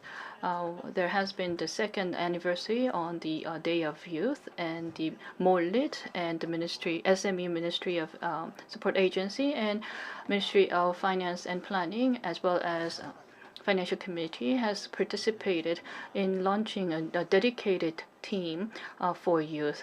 Dedicated director level people were put into this team to support the future youth generations, and there has been 3 directions for running this team. One is to overcome COVID crisis, second is to reduce gap between the youth generation, and to support future development. And it focused in 5 areas, but I will focus on employment as well as welfare. Gyeonggi area and Seoul city and other regions have employment exhibitions where they find give opportunity for youth to find jobs. So for those youth who are looking for jobs, are provided with these kind of support from the government, public institutions, or the Korean scholarship agencies, and the urban fund of Seoul is providing different financial aid and support for youth in early 2010 when it comes to employment rate and youth unemployment. You can see that the government has been closely following these numbers to come up with policies for a diverse group of youth. And recently, we're also seeing that there has been some policy to support for youth serving in the military, and there has been 3 million won grant paid to the military personnel serving in the military. And there's also incentive provided to youth who are doing internship with small and medium-sized companies. And when these interns are hired as a full-time employees, they will be paid a commission of 9.6 million won starting next year. And all these policies are devised to build stable social status of youth and to develop career path for youth. As you can see, that there are, when you look at different employment rate and job creation, although there has been some challenges because of COVID-19 situation, but there has been support on the government side to support youth interns. And also there has been incentive that was paid to SMEs who are hiring these young youth population. And this is the case coming from the International Daily of Busan City. And the Ministry of Family, Gender Equality and Family is coming up with a website, and the relevant government body is working together to post youth-related news as well as employment youth. And also youth-related budgeting is disclosed transparently so that you can see that these ministries are not working in silos, but they're interconnected to share different information across different ministries regarding youth.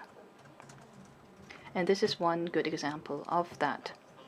I have talked about the pilot study result, and I also mentioned about the employment support system supporting our youth.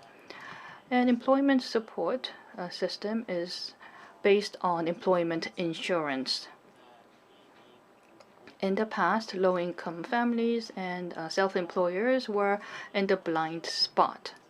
And the Employment Success Package and Youth Employment Support Grant was provided. This was provided by the Ministry of Labor and Employment. And this was newly devised in 2021. So for those vulnerable population who are low-income employees will go through counseling, and you can leverage this replacement program to actually experience the job itself and to go through on-the-job training. Alongside with that, it will be linked to welfare support as well as financial aid. And this is actually the grant for promoting job finding for this vulnerable population. The participation can go on as long as 6 months, and once this is accepted by the participants, and if there has been good participation rate, this can be extended over 6 months. And the government is continuously and consistently promoting this employment program from the government. The term or the wording has been changed in 2021. So if they have a willingness to find jobs, but if the unemployment continues for a long time, this system can benefit those who have been a vulnerable population for finding jobs.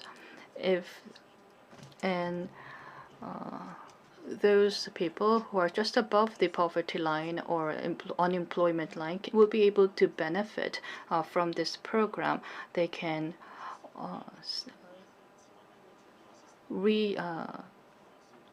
register for restarting their career with this program. This is the criteria and requirement for participation, and you can refer to this table. I will not go through this requirement one by one, but just to highlight, you need to also register the information about your family members and your asset status and past experience. And you can submit this information, and government will make a judgment whether or not you can participate in this employment program. Also, there has been news that this employment support system can be expanded to larger population.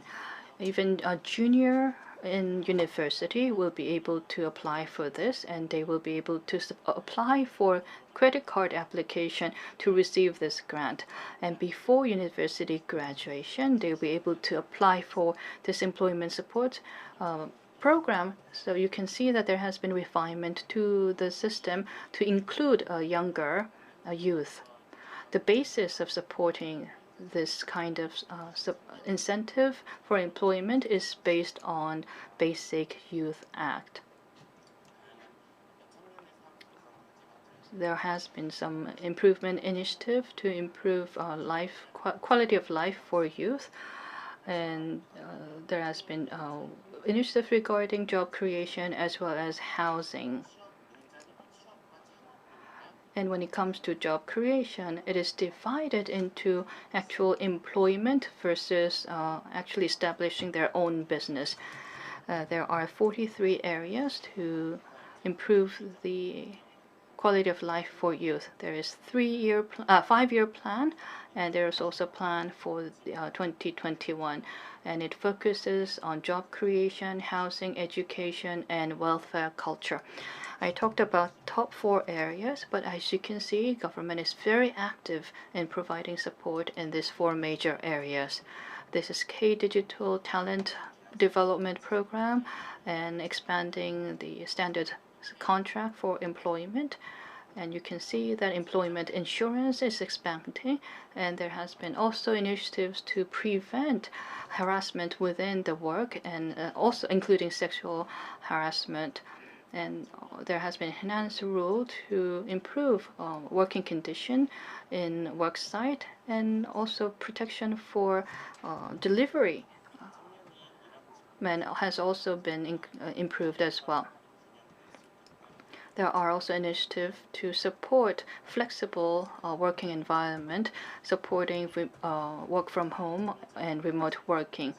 And there has been also subsidy paid to support holidays and day off. The government is also taking lead to build a good corporate culture where youth also want to work in. In closing, I would like to end with some recommendations. When you look at our youth generation, there are a couple of factors that are influencing the welfare attitude of our youth. According to analysis, 72.1% of youth believes that government has the responsibility to support independence, and many of the policy expenditure should be increased from current status. But on the other hand, only when it comes to subsidy payment or providing incentive for employment, only 24.1% was for that ideas.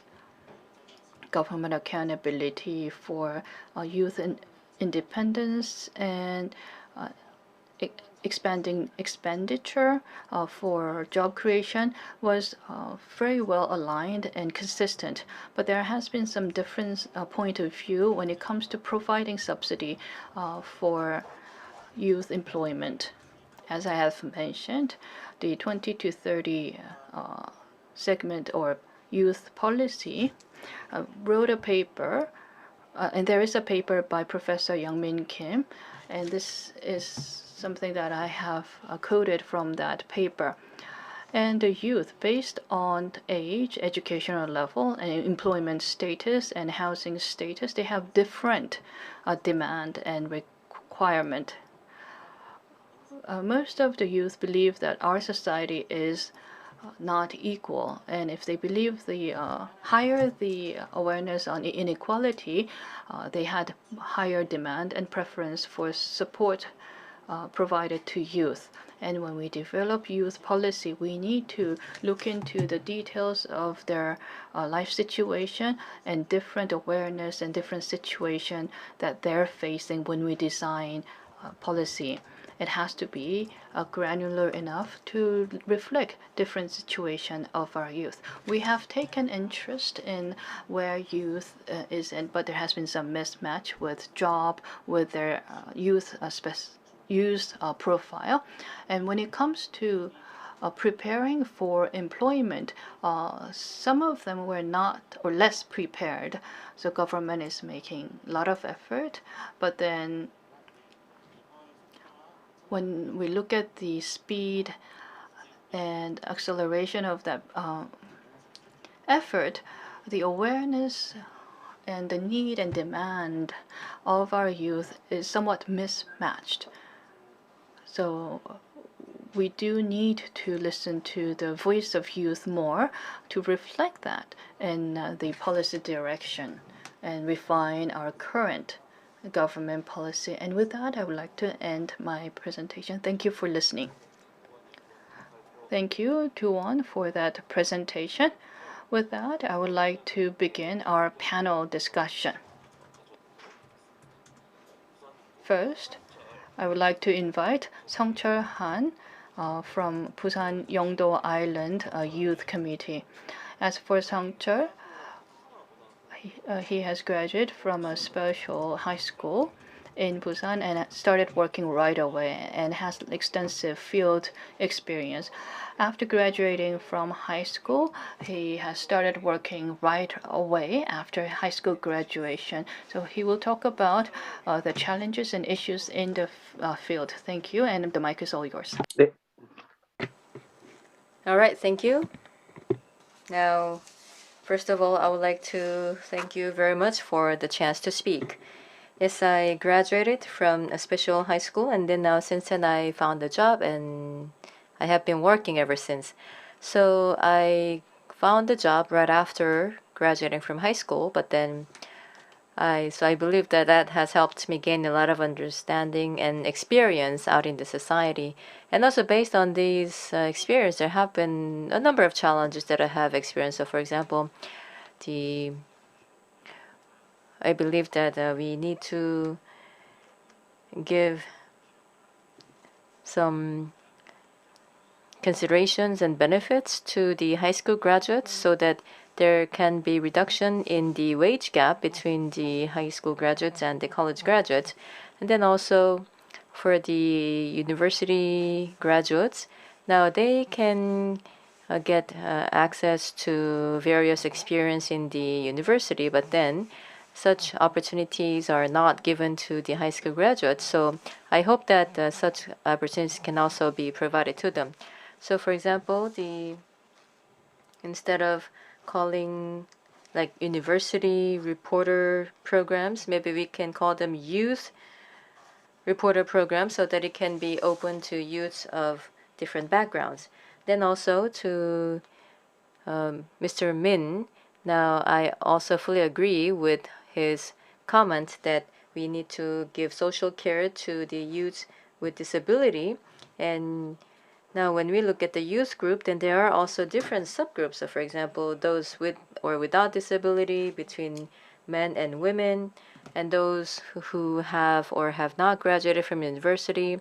So I believe that we need to have more direct communication with the subgroups of the youth so that they will be able to better understand the challenges specific to the subgroup.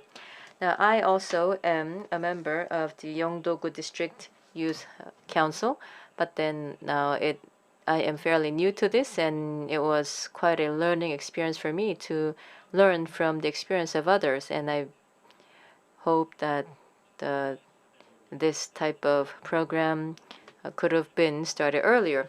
And I believe that we also need to differentiate the programs by the district. So, for example, some districts or municipalities now, because of their budgetary room, they are able to provide a diversity of programs to youth, but then that is not the case in other municipalities.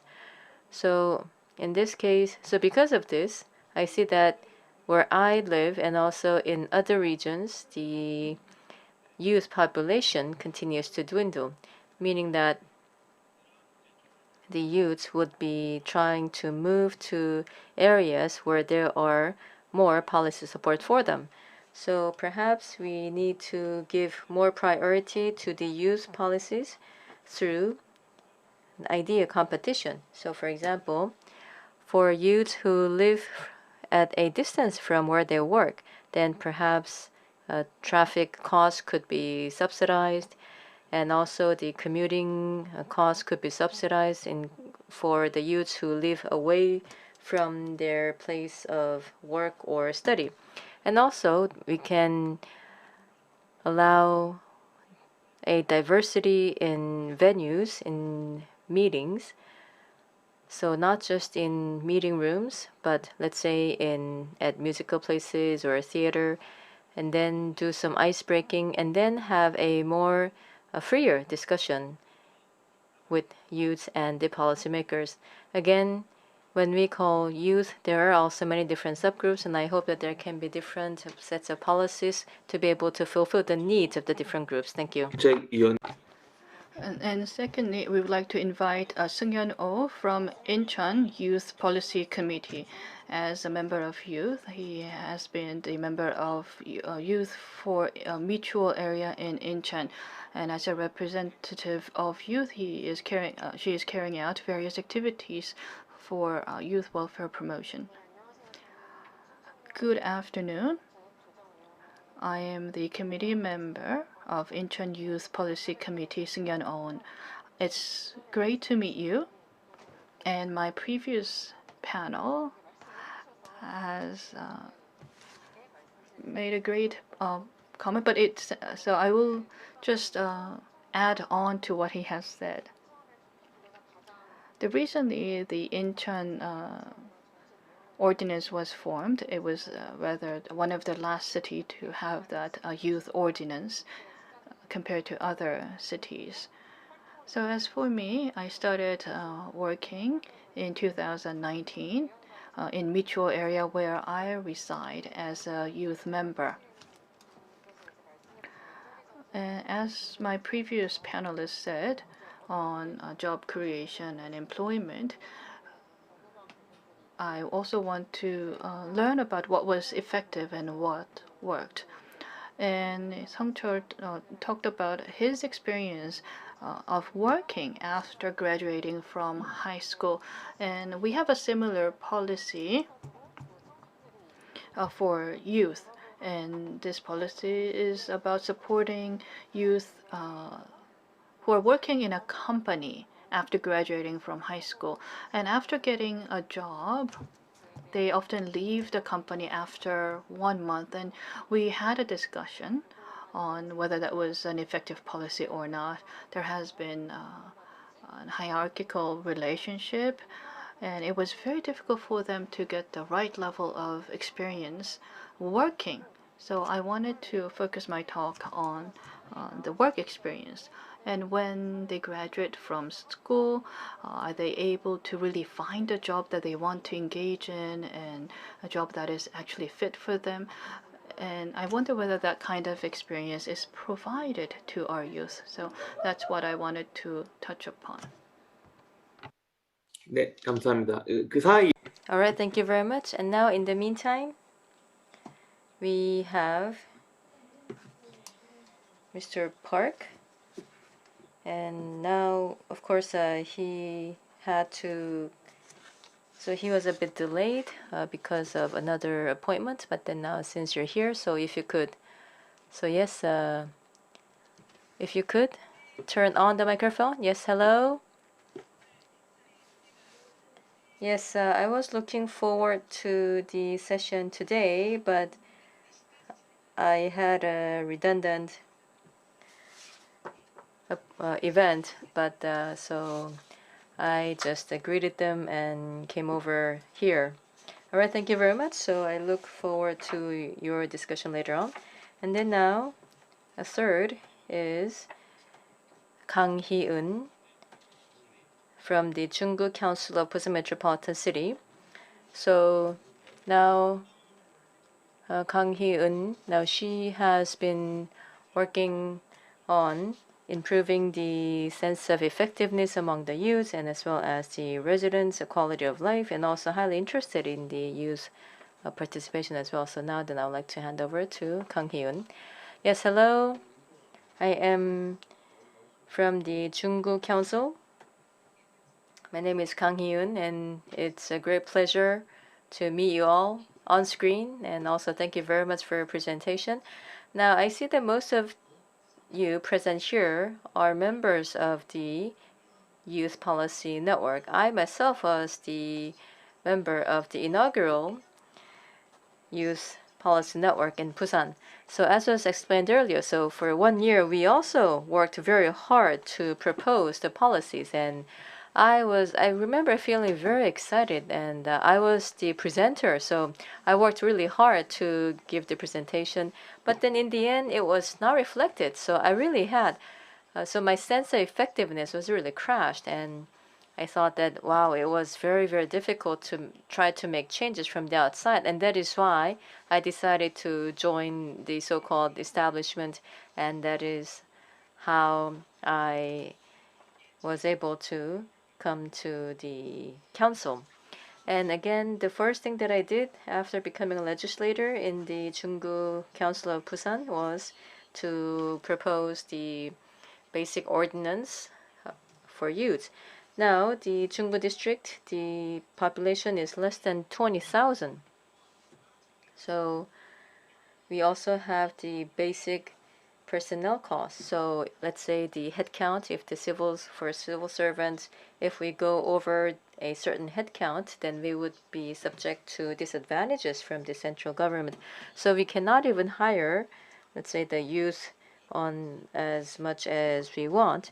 But then we still thought that, and I kept asking that we needed to at least have some room to have communication with youth.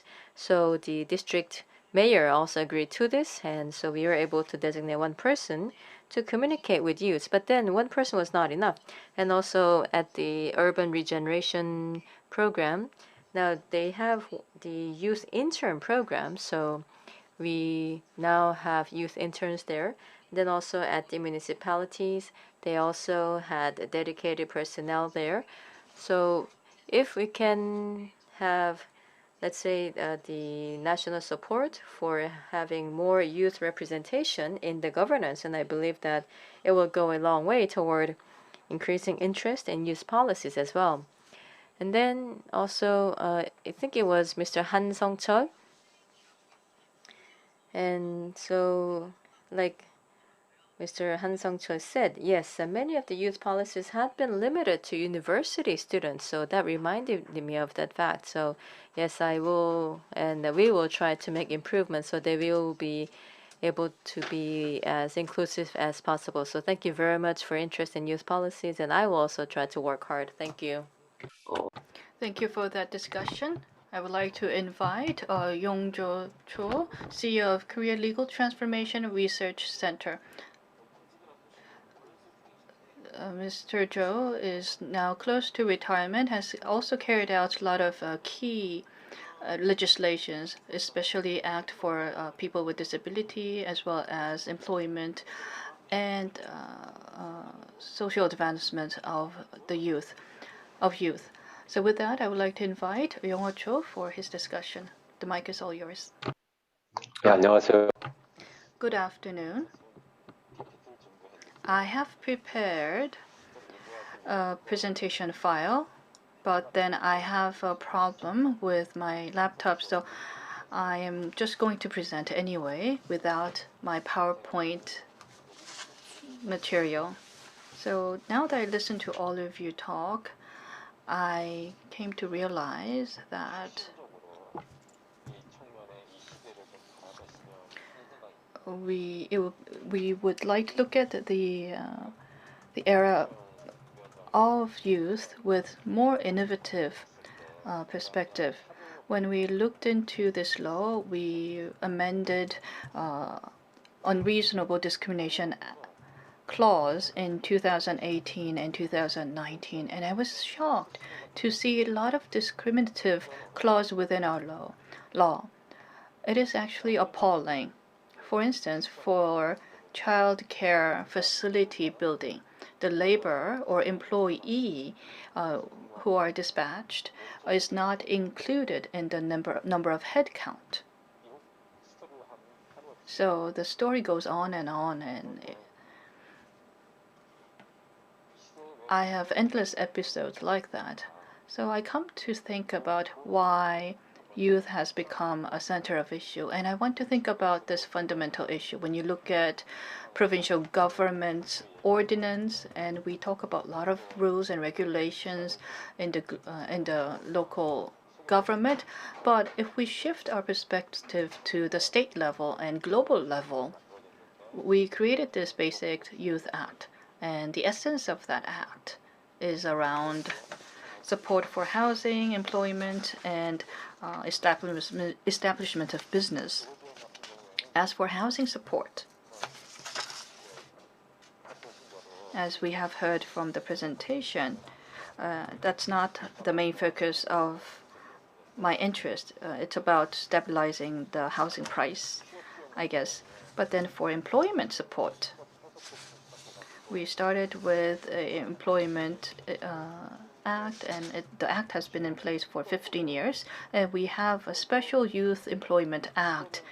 And when you compare ourselves from 15 years ago or 20 years ago, what we still see in the clause is that the clause on public institution, and there is this 3% quota for public institutions. In the past, it's stated that we will make effort to hire 3% of youth, but now it is required to hire 3%. And recently, when I was preparing for this session, I looked at the definition of unemployment issue, and the Justice Party said that this 3% will be increased to 5%, and this will be also applied to private sector company as well. If that will become the case, I think in the employment market, I mean, youth has strength, youth has advantage, but why do we have this quota today? Why do we need such quota? I mean, having 3% or 5% requirement will not solve this issue. I mean, companies have different situation. So rather than making this approach, I think what we have to consider is that the issue for youth is because we have unusual high unemployment rate for youth. The unemployment rate for 50 and 60 age segment is not that high compared to youth. So when it comes to employers, especially for public employers, why don't we leverage population proportion, like the proportion among the whole population? For instance, we have to maintain 30% of youth population within that company, and that has to be in proportion to our demographic situation. And I think that kind of legislation would be better. And what I'm also interested in is establishing business. And I have high respect for entrepreneurs like Chung Ju-young and Lee Byung-chul, the founder of Hyundai and Samsung. But when you look at how they come to build their business, the key to his success was not because he was great as an individual. The chairman, Lee Byung-chul, created a company called JL Industries. And when you look at our textile, when they tailor suit, they don't buy textile from Korea. But what was done at the past was that they passed International Trade Act. So you have to import as well as export. So you cannot just import alone. So the import was prohibited. But jail industry was able to survive because it was a locally based company. And they also advanced into tech areas to become what it is today, Samsung. So when it comes to employment issue for youth, out of 100 youth, 4 will actually establish their own business. That is a seriously low number. I mean, it's same for Cheongju-young. Hyundai is what it is today is because when you look at Hyundai's headquarters in Cheongdong area, they were able to obtain that land from the government, and that became the headquarters of Hyundai today. So 4% of youth is now finding business and establishing their own business today. And when you look at that ratio, if we support youth employment at that level, will we be able to solve youth issue? Would that be enough? I doubt it. The reason our IT industry developed as it is today is because in early 2000, after the economic crisis, we created the Venture Company or Startup Company Special Act. And this new act is supportive of new startups. It was an unrivaled industry support for startup companies that was never seen and never even imagined by any manufacturing companies before. And we did also mention the term IT bubble, but because of the second and third industrial revolution, we now have an opportunity to have the fourth industrial revolution. If youth cannot find ways to establish their own business and to find their own employment opportunities, this will be a frustrating situation for Korean economy. So we need to look into startup companies when it comes to business establishment, and we need to go deeper when it comes to solving housing issue. And we have to be bold in requesting for what we really need. That's all from me. Thank you, Mr. Cho, for that talk. And last but not least, I would like to invite Youngmi Park from the Busan Talent Education Promotion Agency. She has graduated from the Seoul National University and carried out many activities in serving the areas of vulnerable population in our society, such as single moms, and contributed in creating laws and regulations to support these vulnerable populations. And now she works in the Korea Asset Management Corporation to increase social inclusiveness in Korean society. With that, Mike is all yours. Please go ahead. 원장님 마이크가 꺼져 있습니다. Your microphone is off. All right, yes. Hello. Great to meet everyone. Now, as was mentioned earlier, for the non-disabled youth, so the space available for them is limited. Well, let me correct myself. So, youth with disability. So, space for youth with disability is limited. But then if we are to broaden such space, then that would obviously be usable for youths without disability. So I fully agree with that. So before creating the elevators for people with disabilities, so it was in 2006 that I hurt my leg. I suffered a big injury on my leg. And I was in Seoul, and then I had to travel to Busan for business. And then now in Seomyeon district and in all subway stations, there were no elevators, so I had to go down the stairs with my injured leg and using the walker. So I thought that I really felt that my life was at risk. So I thought that that was such a big challenge.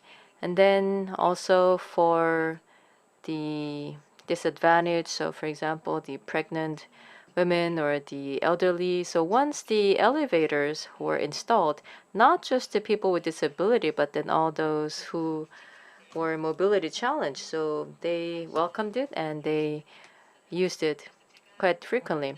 But then, now at that time, so when we were also trying to create the facilities for people with disability, then some of the elderly were quite against it.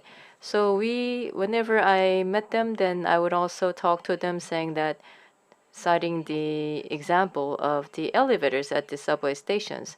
So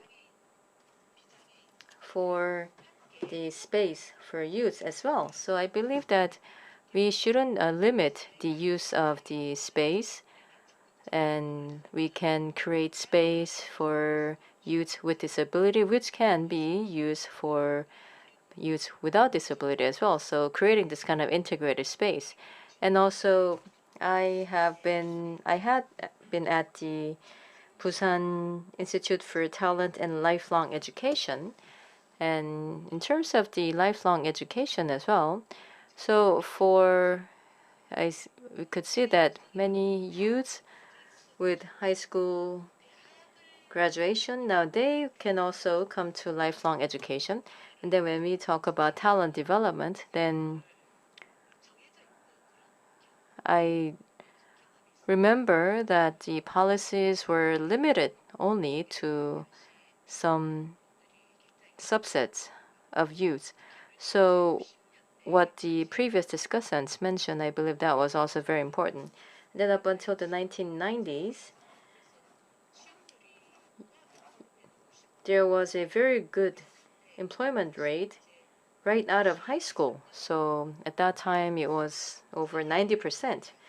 But then now, since the 1990s, then there were many private university foundations. So many current or former legislators would create their private university foundations, then establish the universities. So then it led to a increase in the number of university enrollment. So now about 70 to 80% of the high school graduates move on to universities. And still, many of them find it difficult to find jobs. So we see that this is such a serious problem. And for myself,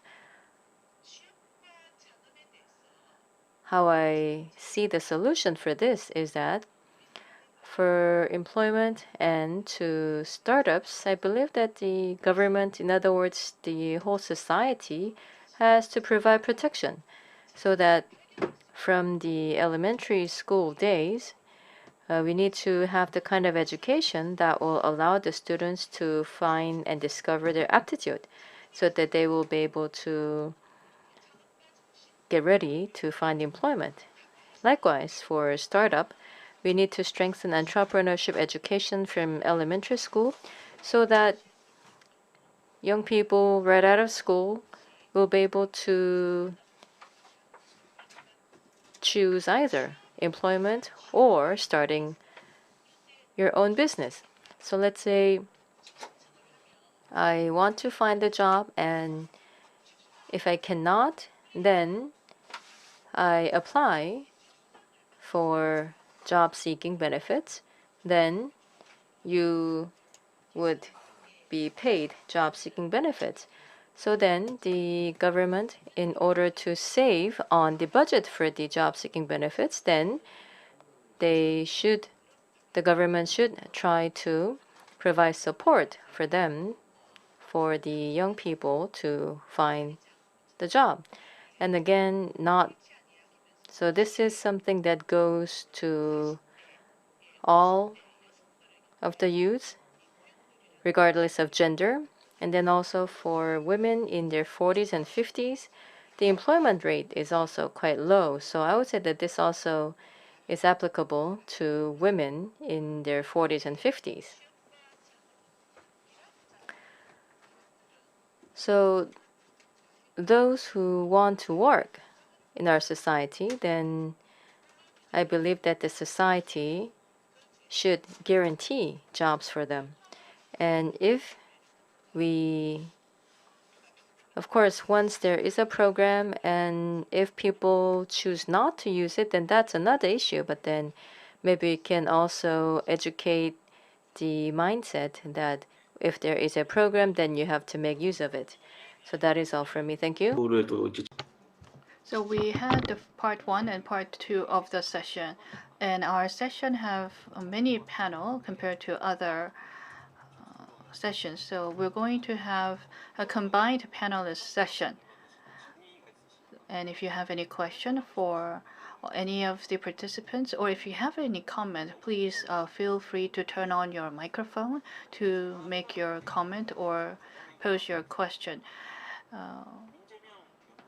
With the authority given to me as a moderator of this session, I want to give about 5 minutes to Jae-myung for his talk. I know a lot was mentioned, but if you can talk more about barrier-free, that would be great. Good afternoon once again. When it comes to youth facility operation, many gave us a very good comment, but we want to invite as many people as possible to increase accessibility for more people. It should not just only include youth with disability, but also non-university students as well as foreign youth coming from overseas is something that we want to do. We want to invite more people to these youth facilities. As we see more social conflict, there is a need for even a better social cohesion. So we need to invite youth who are not university students as well as youth coming from overseas. If you're just in the group with people with disability, you don't have opportunity to meet a lot of people. So actually meeting these people face to face and doing things together and devising programs where we invite all these different people is something that we can do to resolve any misunderstanding or potential conflict. And we'll be able to better connect to understand that these people are actually not very different from you. And we're seeing the rise of single household for youth population. And I thought about how we can improve this household. And the accessibility of this youth population to medical clinic is limited. So maybe we can do a small clinic project. And when it comes to establishing a startup company, some lawyers volunteer to provide free counseling. So maybe we can connect with local hospitals and local clinics so that we can also provide a medical service to youth when it comes to supporting youth population so that they can prevent themselves from medical disease. And we also need a clear vision toward capability building. Nowadays, we don't have a clear vision for capability building. And rather than having that one of them approach, we have to enable them to actually realize their ideas. So through no-code program, they will be able to build app without coding a line in the application deployment. And also Slack or Notion and Trello and these kind of digital collaboration tool could be used to increase productivity of their work. And also through big data education, we can also let them learn about analytics and big data usage so that they can apply these data to their work. And I think that will be helpful. And we are also carrying out research in these topics as well. Thank you for that comment. Is there any further comment following this discussion? 있으시면 If yes, then please go ahead. Yes, allow me. Yes, please. Now, regarding the question of place. Now, when I go to different regions, then I see that the elderly, and then also the youths, and also the housewives, now they need space. So I see that there is a great need for space, and I see that many of the public facilities in our regions now from Monday to Friday, and then open from 9 a.m. to 6 p.m., meaning that on the weekends and also at evening, at nighttime, then such public space is idle. So perhaps we can utilize that space. So for example, the public library, it runs until 10 p.m. So it runs until like 6 p.m. Then perhaps from 6 to 10 p.m., then maybe we can hire someone to manage the space at that time and open it for the citizens to use it. So maybe we can allow the residents to make use of the public facilities even at nighttime or weekend. And also because public facilities have convenience facilities for people with disability as well.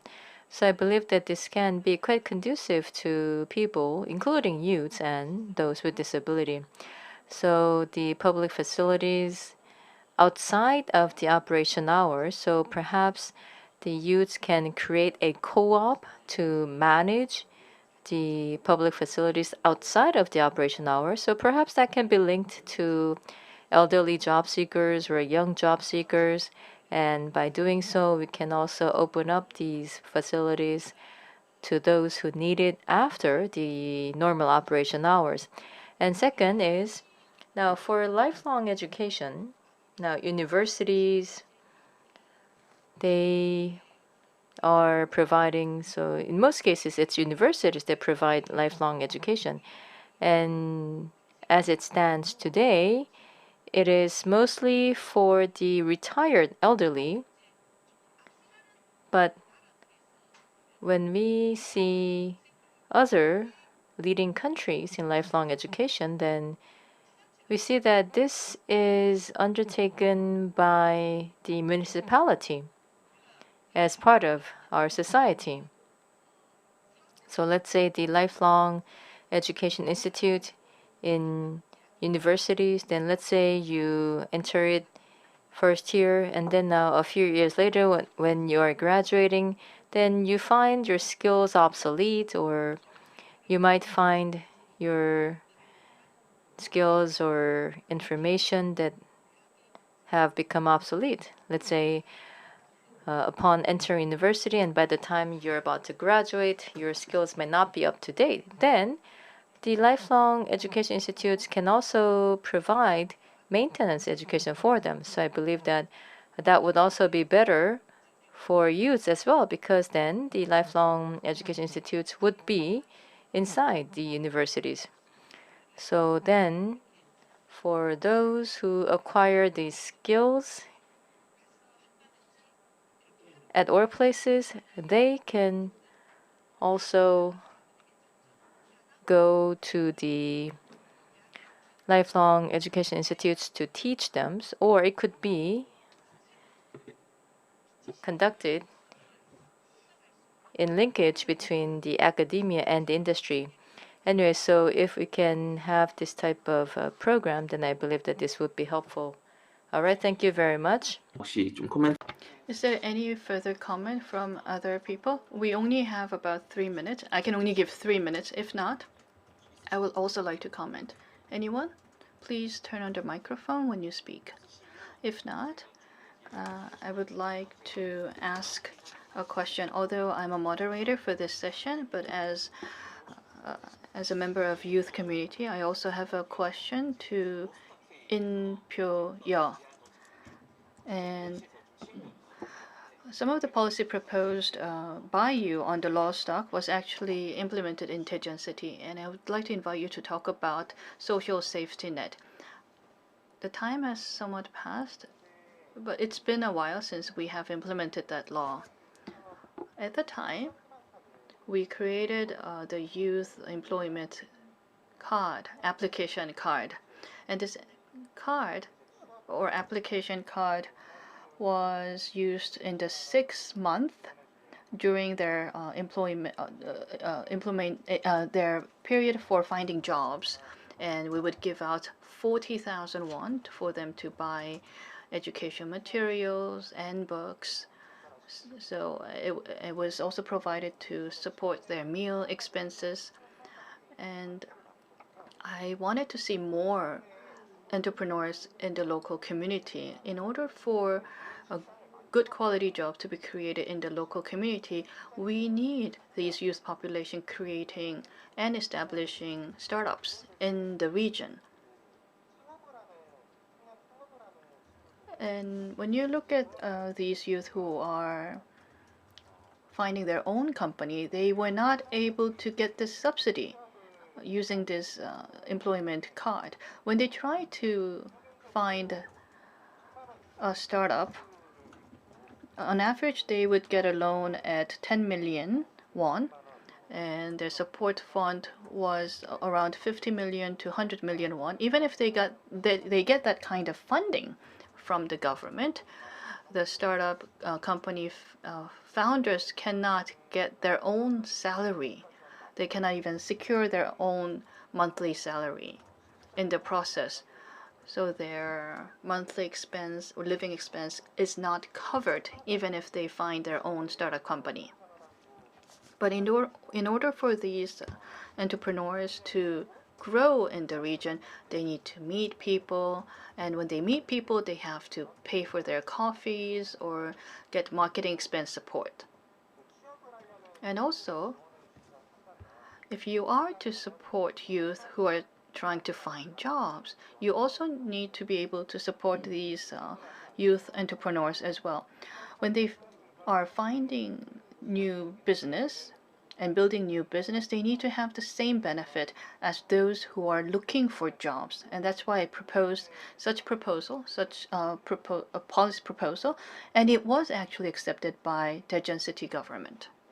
As far as I know, until now, over 10 billion won of budget was spent to support youth entrepreneurs. And we have seen spike in number of entrepreneurs who are finding their own startups, and we're planning to do more. Thank you for that answer. Anyone, I would like to invite more people for their comment, and I would like to limit your talk to 3 minutes. 없으실까요? 없으시면 제가 None?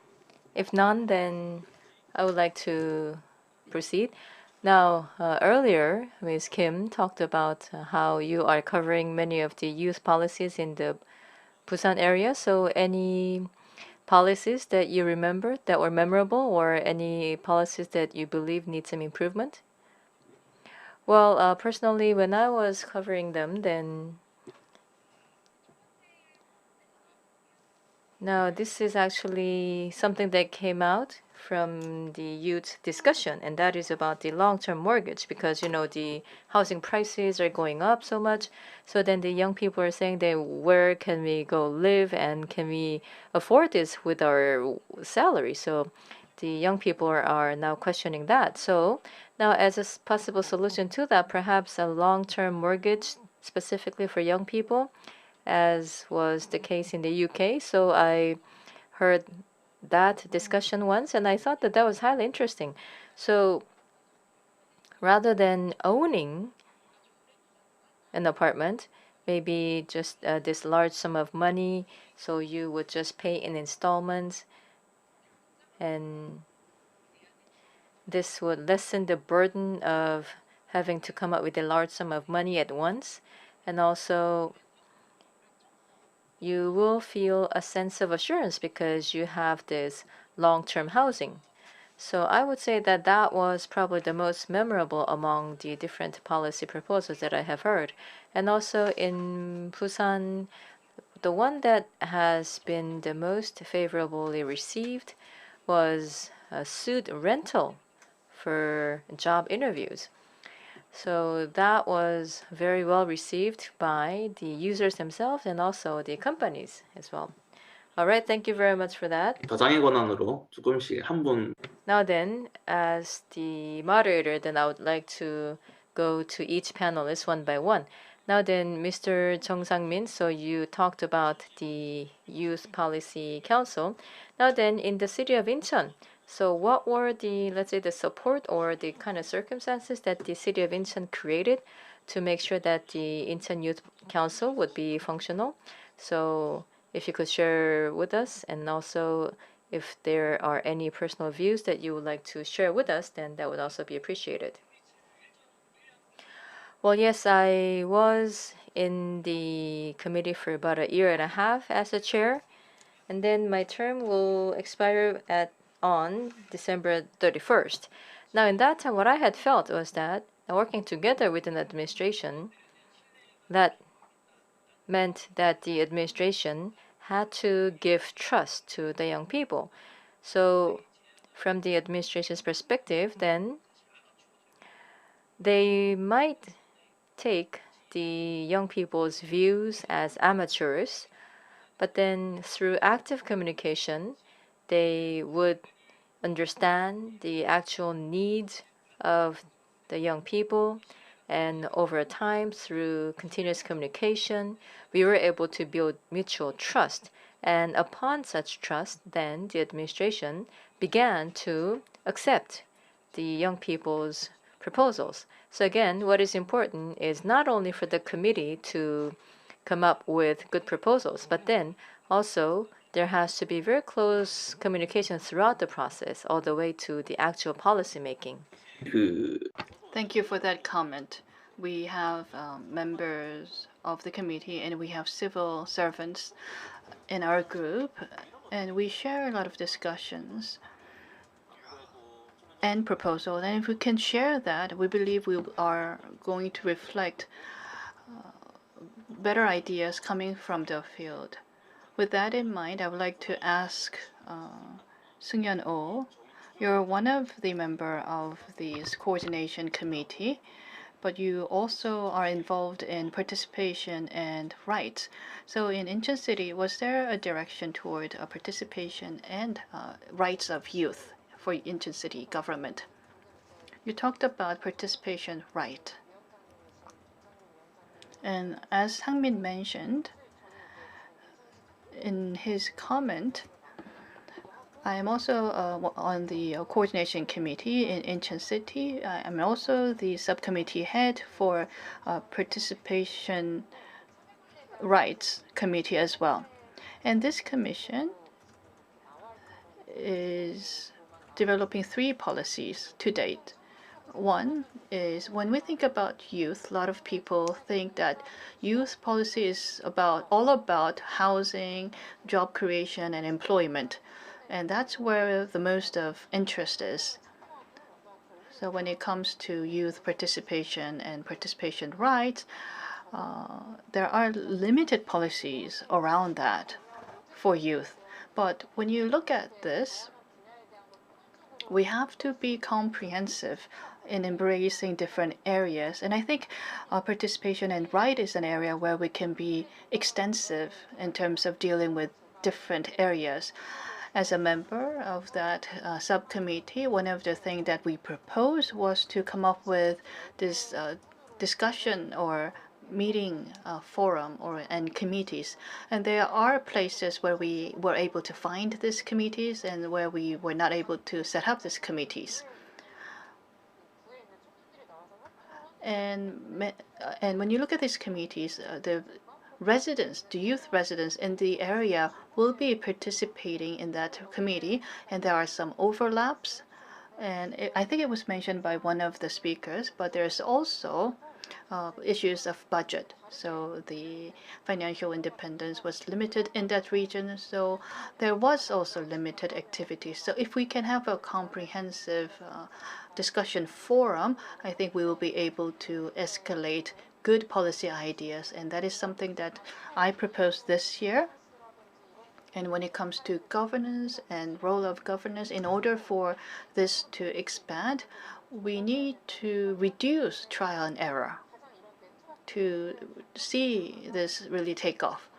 But then the downside of this kind of networking event is that when their term ends, this is not carried over to the next successor. And then we go through the trial and error and the learning curve again.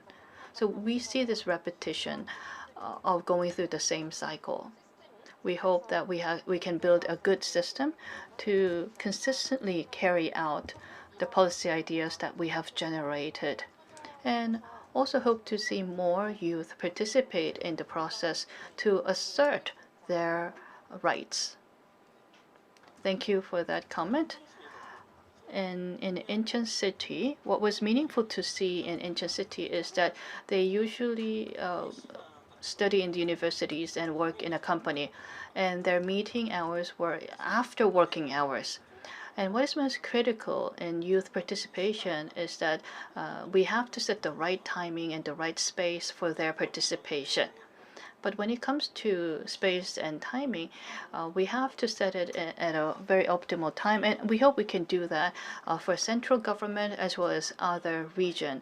And as Seung-yeon mentioned, the coordination committee should not only be a forum, but we also need to have continuity for different stages of the discussion.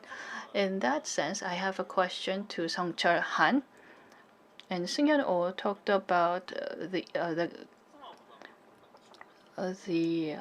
participation right. But as a graduate coming from the special high school graduation, so is there any additional request that you would like to put on the table? We don't have much time, but I can only give you 2 to 3 minutes. 아까도 제가 말씀. All right, now then, as I mentioned earlier,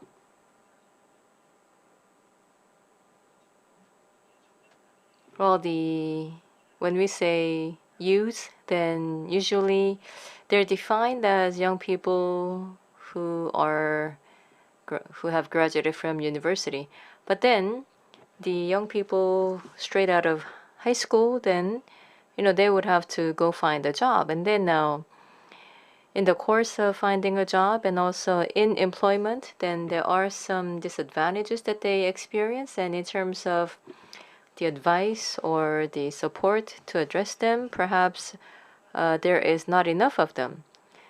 So then maybe there can be programs to provide them with mentorship and also inside school. So in high schools, maybe they can also install or add such programs.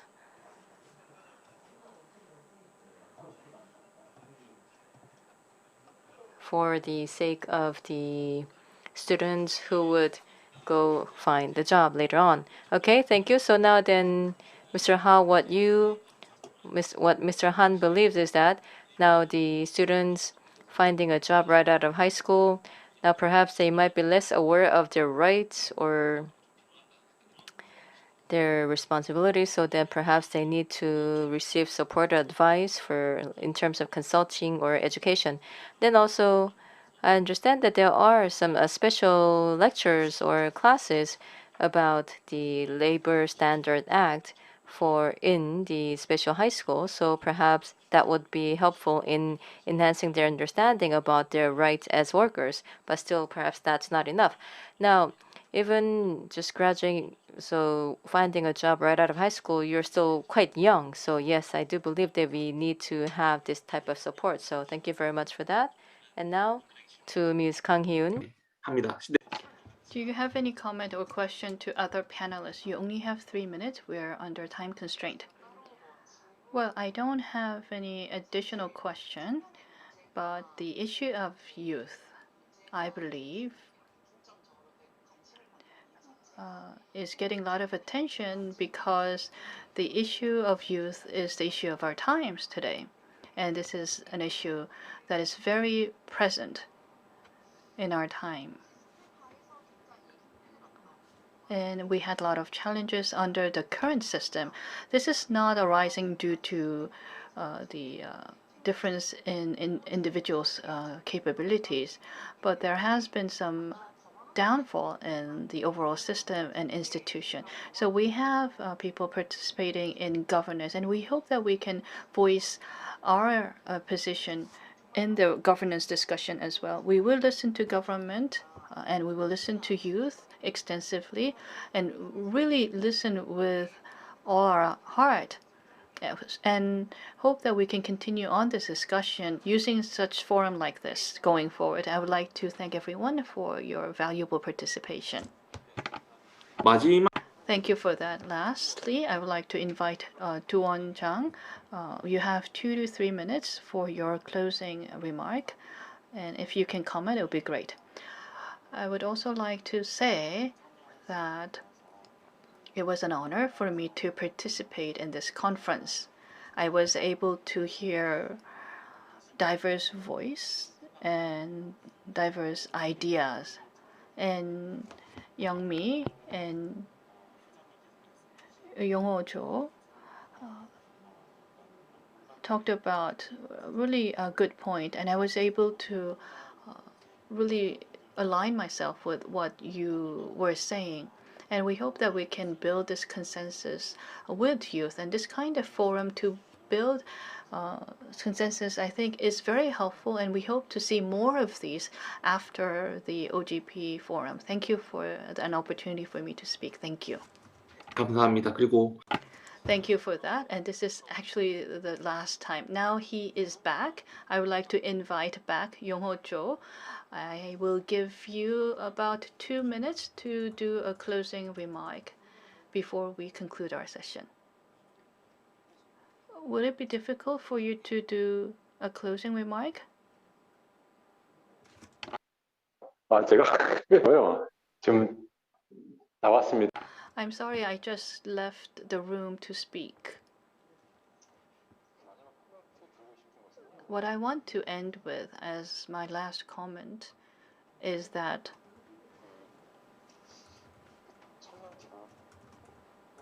the Basic Youth Act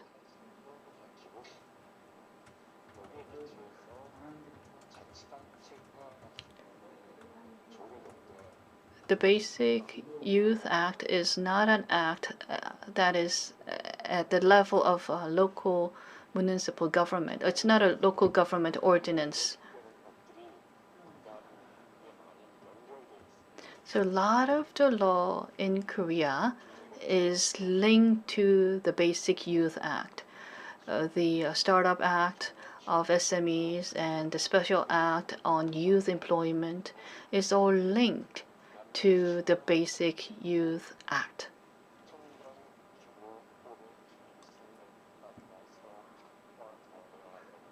And all the relevant act in Korea needs to be amended and refined based on the spirit of the Basic Youth Act.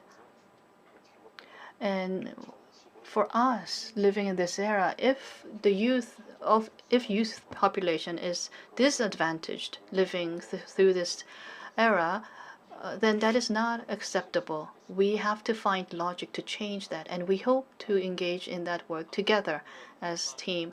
And thank you for that comment. We had some technical issue, but thank you for giving us that comment.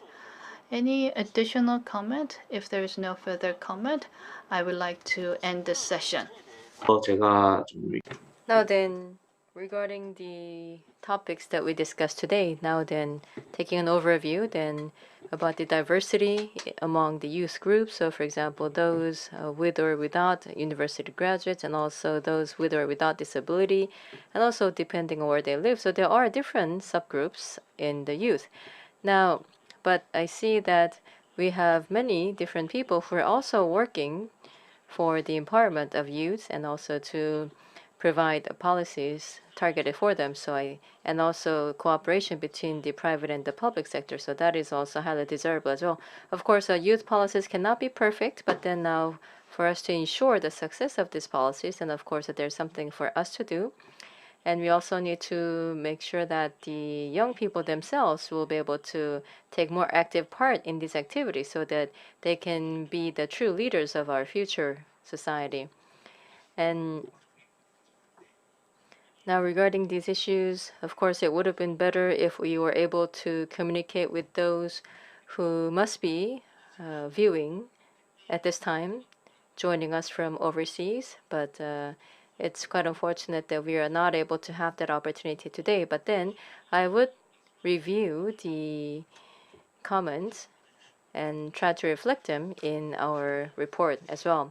So last but not least, I would like to thank the panelists for your presentation as well as your responses. And with that, we will conclude this session.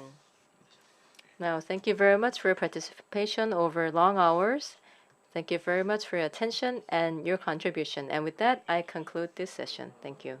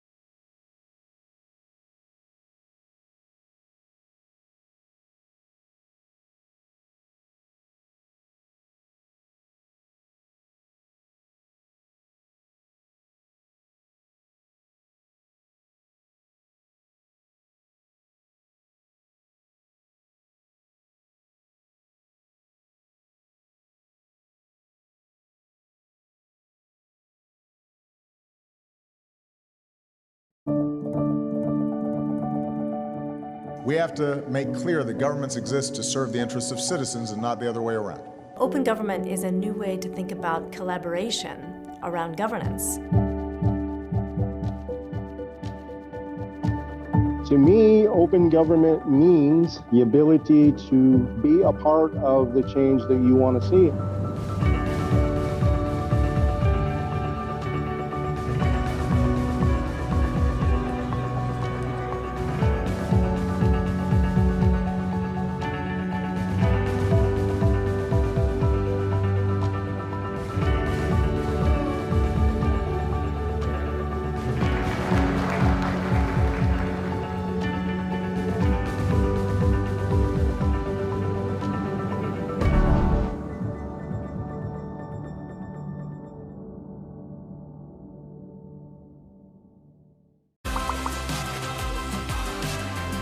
현장에서 일하거나 그런 사람들의 의견이랑 그 정책이랑 또 어긋나는 부분이 있을 수 있으니까 직접 선택한 결과니까 자신이 더 책임을 지지 않을까 싶습니다. 내가 얘기해가지고 좋아질 건 없겠지만은 그래도 하고 싶은 말을 하면은 속이라도 시원할 것 같아요. 서민들의 현장 그리고 실생활 일부분들은 대의를 반영하지 못하는 부분이 분명 있을 것 같아서 충분한 의견 수렴이 필요하다고 생각합니다.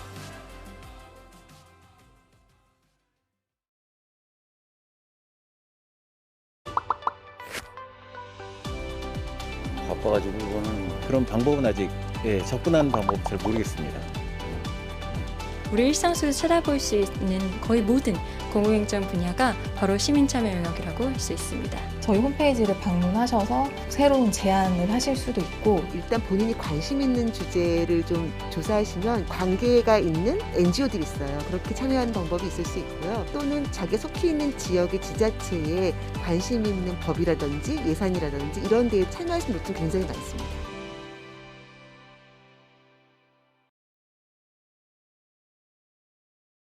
What will it take to solve the biggest challenges of our time? What will it take to include everyone's voice in how decisions are made? We need an idea that's bold and ambitious, with people at its heart. That idea is open government. An open government is transparent, inclusive, participatory, and accountable. So governments don't just serve themselves, they work with citizens both in and out of government to develop smarter policies and improved services that make things better for everyone. And we all get to see how decisions are made, ask questions, and hold power to account. People like you are using the Open Government Partnership to create and implement thousands of initiatives that are transforming societies around the world. Open budgets and contracts are ensuring that money isn't lost to corruption. Having a say in public services has let citizens shape the communities they live in. Equal access to the justice system and public information is open to everyone, especially the most vulnerable. The potential of technology is harnessed while safeguarding against digital threats. And our fundamental freedoms are strengthened, letting us voice our needs and concerns safely. OGP provides a platform for reformers to co-create solutions, monitor progress, and share knowledge with peers across the globe. But for this to work, we need more reformers in government to open new doors, allies outside government to help find ambitious solutions, and partners around the world to support these efforts. We need you. Join us in building a better, more open world.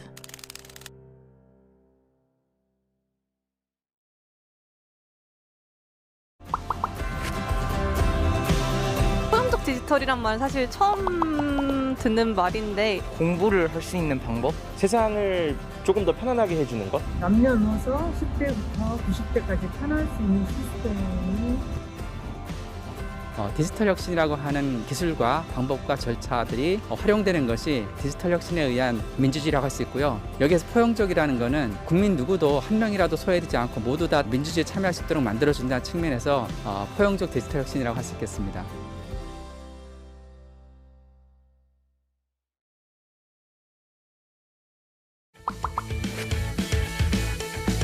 조금 더 자세한 설명이 있었으면 좋을 것 같아요. 사용이 어려운 이유가 사용 방법이 익숙지가 않아서이기 때문에 쉬운 언어로 표현하는 게 좀 좋은 방법일 것 같습니다. 어르신들도 접할 수 있게 교육이 좀 필요하다고 생각합니다. 디지털 활용에 어려움을 겪고 계시는 국민들이 많습니다. 그런 국민들을 위해서 저희는 전국의 디지털 배움터 1000개소를 운영하면서 필요하신 디지털 역량들을 교육해드리는 사업을 펼치고 있습니다.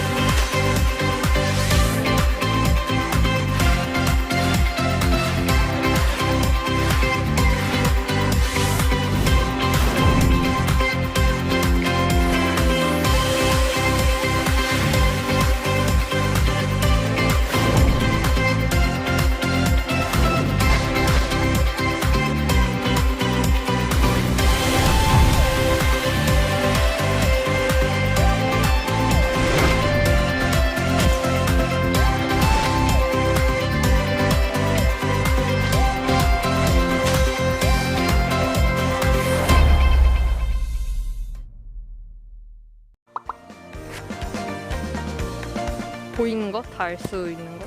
거짓이 없어야 되고 사실대로 말하는 거. 맑은 신현물 같이 다 보여주는 것을 말합니다. 교육이 가장 공정하다고 생각하는 것 같습니다. 우리나라는 임금 문제는 공정합니다. 블라인드 채용이 확대되고 해서 고용 쪽에서도 예전에 비해서 많이 좀 투명해진 것 같습니다. 약간 새치기 안 하는 거. 이런 거 해도 되나? 투명성은 명확하지 않은 것을 성공으로 바꿀 수 있습니다.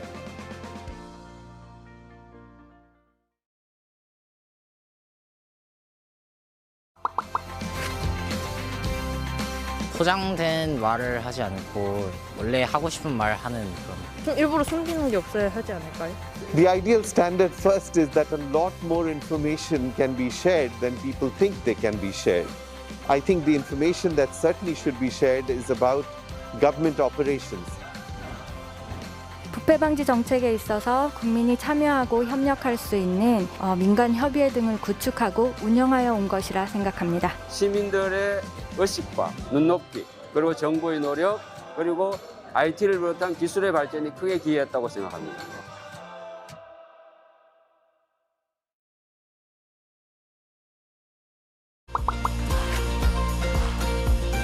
좀 자유롭고 숨기는 게 없는 그런. 국민들과 잘 소통할 수 있는 정부가 열린 정부라고 생각합니다. 열린 정부는 협력이다라고 생각합니다. 모든 국민들이 같이 할 수 있는. 다 얘기해주는 거, 투명하게 공개하는 거. 국민이 정책에 참여할 수 있는 정부가 아닐까요? 정부가 우선 불편함이나 의견을 어느 정도 수용할 수 있고 들어줄 수 있는 그런 정부가 아닐까 싶습니다.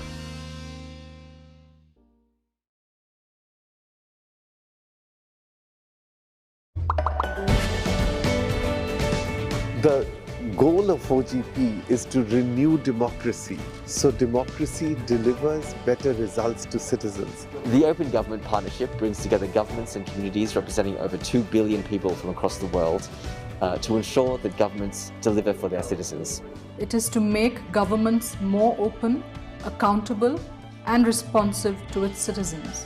Globally, open government is changing, though at a low pace in terms of how governments make themselves accountable and transparent to their citizens. Around the world, reformers from both inside and outside government are pushing for changes that make governing more open. Then together we'll be able to build the kind of open government we want. 결국 세상은 사람이 이끌어가는데 이 모두가 다 연결되어 있잖아요. 그래서 OGP에서 함께하는 그러한 시스템을 만든 그런 열린 정부는 굉장히 중요한 것 같습니다. 전 세계적으로 투명한 행정에 대한 시민들의 요구가 확산되고 있습니다. 이런 환경에서 OGP의 역할이 중요할 것이라고 생각합니다. 기후변화라든지 디지털 전환과 같은 전 세계가 공통적으로 직면한 문제를 해결하기 위해서 OGP가 반드시 필요하다고 생각합니다.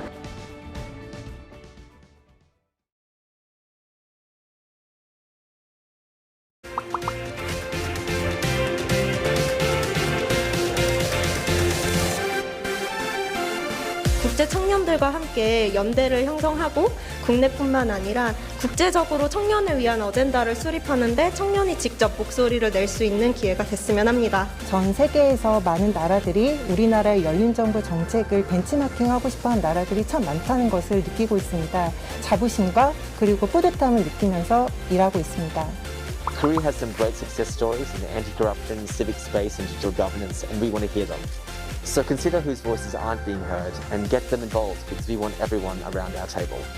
First, convene a strong global coalition for democracy to fight back against the rise of authoritarianism. The second role, which Government of Korea has already played, is it has issued a call to action for all OGP members to advance ambitious reforms to renew democracy through openness and citizen participation. First is an invitation for all Korean citizens to join the Global Summit. It's from December 15 to 17. The website is ogpsummit.org. Please register and join.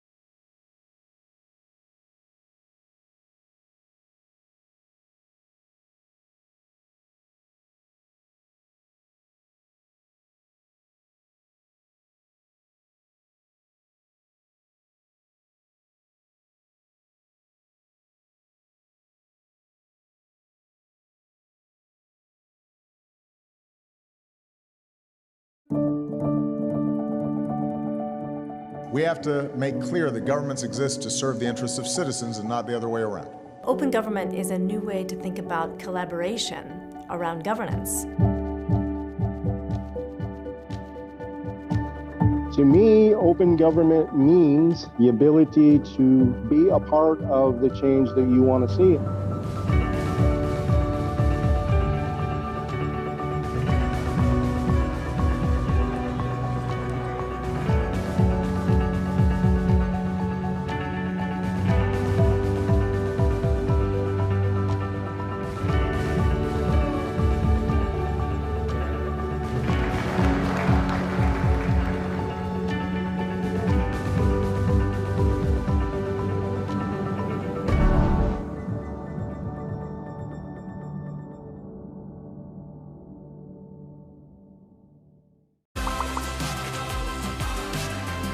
현장에서 일하거나 그런 사람들의 의견이랑 그 정책이랑 또 어긋나는 부분이 있을 수 있으니까 직접 선택한 결과니까 자신이 더 책임을 지지 않을까 싶습니다. 내가 얘기해가지고 좋아질 건 없겠지만은 그래도 하고 싶은 말을 하면은 속이라도 시원할 것 같아요. 서민들의 현장 그리고 실생활 일부분들은 대의를 반영하지 못하는 부분이 분명히 있을 것 같아서 충분한 의견 수렴이 필요하다고 생각합니다.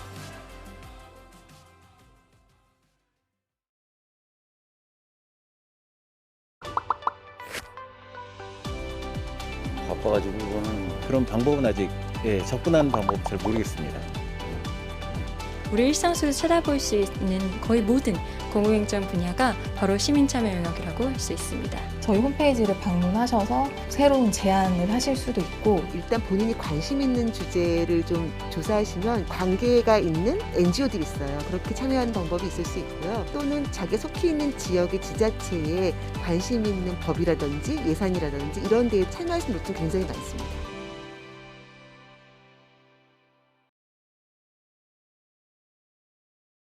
What will it take to solve the biggest challenges of our time? What will it take to include everyone's voice in how decisions are made? We need an idea that's bold and ambitious, with people at its heart. That idea is open government. An open government is transparent, inclusive, participatory, and accountable. So governments don't just serve themselves, they work with citizens both in and out of government to develop smarter policies and improved services that make things better for everyone. And we all get to see how decisions are made, ask questions, and hold power to account. People like you are using the Open Government Partnership to create and implement thousands of initiatives that are transforming societies around the world. Open budgets and contracts are ensuring that money isn't lost to corruption. Having a say in public services has let citizens shape the communities they live in.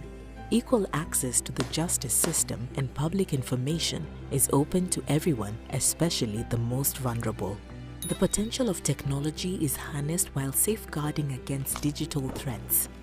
And our fundamental freedoms are strengthened, letting us voice our needs and concerns safely. OGP provides a platform for reformers to co-create solutions, monitor progress, and share knowledge with peers across the globe. But for this to work, we need more reformers in government to open new doors, allies outside government to help find ambitious solutions, and partners around the world to support these efforts. We need you. Join us in building a better, more open world.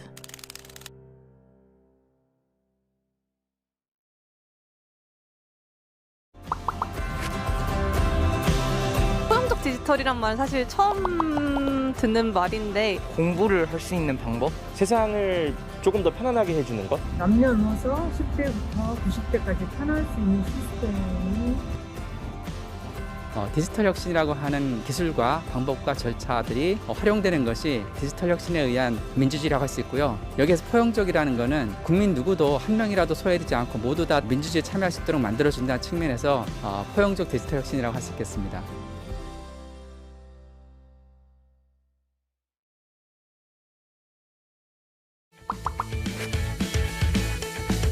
조금 더 자세한 설명이 있었으면 좋을 것 같아요. 사용이 어려운 이유가 사용 방법이 익숙지가 않아서이기 때문에 쉬운 언어로 표현하는 게 좀 좋은 방법일 것 같습니다. 어르신들도 접할 수 있게 교육이 좀 필요하다고 생각합니다. 디지털 활용에 어려움을 겪고 계시는 국민들이 많습니다. 그런 국민들을 위해서 저희는 전국의 디지털 배움터 1000개소를 운영하면서 필요하신 디지털 역량들을 교육해드리는 사업을 펼치고 있습니다.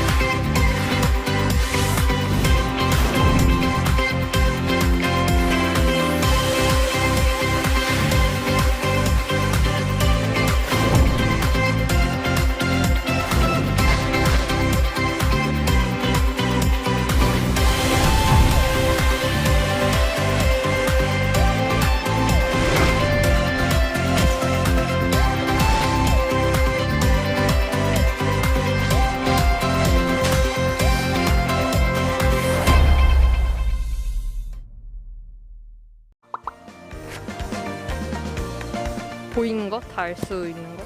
거짓이 없어야 되고 사실대로 말하는 것. 맑은 신현물같이 다 보여지는 것을 말합니다.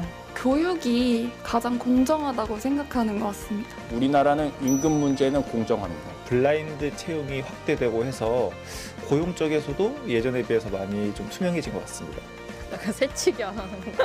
이런 거 해도 되나? 투명성은 명확하지 않은 것을 성공으로 바꿀 수 있습니다.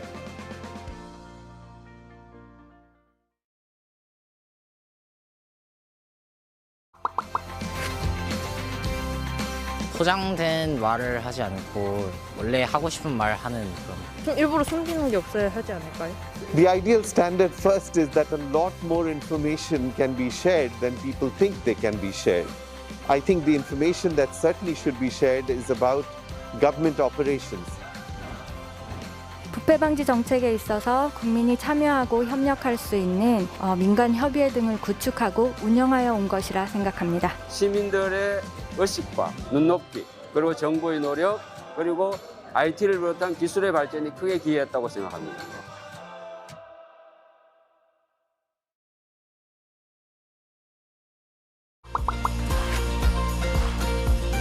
좀 자유롭고 숨기는 게 없는 그런.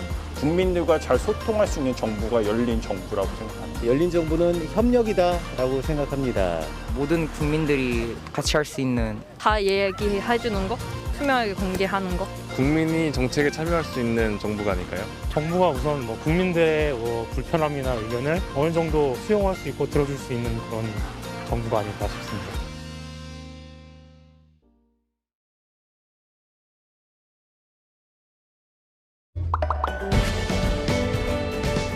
The goal of OGP is to renew democracy, so democracy delivers better results to citizens. The Open Government Partnership brings together governments and communities representing over 2 billion people from across the world to ensure that governments deliver for their citizens. It is to make governments more open, accountable, and responsive to its citizens. Globally, open government is changing, though at a low pace in terms of how governments make themselves accountable and transparent to their citizens. Around the world, reformers from both inside and outside government are pushing for changes that make governing more open. Then together that we'd be able to build the kind of open government we want. 결국 세상은 사람이 이끌어가는데 이 모두가 다 연결되어 있잖아요. 그래서 OGP에서 함께하는 그러한 시스템을 만든 그런 열린 정부는 굉장히 중요한 것 같습니다. 전 세계적으로 투명한 행정에 대한 시민들의 요구가 확산되고 있습니다. 이런 환경에서 OGP의 역할이 중요할 것이라고 생각합니다. 기후변화라든지 디지털 전환과 같은 전 세계가 공통적으로 직면한 문제를 해결하기 위해서 OGP가 반드시 필요하다고 생각합니다.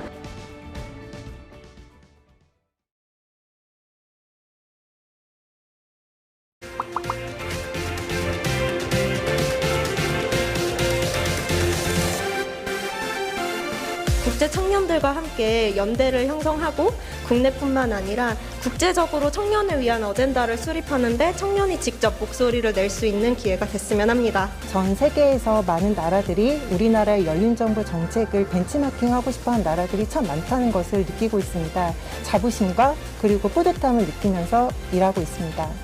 Korea has some great success stories in the anti-corruption, civic space and digital governance, and we want to hear them. So consider whose voices aren't being heard and get them involved because we want everyone around our table. First, convene a strong global coalition for democracy to fight back against the rise of authoritarianism. The second role, which Government of Korea has already played, is it has issued a call to action for all OGP members to advance ambitious reforms to renew democracy through openness and citizen participation. First is an invitation for all Korean citizens to join the Global Summit. It's from December 15 to 17. The website is ogpsummit.org. Please register and join.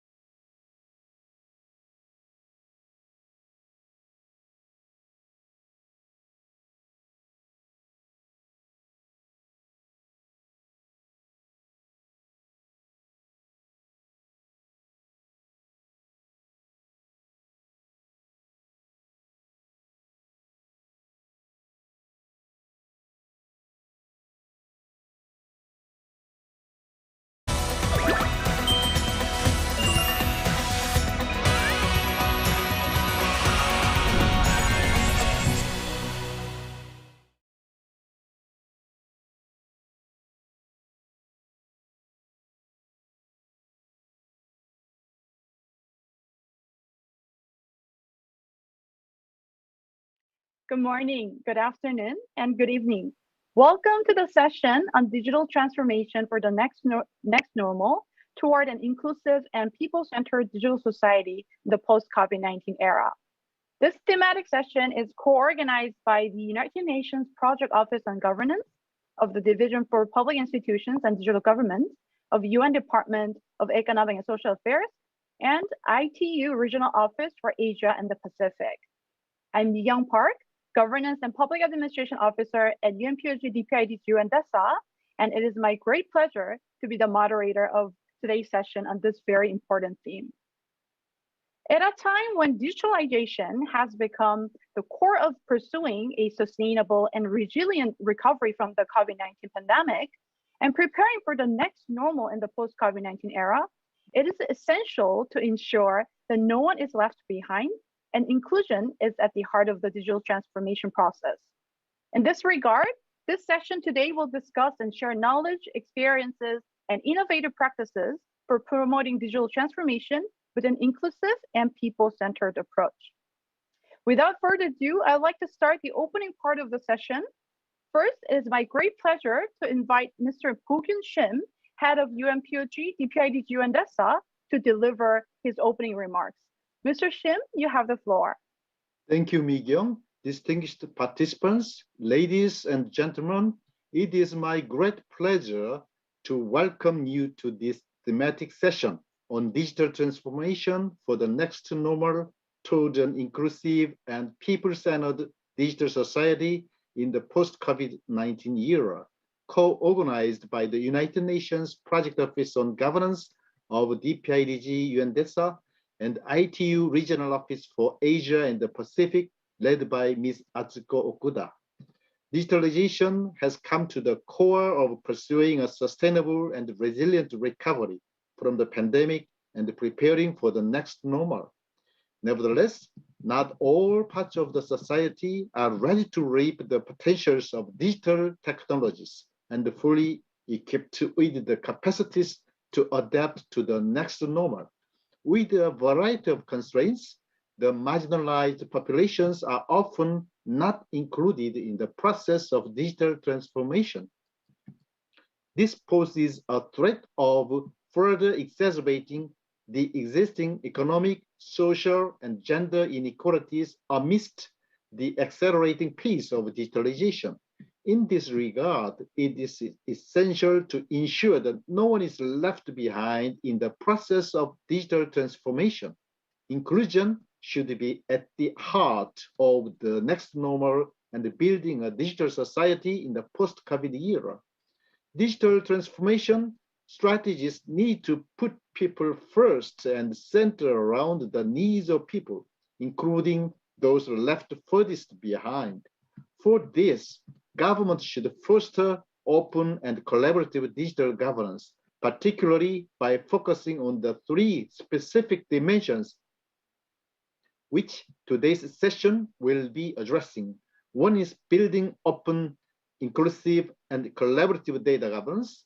Two is promoting digital inclusion, and three is fostering public-private people partnerships.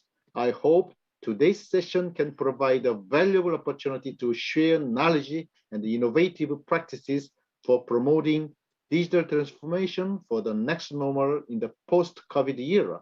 I look forward to fruitful discussions. Thank you.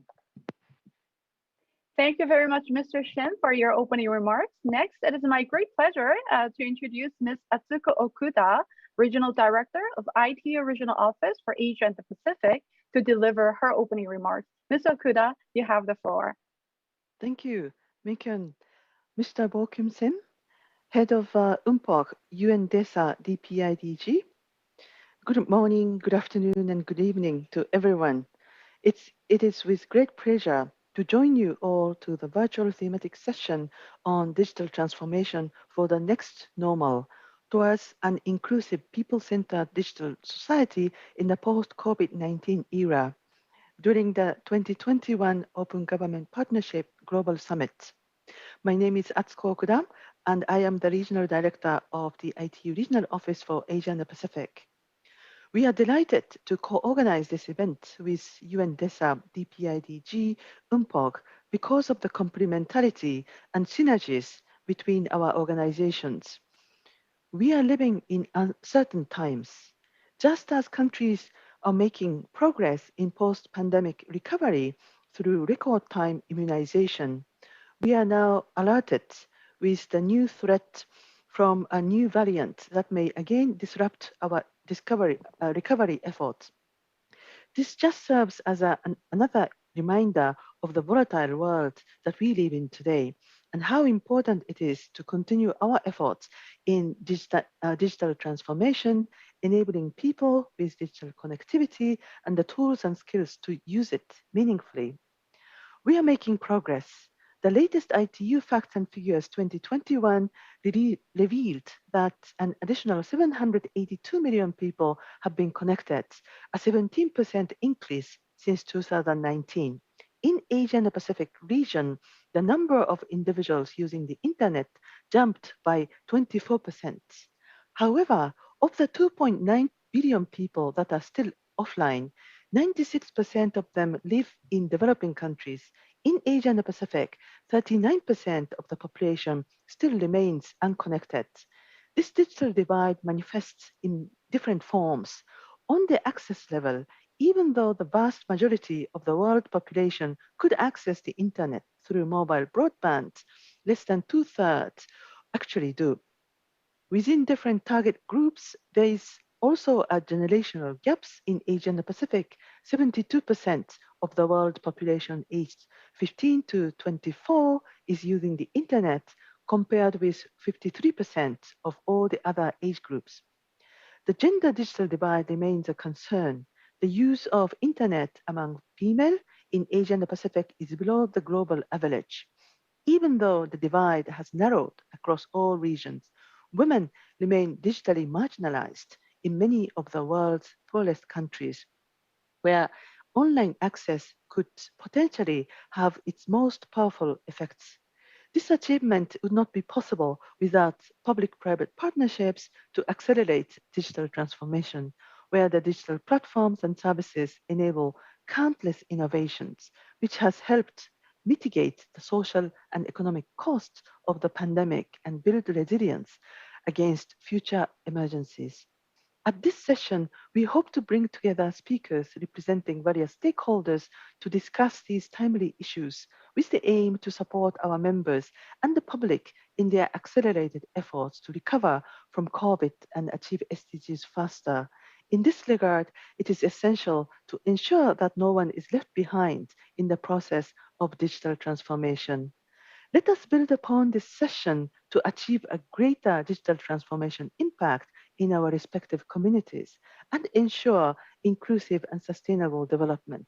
On that note, I wish all the speakers and participants a fruitful session ahead. Thank you. Back to you, Mikyon. Thank you very much, Mr. Okuda, for your opening remarks. Now we'll start the substantive discussion of the session with our distinguished speakers. Today's discussion will be composed of 3 parts. First, we'll have the overview presentations by our speakers. Then we'll have the roundtable discussion. And lastly, there will be a Q&A to address the questions from the audience. So I'd like to invite the participants to share your questions and comments in the comment box on the OGP Summit website. Kindly note that you need to register on OGP website and log on to use this comment box function. Also, when you leave your question, please kindly indicate which speaker your question is addressed to. Today, we have 6 distinguished speakers that you see here who will be sharing their insights and experiences. And the discussion of today's session will be centered on 3 major thematic focuses. First, building open, inclusive, and collaborative data governance. Second, promoting digital inclusion. And third, fostering public-private people partnerships. Considering that this session has to finish on time for the timely operation of the next session scheduled, I would like to ask kind cooperation of our speakers to keep the allocated time. Then, without further ado, I'd like to invite the first speaker, Mr. Keping Yao, Senior Governance and Public Administration Expert of UNPOG DPIDG UNDESA, to deliver his presentation. Mr. Yao, the floor is yours. Thank you, Mikyo. So next, please. So today, I will first give an overview of a general trend of digital transformation and highlight the importance of adopting an inclusive and people-centered approach. And then we'll give a brief introduction of the key dimensions of building blocks for advancing inclusive and people-centered digital transformation and the approaches and the strategies to foster such key dimensions. Next, please. So due to the far-reaching impact of the pandemic, the pace of digital transformation has accelerated, and we are experiencing tele-everything, such as e-health, e-education, teleworking. So meanwhile, there are a variety of demands from different segments of society for responsive, customized, and more efficient services. Second is that the digital transformation is no longer an option, but an imperative. During this process, also more challenges are emerging, such as greater inequality, digital inclusivity versus reliance on digital tools, misinformation, concerns over personal privacy, and insufficient public trust. Third is that digital transformation is not simply about the digitization or digital innovation. It is about the technology, data, people, process, partnership, and systems. So we need to redefine the role of individuals, especially the youth and the private sector in this process. Next, please. And the governments nowadays are increasingly relying on real-time data, big data, geospatial data, and also the data from private sector as well for decision-making. So now there are now more concerns about data privacy and public trust, which calls for instituting a robust data governance and framework. And also there's a higher reliance on digital technology than digital tools for accessing public services. So now a digital divide has become a prominent policy issue. And also there's a more pressing needs for forging partnership with academia, IT businesses, and the private sector for open innovation and IT investments. As the government is deploying more cutting-edge technology to deliver citizen-centric services, which requires consistent investment in ICT infrastructure. And also digital resilience has become a very critical issue because during the emergencies, there are a surge in online requests like an application for unemployment benefits. Next, please. So I try to enlist all these key dimension building blocks. I include 7 key dimensions and building blocks. Next, please. So firstly, the setting the strategy and changing mindsets and digital leadership for digital leadership. The digital transformation is ongoing and a dynamic process, so it should be steered by long-term strategy. And also the strategy should be revisited and updated to accommodate new situations. So the approaches and strategies is that we need to change mindsets and improve in digital capacity and skills at the individual, organizational, institutional, and societal levels. Next, please. And also, digital inclusion should be set as a priority throughout the digital transformation. Digital inclusion policy should be set to ensure all citizens enjoy the benefits from digital technologies by aligning them to take part in digital economy society without being discriminated or excluded. And also the digital ID systems are also opening new opportunities for accessing public service by all. So approach and strategy is that we need to try mega efforts bridge digital divide, and building up digital ID systems to enhance digital inclusivity. Next, please. So the third building block is digital data governance. This one, our next speaker will further elaborate on that. So I will skip this one. Next, please. The fourth is the engagement of people as co-creators of public value. Government should set a strategy for including people in the development of policies and services and provides digital platforms for engaging people for designing and co-creating public services, or reporting issues with the government services. So the approaches should be like a development strategy for engaging civil society and responding better to citizens' requests and needs. Next, please. Data interoperability is critical for application and solutions to talk to each other. So this is the very essential for ensuring integrated and seamless services for all citizens. The interoperability standard would enable developers to put together new solutions very quickly as they are interoperable and easily work together and function well. Next, please. And also, it's very important to set to ensure that a legal framework and a regulation are in place for data privacy and public trust. The citizen trust on digital products and services, as well as the digital infrastructure, is an important enabler for digital transformation. So as an approach and a strategy, we should reviewing the existing or enacting new laws for data privacy to enhance public trust and a collaboration with other stakeholders when developing new strategies and initiatives. Last one, next please. That's the one is about a partnership. The government should facilitate creating a collaborative digital ecosystems to promote PPP for the next normal. And approaches should be like digital transformation, including investment in ICT infrastructure, requires a close partnership with academia, IT businesses, and the private sector. Thank you. Back to Mikyo. Thank you very much, Mr. Yao, for your presentation highlighting the importance of promoting inclusive and people-centered digital transformation and providing an overview on the major building blocks and strategies and approaches for advancing this. Thank you. Next, we'll have a video presentation by the second speaker, Mr. UNPOG, Senior Governance and Public Administration Officer at Digital Government Branch of DPIDG DESA. Excellencies, colleagues, and friends, I'm very honored to join you at this special session organized by our colleagues at UNPOG and ITU Regional Office for Asia and the Pacific. My name is Wai Ming Kwok from Division for Public Institutions and Digital Governments at DESA. My short presentation today will touch on data governance, open government data, and e-participation. First, on data governance and open government data. In our research, we find that there are a number of paradoxes around government data, and this is all linked to the rapid growth of data. First, data is not only an input, but also an output.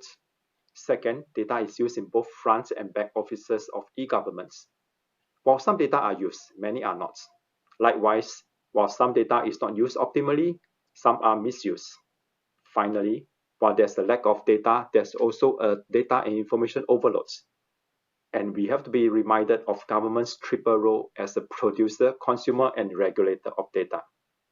With all these complexities in mind, we promote and encourage governments to adopt a data governance framework that is grounded by principles of Goal 16 of the Sustainable Development Goals that include accountability, effectiveness, and inclusiveness, and supported by 4 pillars. First, on policies and regulations that touch upon data protection, privacy, and ethics. Second, national data strategy and leadership that look at standards, interoperability, and open government data. Third, a data ecosystem that involve public-private partnership. And last, data technologies that include AI and machine learning, and among others.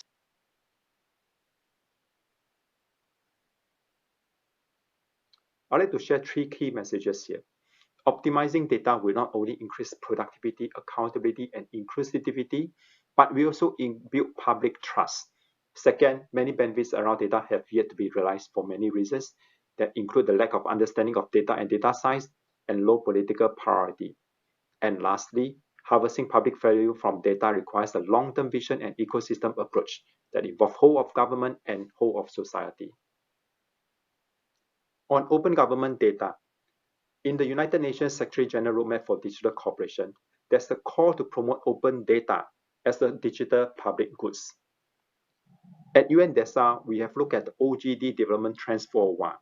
In 2014, we observed only 46 countries have put in place an open government data portal, and this number increased to 153 countries, close to 80% of UN member states that have an OGD portal.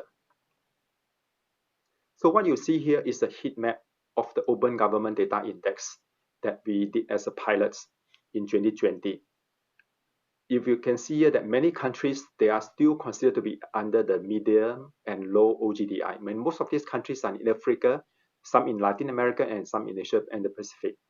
Whereas most countries in Northern America and Europe, they are actually grouped under very high or high OGDI. We do believe more work is needed in this area of data governance and open government data index that include looking at data standards, data interoperability, data analytics, the use of GIS or geospatial data, real-time data, government budget data, and to look at data privacy, security, cross-border data governance, and private sector data. E-participation and leaving no one behind. E-participation is not new. It started with a civic engagement back in Asian efforts. And in a recent paper that we did, we also look at the evolution of e-participation since 1970s through citizen participation through teleconferencing, and we started give a clear definition to e-participation in early 2000s. Here you see the three cornerstones of e-participation. First, on e-information, that's information that enable participation. Second, on e-consultation, where government consults individuals on policy or service delivery. And last, e-decision making, where government empowers people for them to influence and determine their own needs. This chart looks at e-participation in 6 sectors as shown here, where there is actually encouraging growth since 2014 to 2020 in these 6 sectors. But on a closer look, that is still fewer than half of United Nations member states, less than 80 countries for most of these sectors have put in place some form of online consultation. So that shows that there's still a lot of room for improvement. Finally, some key messages on e-participation that is essential to leaving no one behind. There's a trend towards multi-function e-participation platform. However, it's actually not clear how this will translate into broader, deeper, or more inclusive participation. And finally, the take-up of e-participation remains low, even with the increasing sophistication of technology. This is the end of my presentation. I invite you to contact us if you are interested to find out more about work. Thank you. I would like to thank Mr. Kok for his presentation, highlighting the importance of data governance for enhancing productivity, accountability, and inclusivity of public institutions and building public trust. His presentation also emphasized open government data as digital public goods and e-participation for leaving no one behind. Thank you. Next, I would like to invite our next speaker, Mr. Indrek Onik, Global Affairs Director at the Government CIO Office, Ministry of Economic Affairs and Communications of Estonia, to deliver his presentation. Mr. Onik, the floor is yours. Hi, everybody. It's an absolute pleasure to be part of this event today, and I would like to present our views on building a digital society that link together very well, I believe, with digital inclusion, leaving no one behind, and also data management and the approach that we have towards it. Next slide, please. So first of all, I'll give some background information why we even turned digital and what it has enabled us to do since we started. So first of all, Estonia is a relatively small country. At the same time, we cover 45,000 square kilometers, which means that the density of population is low. It also means that for a government, it is challenging to reach everybody, at least in a conventional way, or might I even say old-fashioned way, through government offices. In the mid-90s, early 90s, we realized that with the lack of funding and natural resources, it was really difficult to be able to provide top-notch or high-level government services to everybody in equal terms, regardless of their living location in Estonia.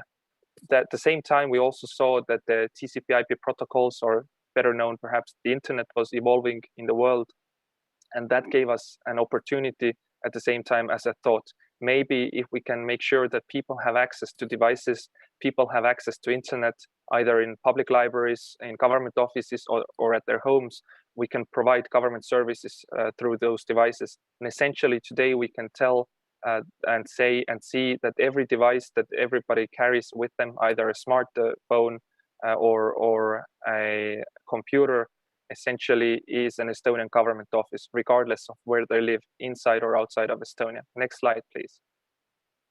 I would like to point out three main aspects of our understanding that fits in with today's agenda.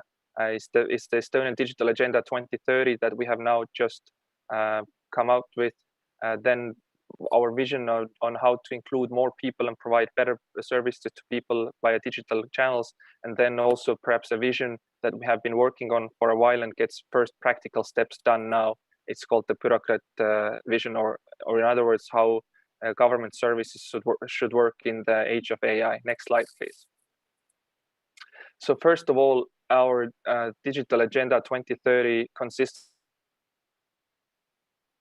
first part of this digital government agenda, which I will explain a bit further. But I also want to make a point on connectivity and national cybersecurity, which are very high priorities in our agenda.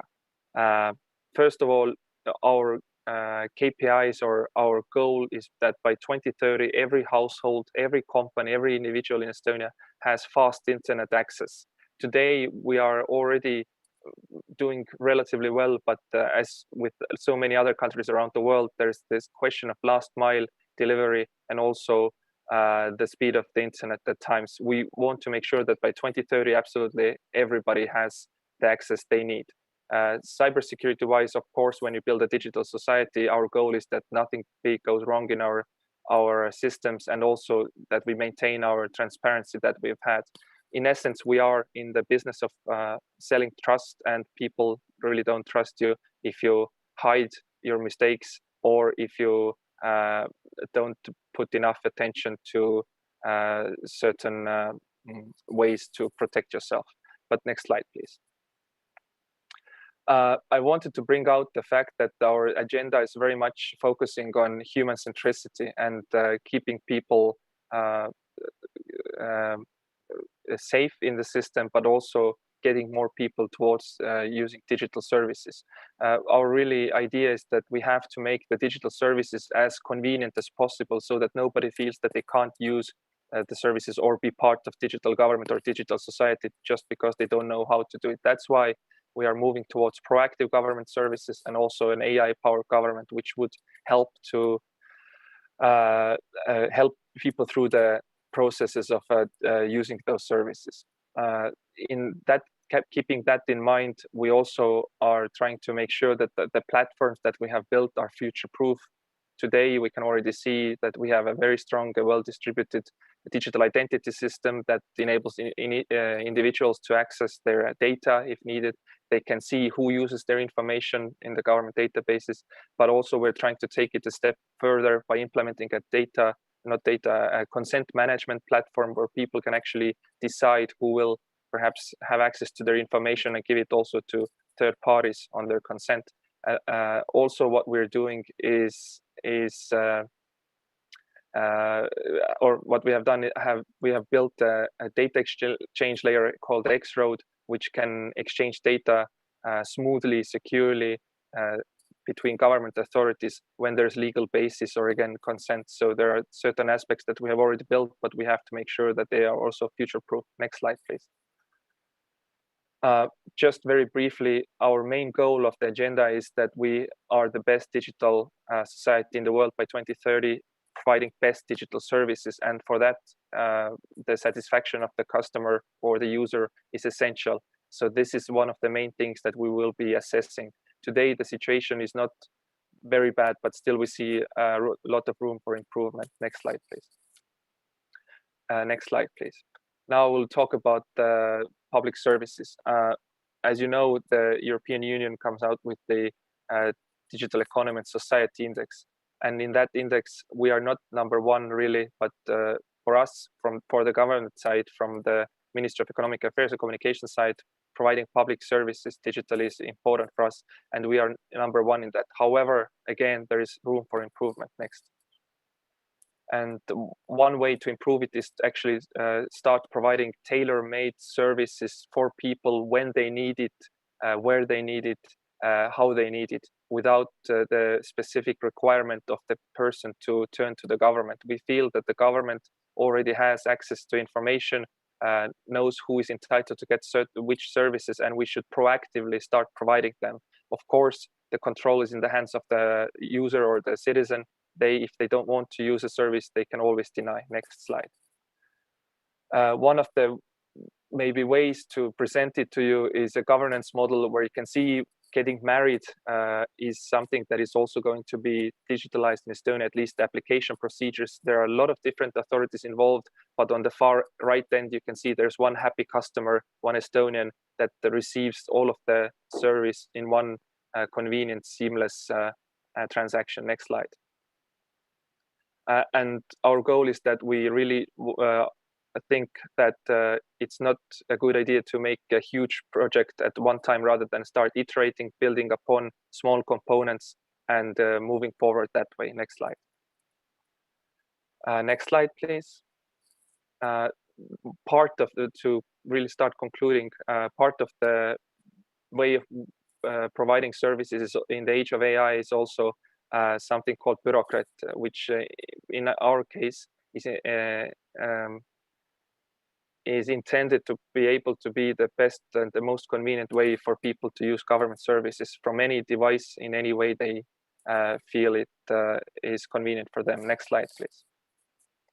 And as I mentioned, it can be voice interaction in Estonian language, it can be a chatbot, it can be via email, but the point is that they will get all of their services done in a convenient way. Next slide, please. And of course, it also means a lot of technical back-end work from our end, from the government side, which we're already started. And I'm happy to say that the first components of bureaucrat are already being implemented. Next slide. To very quickly sum up, because the time is flying away, is that we have realized that the best way for us to be a digital society is keeping the solutions, keeping the delivery short and simple, logical, being transparent, using shared platforms, and most importantly, building the digital society together. This means with the public-private partnerships, because a lot of the solutions in Estonia have been built by our private sector companies, but also engaging the population, the people, asking them actually, what do you want from a service, and then delivering it the best way possible. Next slide, and thank you. Thank you very much, Mr. Onik, for your presentation introducing the experiences and initiatives of Estonia, including the Digital Agenda 2030 and the strategies and approaches for integrated, human-centric, and proactive digital services. Thank you also for sharing the lessons learned from Estonia's experiences. Next, I would like to invite Mr. Sang-Yun Kim, Director for External Cooperation of the Korea Local Information Research and Development Institute, to deliver his presentation. Mr. Kim, the floor is yours. Thank you very much. Thank you very much for that short introduction. My name is Sang-Yun Kim, and I work at the Korea Local Information Research and Development Institute in Korea. I don't have a lot of time, so I think I'll just jump right into my presentation so I can try to convey as much information as possible. Next, please.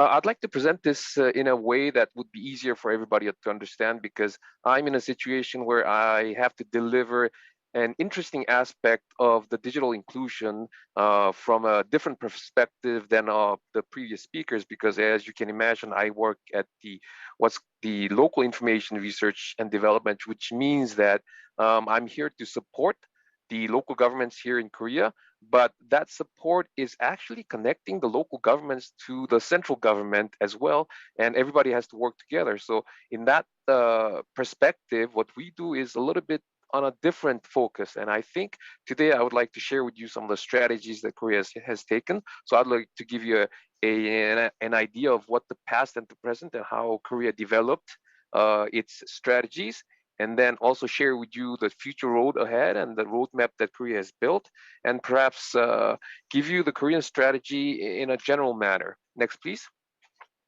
So I think we have to always understand our past for us to really understand what's going on in the present and also to build our future. So that's where I'll be starting. Next, please. This is a really brief introduction to how Korea developed e-government in general, starting in the late 80s all the way up to the present. But I'm not going to go into various detail, but it just goes to show that most of what we did in Korea was based on a legal framework, and with the support of the private sector, plus the participation of the local governments as well. We did manage to build up a decent e-government system, and I think Korea has been ranked quite favorably. And what we've done so far has, I think, generated quite a bit of interest on how it's done. But in general, this page will tell you that most of it was worked under a framework, and I think that's the point that I wanted to make across, that the past of the Korean e-government is based on a very solid structure that is not just simply a, let's say, a format, but it is actually legal in its power. So next, please. But how did local e-government then, the governments, the digital governments that the local governments built, how did they cooperate, or how did they harmonize with the central government's planning and all that legal framework? Well, I think basically that the e-government of Korea developed together with the local government and the central government working together. So while the central government would be slightly ahead in what they did, the local governments did follow up, because without their support, I don't think that Korea could have, really developed in the kind of e-governance that we have currently today. So definitely there is a bit of harmonization, and through this slide, I think you'll probably be able to realize that it was a cooperative effort between the local governments and the central government. Next slide, please. So what's happening today? Well, this slide is actually a representation of what my organization does. I mean, it's just a few examples, but basically, as you can see here, some of our major goals that we have set for ourselves is to develop and supply joint use administrative systems, and also to support pilot IT projects for local governments.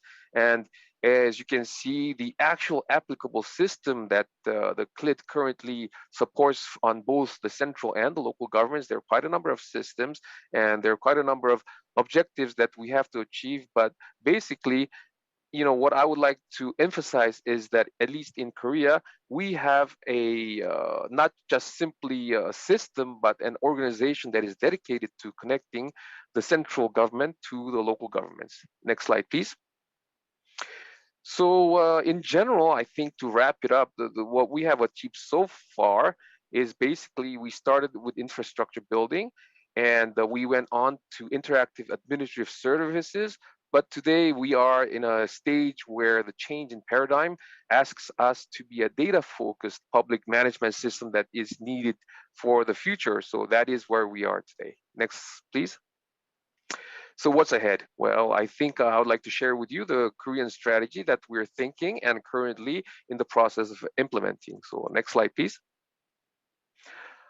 Basically, this is a blueprint of the digital future of Korea, and it's basically the digital government master plan that Korea has built just this year.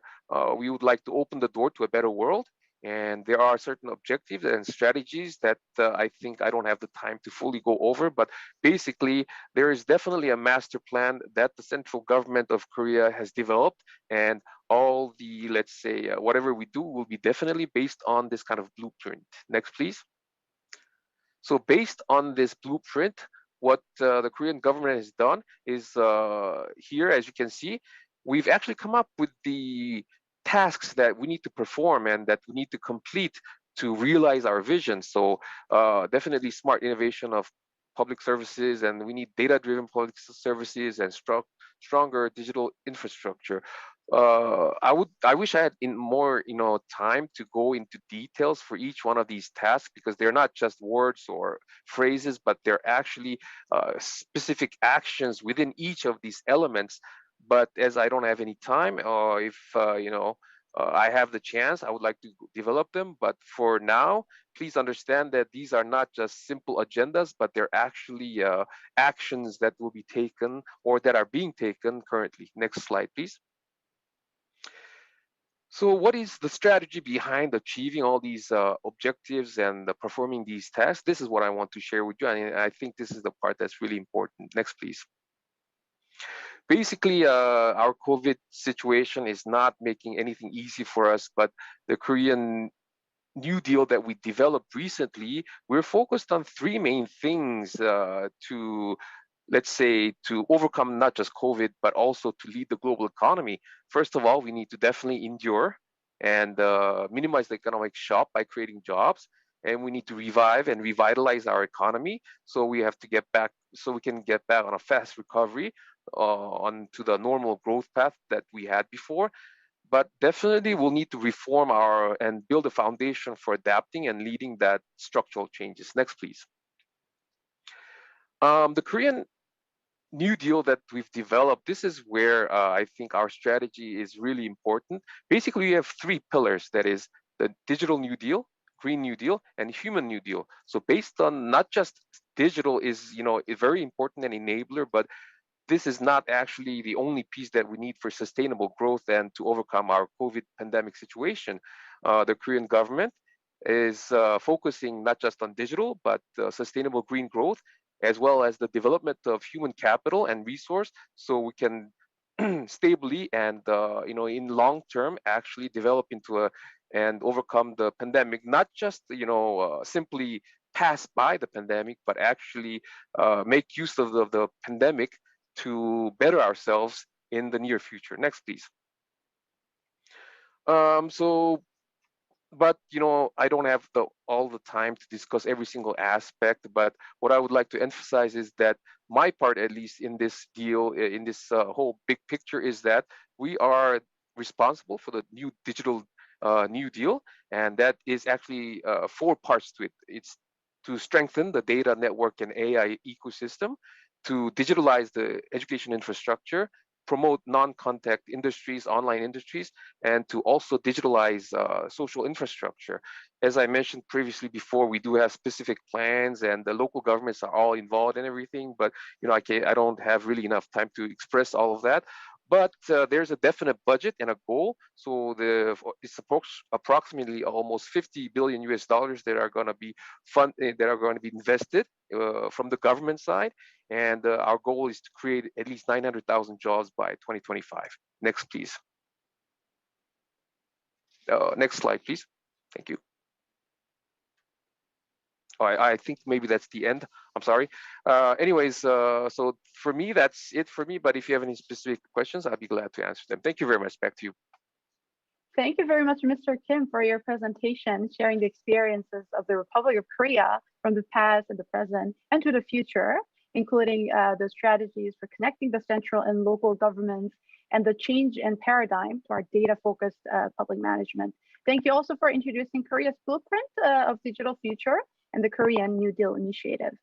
Thank you. Next, I would like to invite our next speaker, Mr. Fo Matitse, who is the head of the Industry and Value Advisory of SAP Africa. Mr. Matitse, you have the floor.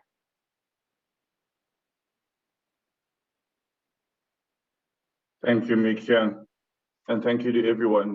My name is Mpo Matitse, as Mikyang said, head of the Industry and Value Advisory Practice at SAP Africa. I'm very delighted to be here at the 2021 UN OGP Summit. For those of you that don't know SAP, we help the world run better and improve people's lives by providing innovative digital solutions across the world. In public sector specifically, we've got over 20,000 customers worldwide that span everything from local government to national government. And what I'll be talking to you today about is how do we drive digital inclusivity for society as a whole through public, private, and people-centered partnerships in a post-COVID world and addressing the needs of the economy. We'll be doing that by answering 2 questions. Essentially is, how can the private and public sector contribute to promoting digital transformation through collaborative and effective measures that promote an inclusive, people-centered digital society? And the second question that we'll aim to answer is, how has SAP Africa effectively contributed to driving that inclusivity and touching on some of the key activities that we've done on the continent and worldwide? Let's start with the first question. So essentially, I think there's 3 things that we can do in order to promote quadruple P between public and private organizations in order to foster digital inclusivity. These are driving brave and progressive legislation. 2 is teaching and enabling digital skills. And 3 is driving joint innovation advisory councils. So let me touch a little bit on the first point. I'm Yes. sorry to intervene. I think your sound connection is slightly unstable. It would be appreciated if you could come closer, maybe to the microphone, if possible, please. Thank you. Okay. Is this better, Mika? Yes, this is better. Thank you. Okay, there we go.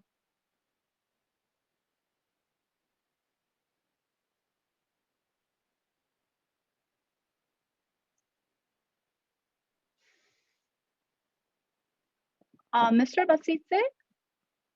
Mr. Matsitse? I think there is you're muted, or the connection. Mr. Matsitse, can you hear me?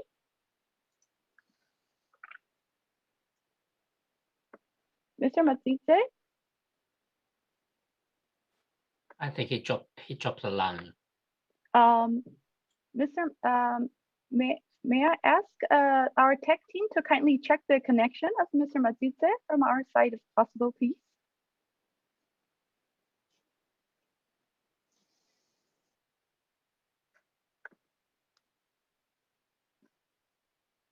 Mr. Matsitse? He's muted. Mr. Matsitse, can you hear us? I think there's a connection problem. So while you may check your connection, I think I would like to invite maybe our next speaker first, and then if it's okay, we'll return back to your presentation. I hope that's okay. In the meantime, may I ask the next speaker, Ms. Atsuko Okuda, to proceed with your presentation, deliver your presentation, please. Thank you. Ms. Okuda, you have the floor. Thank you. Thank you for your understanding. Next slide, please. I would like to start with the short introduction of our organization, International Telecommunication Union, which is a specialized agency for information and communication technologies. By the way, ITU is the oldest UN agency established in 1865, which may be a very little known facts about ITU. Next slide, please. And ITU covers 193 countries and supported by about 900 private sector companies and academia. And we are active in radio communication in the area of frequency or spectrum management, standardization, and development to bridge the digital divide globally. Next slide, please. And I would like to start my presentation regarding the impact of COVID on digital technology. And as you see on the screen, according to the latest statistics, we saw significant increase all across, starting from the connectivity, subscriptions, and data usage, and the household and individual internet access because of the COVID and because of the lockdown. Next slide, please. And we also found that the countries which have better broadband connectivity had relatively less negative impact of COVID, and they could mitigate those impacts economically. And that shows that broadband connectivity is essential to perhaps address any future emergencies. Next slide, please. Now, I would like to also talk about the impact that we see on the figures globally. As you may know, ITU released Facts and Figures 2021 very recently and found out that now 4.9 people are connected and online while leaving 2.9 people behind. Next slide, please. And this is the regional breakdown, as you see, there were significant progress and improvements in terms of the increase in individuals using the internet. There are still significant regional disparities, and Asia and the Pacific still stands at 61% of people using the internet. Next slide, please. And we also see that, as you see, the 4G network coverage increased significantly over time, and more people are covered. But it doesn't mean that these people which are covered by 4G networks are using 4G because of the affordability. It is still quite expensive for remote and rural population. Next slide, please. Additionally, we have noticed that there are still persistent gender gap. As you see on the screen, there are more male internet users than female, and the situation is more accentuated in developing countries. Next slide, please. And we also notice the generational gap. As you see on the screen, the younger generation use more internet between the age 15 to 24 compared with other age groups. And while developed countries have less of these disparities, it is more prominent among developing countries. And this is something that we should consider and take note of. Next slide, please. We also see that there is a significant urban and rural divide. And as you see on the screen, again, in developed countries, the gap between urban and rural internet users is not that great compared to the developing countries, which is 72% and 34%. Next slide, please. So what is it that ITU is doing to, can you go back to the previous slide? Thank you. To address this issue and to provide access to vulnerable groups, including women and people with disabilities, youth, women, and girls. Thank you. It's very active, animated, but let me start with the whole of government approach. And we believe that this is one of the key to make sure that sustainably we provide the access. And we start always with the SDG. ICT, as you know, is a cross-cutting area which support all the SDGs. But what's missing is the middle part, which is how to make sure that these services and government operations are optimally designed and implemented. And that's the reason why we believe that this whole of government approach and make sure that, as you see back and forth, the gap stack which maximizes and uses the common building blocks is very, very important. And with this gov stack and whole of government approach within digital government, we believe that we can provide better access and efficiency and effectiveness of digital services to citizens through smart cities, smart village, and smart islands, as you see these slides. But the gov stack should be able to provide the procurement, common services like tax, human resources, and financial services. That will really increase the efficiencies in the government services. Next slide, please. So I would like to explain a little bit more about smart islands. Can you go back to the smart islands? As I said, the whole of government approach and common ICT building blocks will be able to create an environment where we can provide the smart cities, smart island, smart village services in a cost-efficient and scalable and collaborative way.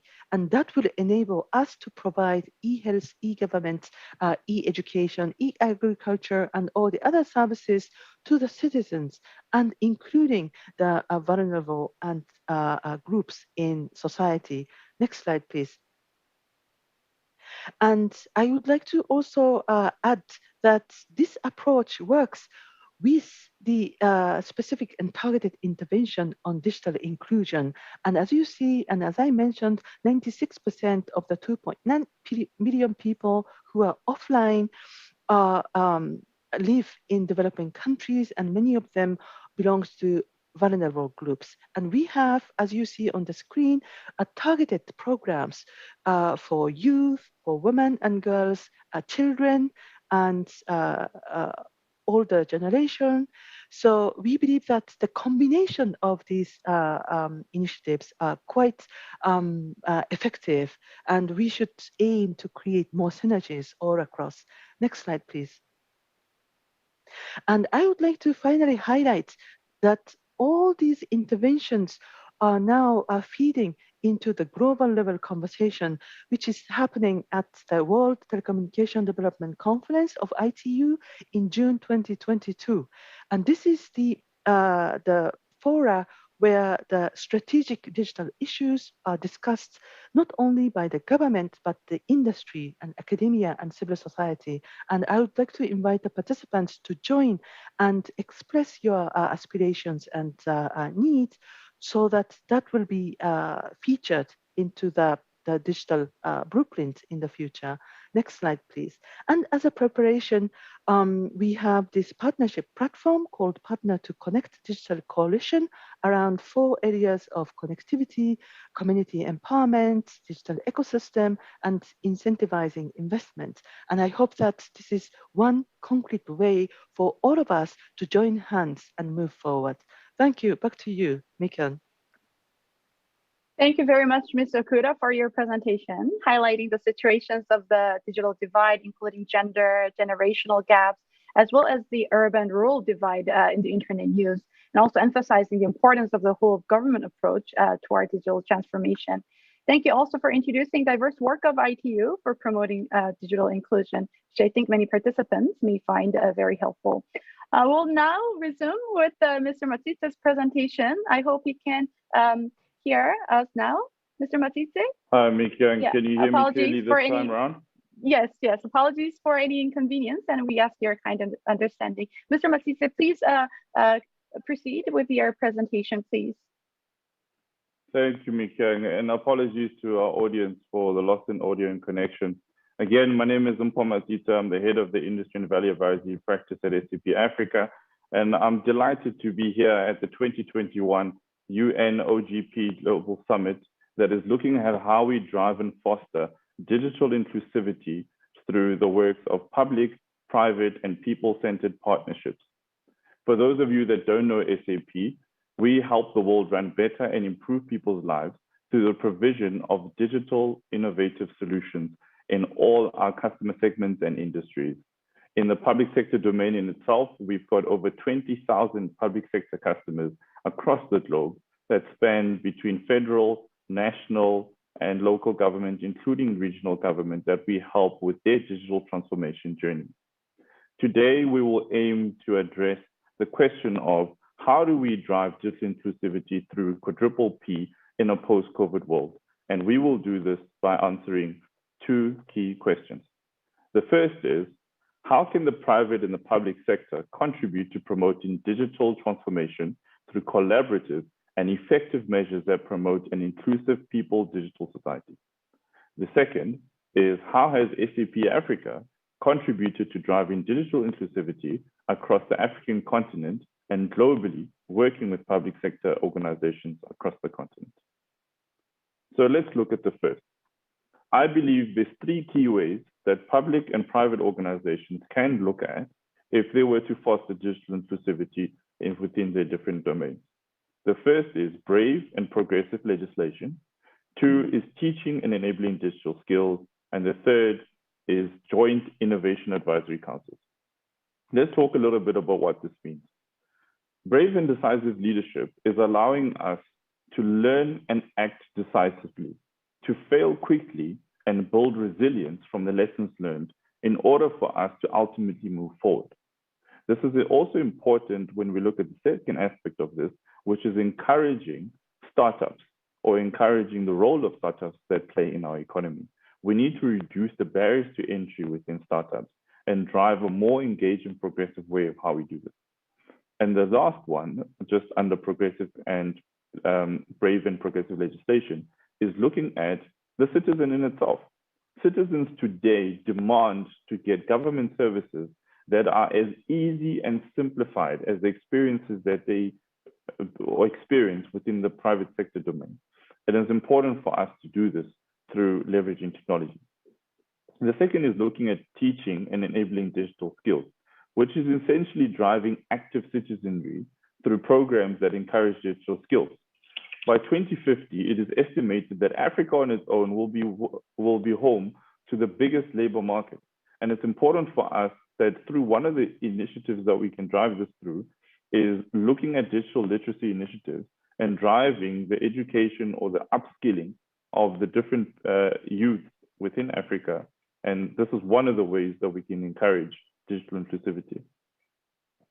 The last that I want to touch on is, as SAP, we currently and actively participate in an advisory capacity through the following innovation advisory councils.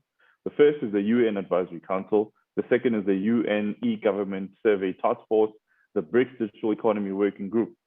It is important that the composition of these non-statutory and independent digital advisory boards that both drive the collaborative effort of public and private institutions are scaled across the continent and across the globe. It'll help drive innovation and elevate the talk about technology, especially the fact that COVID-19 has accelerated digital adoption today. Let's look at how SAP has done this. So we have quite a few initiatives at SAP globally that we are driving, but for today, I'll be touching on just 5, and if time allows us within the plenary discussion, we can touch on greater aspects of how we've done this. The first is the Africa Code Week, which is really looking at how do we then develop youth between the ages of 8 and 16 and equipping them with programming or coding skills. The program we've been running has started in 2015 and has touched the lives of more than 3.48 million youth across the continent and across 25 different countries in Africa. The second is a really great initiative that we aim to drive a lot more sustainability and a lot more focus on, is the 5x5 by 25, which essentially means that SAP is making a commitment that by 2025, 5% of our procurement spend will be with social enterprises and the other 5% with diverse organizations. Then if we center on the middle and we look at the SAP Pro Bono for Equity, this is our consultative pro bono initiative that helps Black businesses and diverse businesses drive a scale in their masses. And this program is not a mentorship program, which our participants have actually shared. It is an inclusive consultative program where SAP colleagues volunteer actual time working in there. We also look at the Young Professional Skills Program, which is the YPP program, that since 2012 has created 2,807 jobs across Africa and across more than 33 countries. We continue to do this work today in ensuring that both our customers, our partners, and society at large can benefit from the skills that we are teaching the youth and the SAP skills that we are creating across the continent. Sustainability at SAP goes without saying. This is definitely one of our key and important areas around the globe and a key agenda topic when we're discussing with our customers. And just to give you an example of how we're doing this, one of the initiatives is the Ghana Waste Pickers Initiative that we have running in Ghana as a pilot today, with more than 2,000 Ghanaians leveraging SAP technology platforms to leverage and help their lives with driving waste management.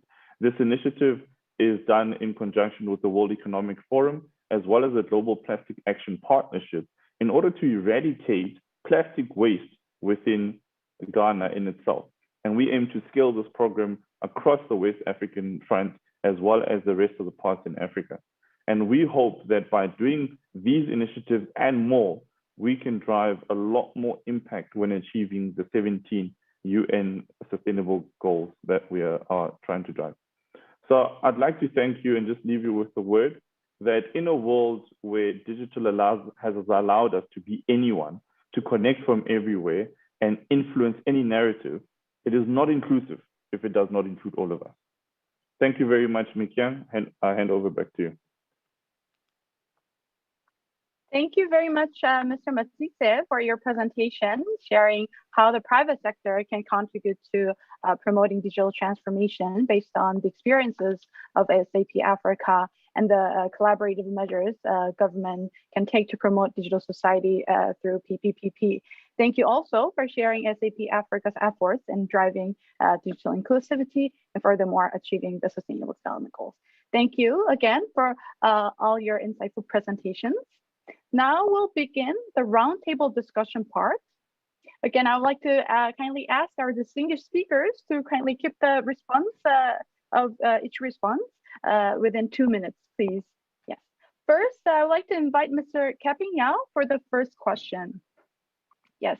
In your presentation, you emphasized the importance of changing mindsets and the development of capacity.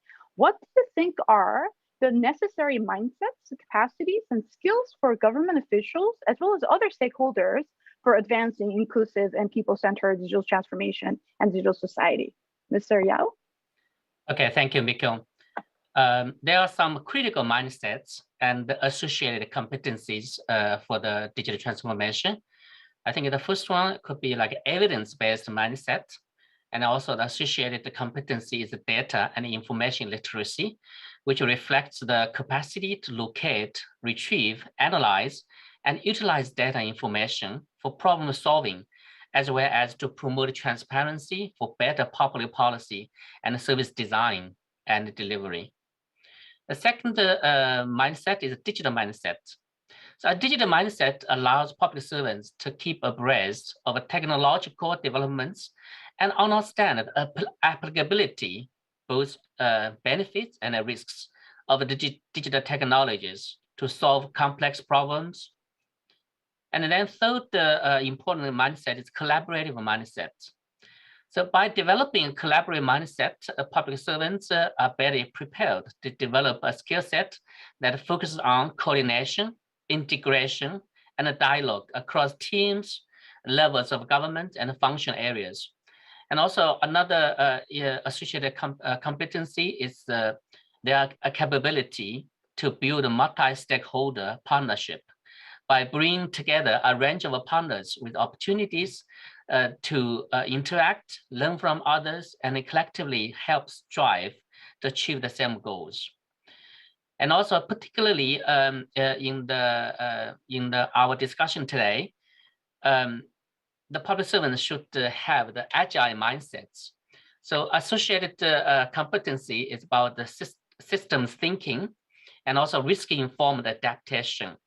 The public servants should have a capacity to maintain effectiveness when experiencing change and also continue delivering the results within new structure or despite external shocks. And also the public servants should also have the capacity for collaboration. They should perceive the problems of common interests and positively address the problems through dialogue, coordination, partnership, and networks.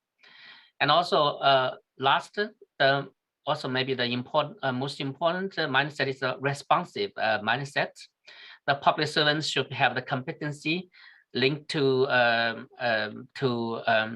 this mindset abilities to ensure equitable access to public service delivery, provided on general terms of equality, irrespective of their ethnic groups, their gender, and their backgrounds. Yeah. Thank you. Thank you very much, Mr. Yao, for sharing your insights and thoughts on the necessary mindsets and capacities for inclusive digital transformation.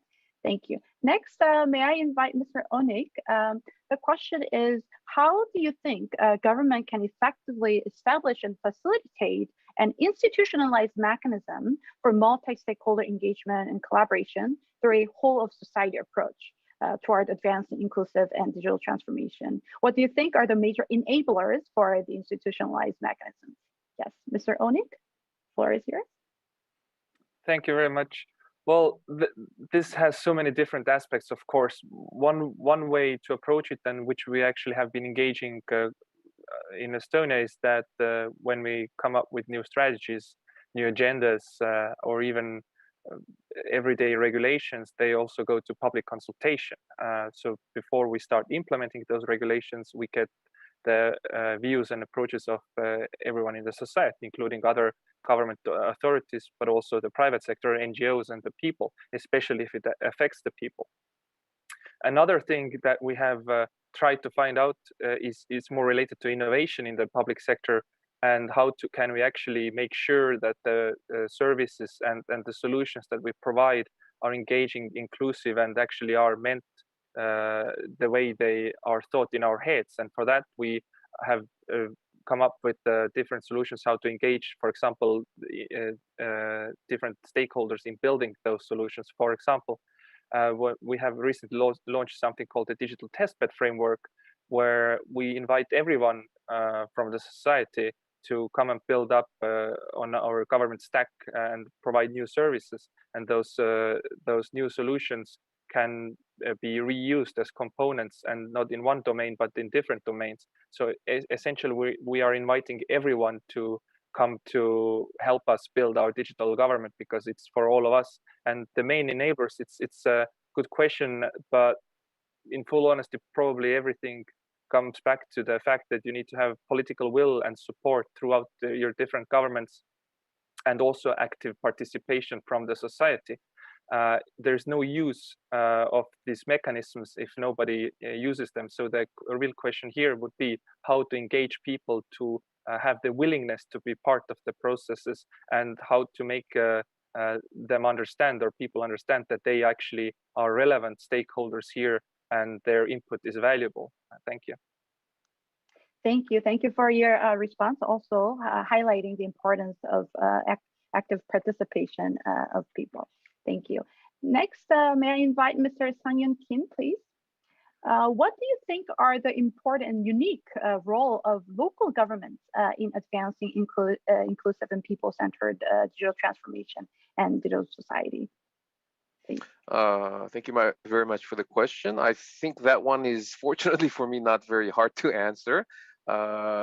I've been working with the local governments for several years already, and what I've noticed is definitely that local governments are at the very forefront of public service delivery. We are all here working in the public sector, but most of our jobs tend to be policy centered, and we don't actually directly communicate with or directly work with the actual recipient of our public services. But the local government, at their end, they are at the very, very front, and every day they work with the people, they interact with them. And I discovered that to give a very different aspect to what we are doing as a government institutions, what the actual legal frameworks that we build, the policies, the guidelines that we build, how does that interact with the real population itself?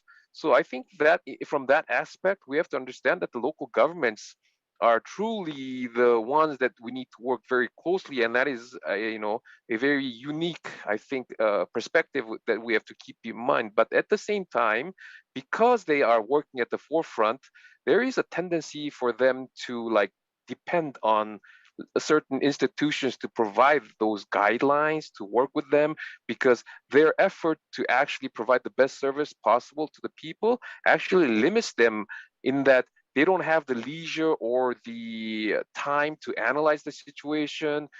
It's extremely difficult, when you're working right with these, directly, to actually be able to, have an analytical situational awareness that allows you to do things in a better way, because they don't have a whole view of the public service, because they are actually just at the front end, and the back end is, is something that they have, they wish for a sort of a black box that will support them in what they do. So I believe that the local governments, we have to just, understand what their needs are. And as long as we can work together with them, I think we'll build a very good system out of that. Thank you very much.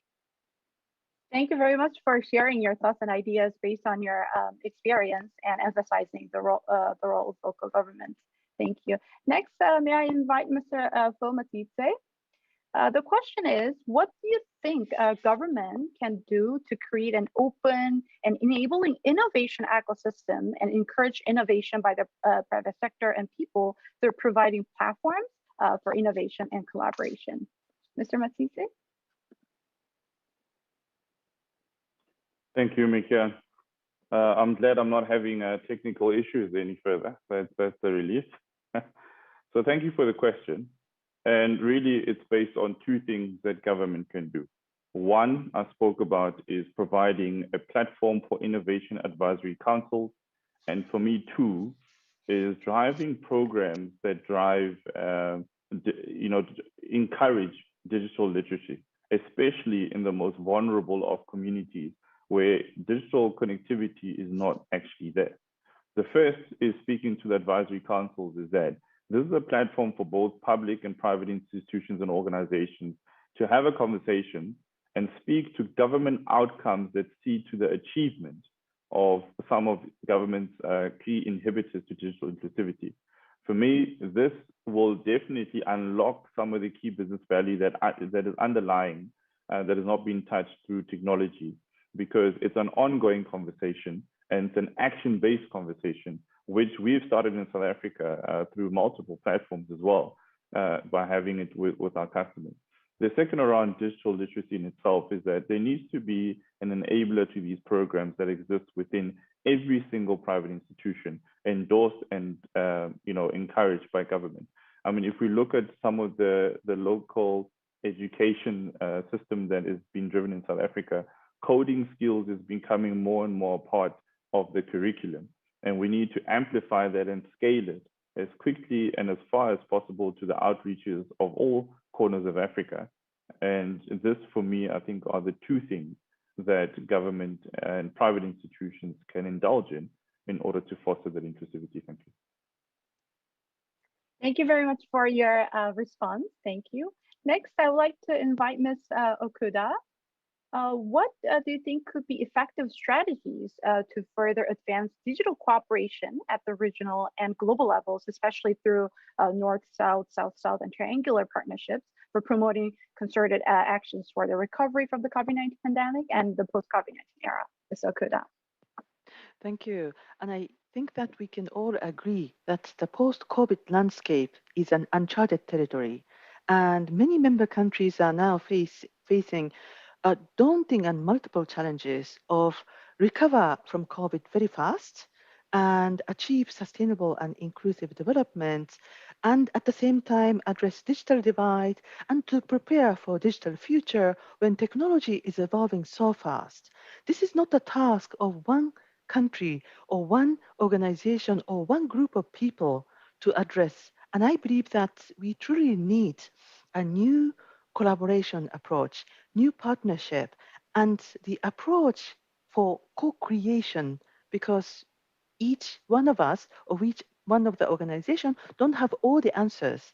And I believe that this North-South collaboration, South-South collaboration, and triangular cooperation will provide such new way of addressing issues, share examples, and to prepare and co-create the joint and perhaps shared digital prosperity. And I can also give some examples of now different countries which have never assisted or had a technical cooperation relationship, now cooperating together, providing what's happening, lessons learned, and good practices between South-South. So I hope that in the future, this will expand even further and try to tackle these formidable challenges ahead of us. Thank you. Back to you, Mikyun. Thank you very much, Ms. Okuda. Thank you very much, all other speakers, for sharing their insightful ideas to the questions. Without further ado, we'll now move on to the Q&A to address the questions from the participant that was shared on the OGP Summit website. Unfortunately, I don't think due to the time limit, we will have time to address that, many questions. But one question I would like to invite Mr. Sang-Yeon Kim of CLEAD. This question is asking, may I ask Mr. Sang-Yeon Kim to elaborate on the digital future of Korea, in particular on the task ahead on data-driven public service delivery? Mr. Kim, if you could briefly answer to this question, that will be very much appreciated. Thank you. Thank you very much for that question. And I think I don't think I'll go into technical detail, but there are actually two aspects to data-driven public services, and I'll just give you a very brief answer. Number one, would be definitely that we need to have a scientific methodology based on data to make public decisions. That's the biggest aspect. That basically means that we need to build our database, and we need to gather database in such a way that it's actually usable, and that it will be sustainable to actually also overcome the privacy issue and various issues, so that the database we build is actually usable in the context of various, including AI and other systems that we need to base on. So that's the first aspect. And the second aspect is just as important, is the infrastructure aspect, which is saying that in order for us to use that data to actually implement and to work with each other, what we need to do is actually move to the cloud. It's as simple as that. When we're looking in a technological point of view, is that we cannot allow our database to be built into silos and spread out in different systems, because at the end of the day, then we have a problem with how are we going to gather that data into one place and actually analyze the systems, and how are we going to make use of it? Will there be any legal issues like privacy issues and things like that? So basically, as I mentioned in brief, just two aspects. Number one is to have good data and to make sure that we have data that's sustainable. And number two is that to have that into a bowl or a plate that we can easily use, which is the cloud. So that's my answer. Thank you very much. Thank you very much, Mr. Kim, for your response and sharing your ideas on that question. This is time to wrap up the discussion. For other questions that were in the chat box, I would like to kindly invite our speakers to further share thoughts, maybe through the OGP website comment box for further sharing. And before we conclude the session, I'd like to quickly invite each speaker to make a brief final remarks or comments. It will be appreciated if the speakers could make the remarks in less than 30 seconds, please. I would like to this time first invite Ms. Okuda to share her final comments, please. Thank you. And I would like to touch base with on what was said by the previous speaker, because now, as you have seen, we still have 2.9 billion people offline, and most likely we would not have their data to make policy and decisions. And I think, as you said, Mr. Kim, it's very important to accelerate the